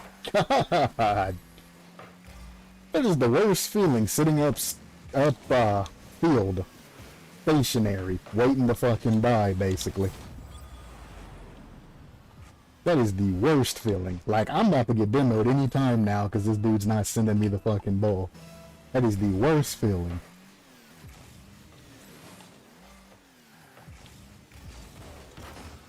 Shoot it. Beautiful. You know my name, bro? I'll pop that off wall. Should be an easy goal. If he goes for it, that is. If he goes for it. Fake. I was telling you to fake that. You gave me a very bad angle to challenge from. Good pass. That might be in our net.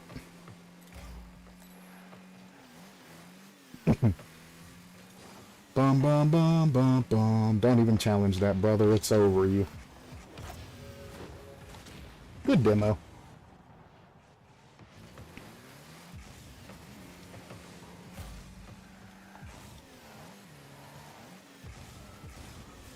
Flip out of that. He got me there. I should have just went for it because I knew where he was putting it, but I'm also like, eh. I missed.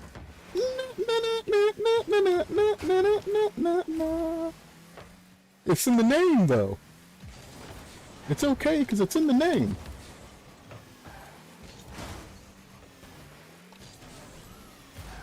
Again, I shouldn't be front flipping that, but goddamn. Okay, that's fine. You're not doing much. That's kind of bad, though. I'm just gonna send this.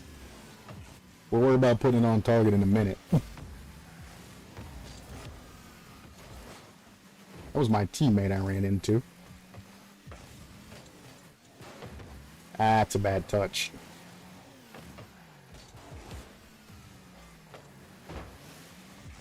It's basically close. Put that up. See what he does. Regardless, it's enough time for my other teammate to get back, which is why I put it up instead of sending it. I'm trying to give my other teammate time to get back there. Should be in.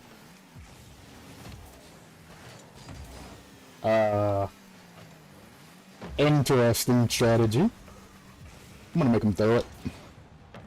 Or take it from him. I wouldn't even plan on touching the ball there. He just happened to move the ball and put his car in front of me. Or reverse of that. I'm gonna make him panic. I'm not gonna challenge that seriously. I'm gonna get ready for the next touch. Nope, don't touch that. Just let it go. Just let it go. We're goal up. We don't need to do anything too risky. Beautiful 50. Risky touch, but I am there. I'm gonna pick this up before it bounced. Well, never mind. I tried to get to it before it bounced.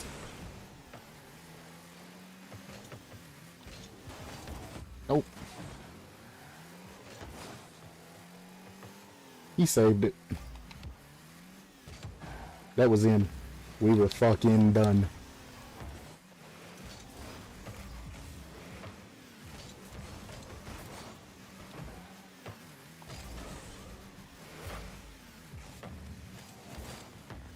Son of a bitch. I hate these angles.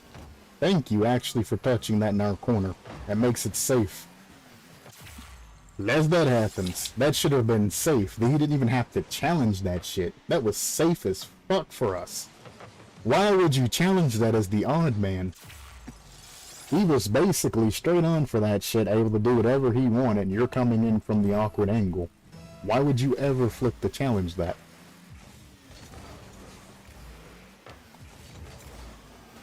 I got a touch, but it wasn't good enough. Good clear. I need to get it. Nah, never mind.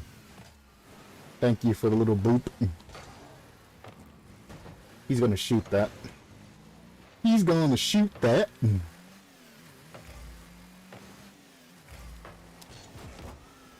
I'm not gonna follow that. It's too far from me. Looking for a better touch there. I hit that like shit, like perfect front of my car. That's fine. It's cross. Watch behind me. Watch in front of me apparently too. I'm not going to follow this play. We're going to try to pick it up on the other side. Damn. I mean, I was reading you, teammate, but shit, that boy there is fast. Man's is fast. That's bad.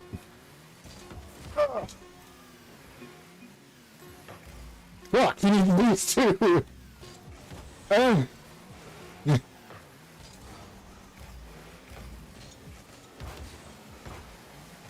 I tried to pass it to my teammate on the wall. He had the better angle on that shit. The other teammate, risky as fuck for him to come up, but whatever. Shoot it. Close. Let him touch it to the corner. Teammate will pick that up. Unless he challenges early like that, you're asking to get dunked on. That's fine. Jump before you fucking touches the wall. Easy touch over. He would have got a better redirect. We probably could have scored that. That's fine, though. I'm not too mad. At least he fucking made an attempt at a touch. It's all you really ask in those situations. Oh my. I wish you would have let me pass that down to you.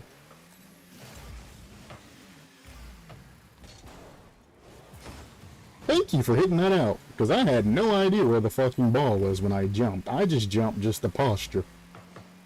I have no idea. I don't know where anybody is or anything. I'm just gonna act like I know what I'm doing there. And it kinda worked out.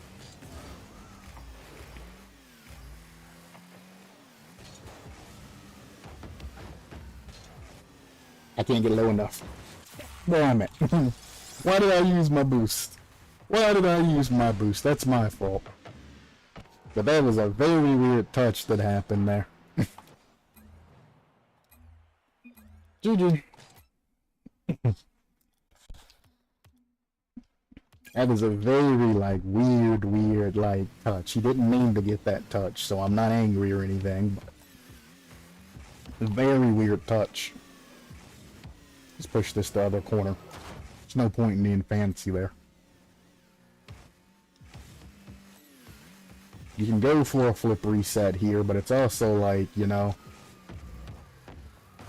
just drop that shit in, you know?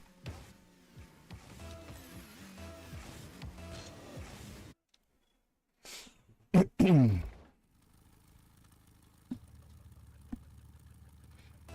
boom, boom, boom, boom, boom, boom, boom, ba-da-dum, ba-da-dum, bum, ba-dum.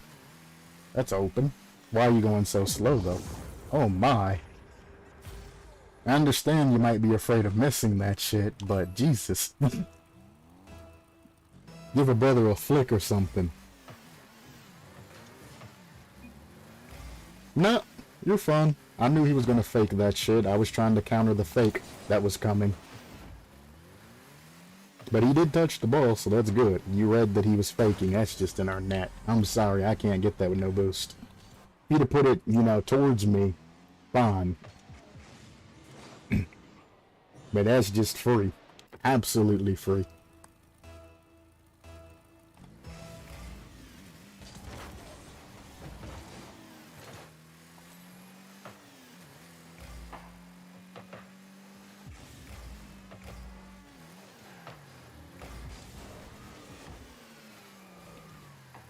The fact that he went for that early, I think that dude's a GC. He's a GC. I need to be careful when I'm around him. I need to treat him differently than the rest. Yep. Definitely. That dude's a GC. What's his name? JS Dyna? Or Dina?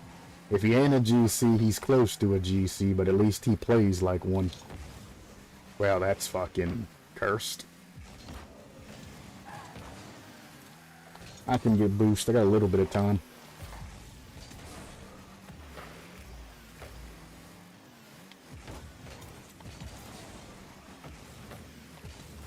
Nope. I'd be damned if I give you ball control like that. I gotta go back. He's on my cheeks. Nope. I see you, buddy. I'm not letting you play your fucking bullshit moves on us. God damn it. The early challenges. He's got to be GC. I want to check his rank after this. If he ain't a GC, he's on his way to becoming a GC because he's playing that shit fucking spotless. I wanted to flip reset. God damn it. Nope. He's going to hit it out. Yep. No, I refuse. No. My car never stopped moving. It's not a Rule 1 brake. I saved it. The Rule 1 curse. It really don't give a shit. Wait, is he using the same fucking car as me?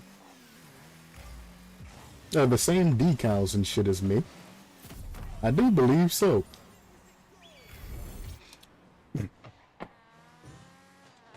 I got Rule 1 cursed. It fucking saved a fucking shot. That's hilarious.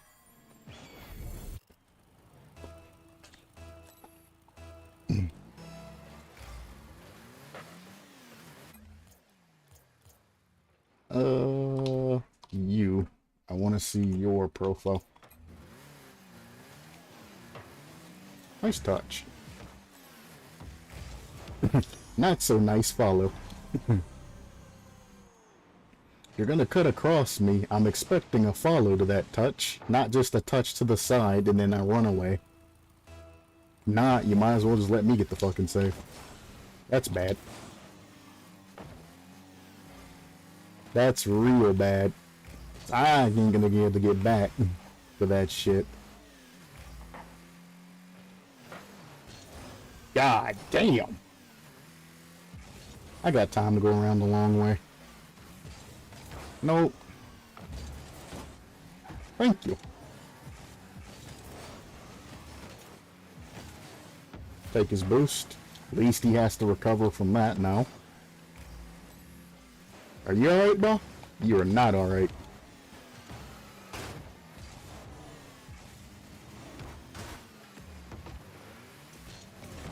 Damn, I was so close.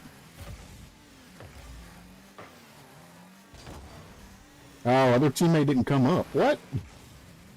Why did he stay back for that shit? I'm so confused. Yep. I want to look at his stats. I'm alright with forfeiting this. I don't have to know. My curiosity. Why not come up for that, motherfucker? What are you doing? What are you doing? You were there. I put it in front of you, and then you left. I'm just gonna send it. Honestly, I don't give a shit. I'm just sending it. Ain't no teamwork on this team. At least not when it involves me.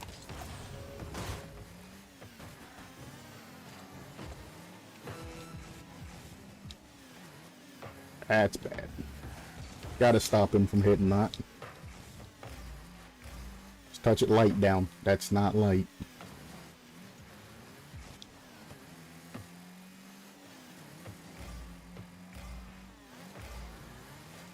Well, okay then. Alrighty then. I ain't really done shit this game, to be honest with you. I mean, I get saves when saves are due, but I ain't done shit. I didn't know they were on a team either.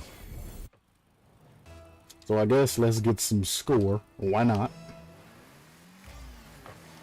I'm more curious on dude's rank than anything, though. You guys made a team play there instead of individual. There we go. I was about to say that would be in their net. His teammate covered him greatly there. But if he would have just passed it to his teammate that was waiting on him before that and not forced his teammate to jump there, that would have been the end of that match. Again, we ain't no fucking team. We're just covering other people or each other's fuck ups. It's not a good play, Sal. I want to know if he's a GC or how close he is to GC.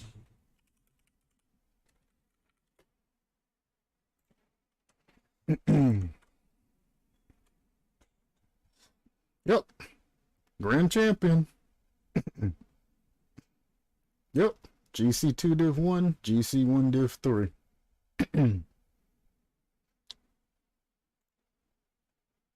Told you. He's a GC. I knew it. You just know when people have that GC swagger and all of that, by their positioning, their moves, and things like that. You can tell. I immediately called it. That man's a GC. He is.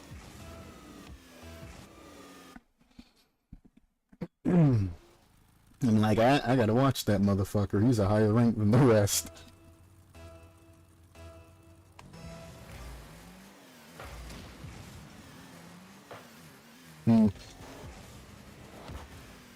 The Ponzi passive death. Luckily, we didn't get penalized for it.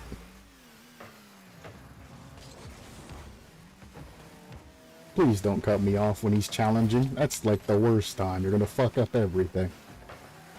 That's straight to him.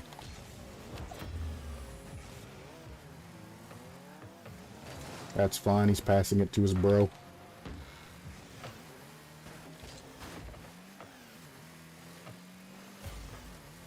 Why hit back to the wall? What the fuck? What am I watching right now? I'm gonna pop this up to make it awkward if they try to challenge. He took it to the wall. He sucks on the wall. Thank you. Why not challenge that? Why are you heading back when I literally just said I need boost? I don't have boost for that. Time to scramble.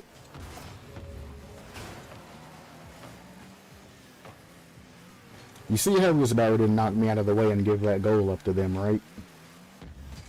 I can't get up there. I don't have the boost, sons.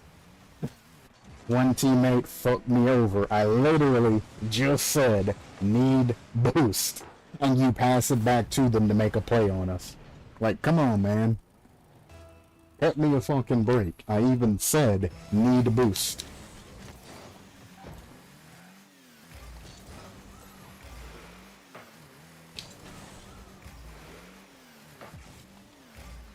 Don't have boost for any of this shit. Fuck it. We're on our way to own goaling it. Why not? We tried to. Even that flat car don't mix, Mr. Whatever the fuck your name is. I'm gonna put this behind him. I missed. I'm bad. Teammate got it anyway.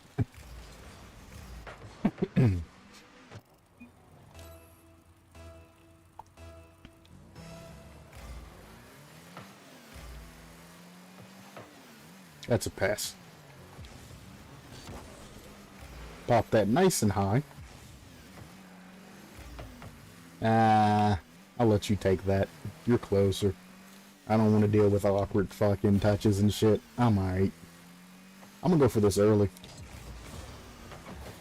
I'm glad I went for that early, because I had a teammate waiting on me to go on my other side, and the other teammate was heading back.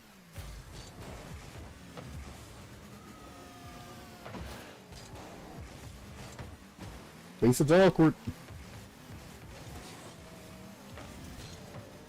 Oh, he fucked up his touch, which is great for us. Don't jump for that, just fake it down. Nice 50. I'm not even gonna say need boost, because he's gonna leave that shit and let me die again.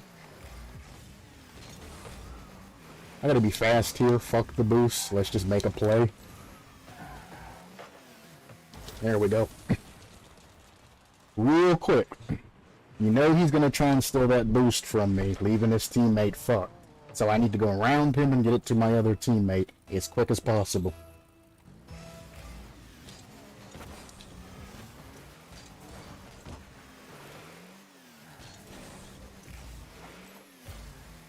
That was like the slowest way I could have grabbed that boost, by the way.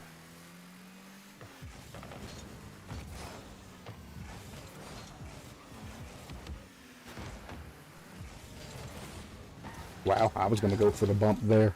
Fuck it, dude.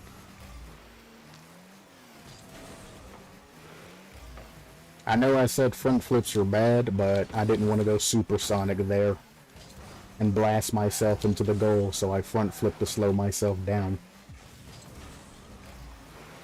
Then when I'm trying to go fast, you cross flip. When you're trying to go slow, because you don't want your wheels to blast yourself into the goal and have to do some weird turnaround, front flipping's alright in that case.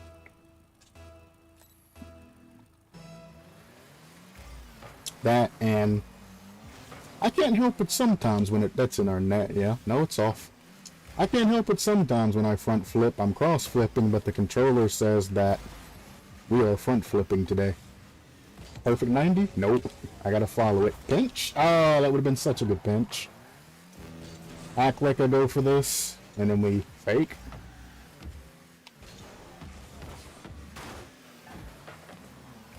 Yikes. I'd love to go for that, but that's way too high.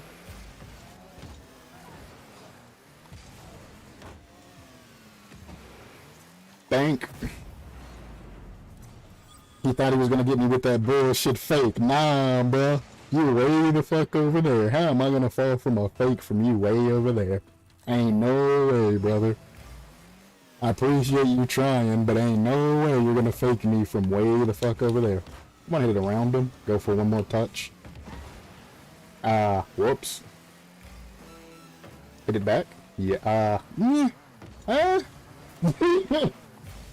I need this. I'm sorry. You're too slow. I can get back faster.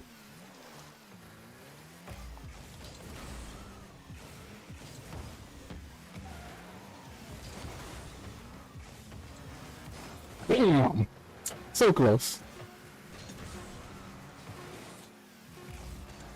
Try to get a demo or something. Slow him down. Anything. Hit it. Yes. No. No. I went too far. Too much momentum. Got too much speed. I started drifting to the left of it.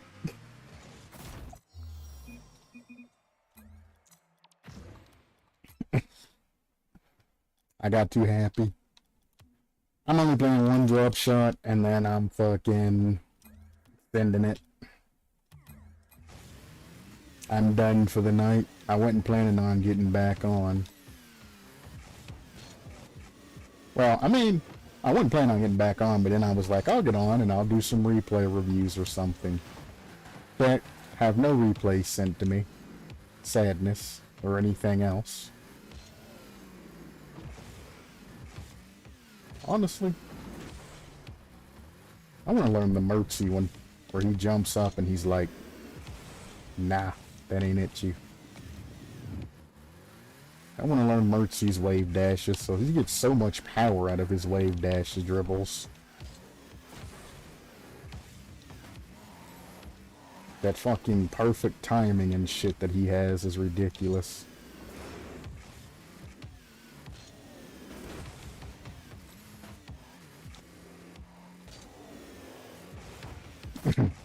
I don't know. I need to add more style to my playstyle. Instead of playing like a basic Betty bitch.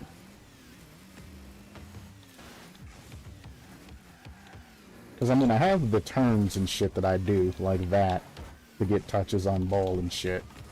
But that's not good enough. That's more like me being bored than me doing anything else. I also have the 360 degree play style where I can touch the ball with any part of my car and still get it to go in the direction and power and all of that I was expecting. But it's like I'm missing something to tie it all together.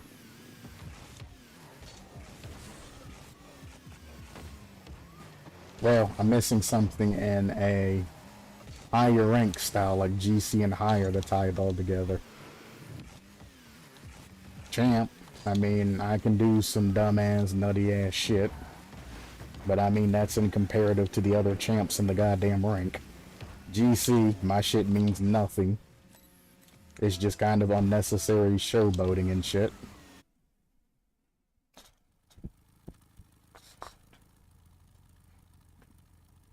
I'm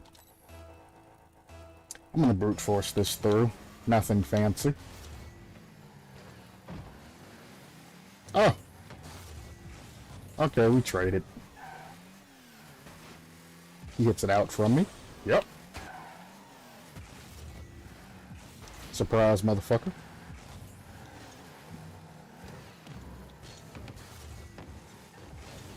Rare times you'll see me demo. That guy was just sitting still in the middle of the field. I ain't gonna let you sit still in Rocket League. That's not how we roll. Thank you. What? You got that back. That's dangerous. He sucks.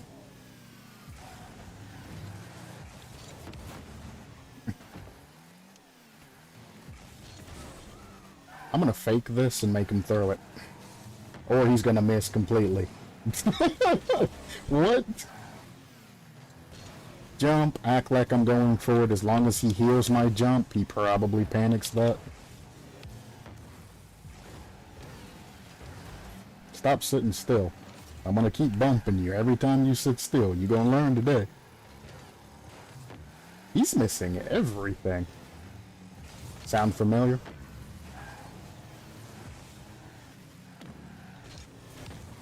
You just gave me free damage. Ooh! No! Why the side flip and not the front flip? And why the front flips when I want a side flip? That's risky as fuck, but they might get away with it if my teammate doesn't get a Mungo Dungo clear. I tried to put that in their net, and they were blocking that, so I'm kind of glad I didn't.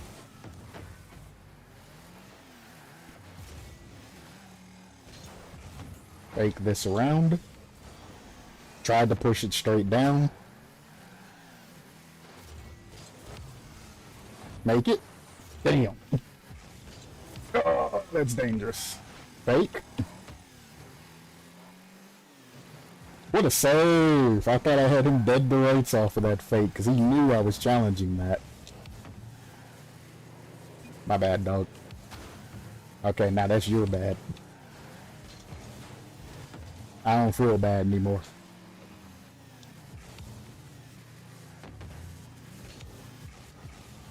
Thank you for the pinch. That's what I was expecting. It's just as I expected. He took that hook, bait, and motherfucking sinker.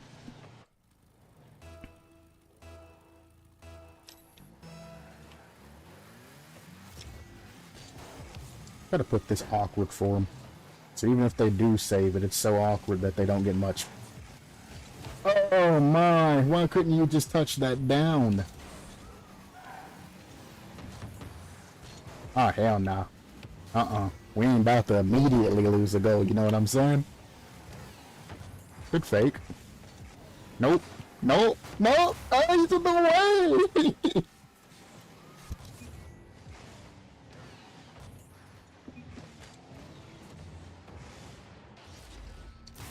That's the worst. Okay, maybe we are gonna immediately lose a goal.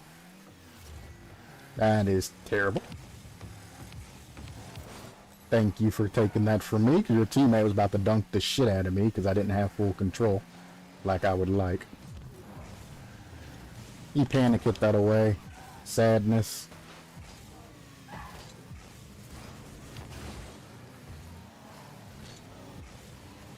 Just give it a small tap to lift it into the air. I'm gonna miss. I was gonna say I'm gonna pass it to my teammate, but he basically got the point. Missing this would have been a nice touchdown for some points.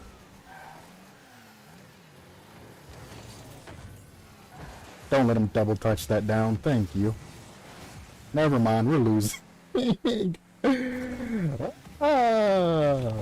Ball chase. That's fine. This is a good setup. Or not. Or not. Didn't even pass it back. How thoughtless. Hit it off wall, please. It's not off wall. Not you! Hit the shit out of me. That's easy damage. Oh, I didn't get the double damage. I didn't flip reset it hard enough. That's fine. You can only hit it up.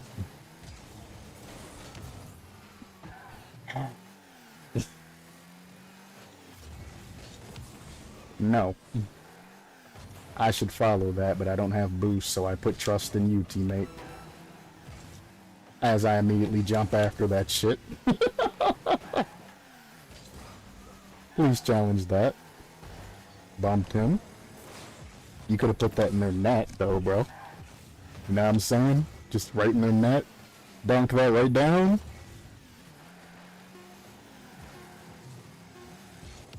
Teammate.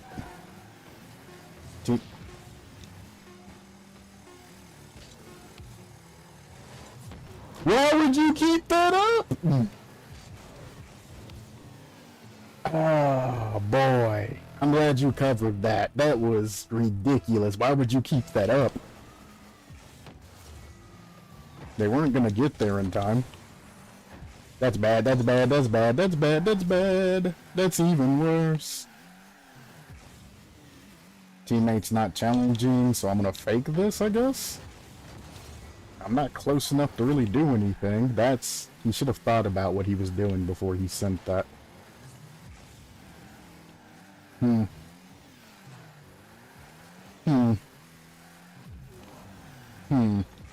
I'm not gonna go up for any of these as much as I'd like to. It's dangerous.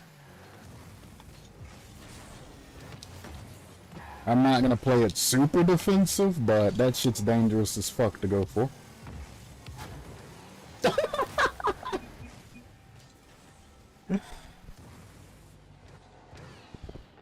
That's actually hilarious.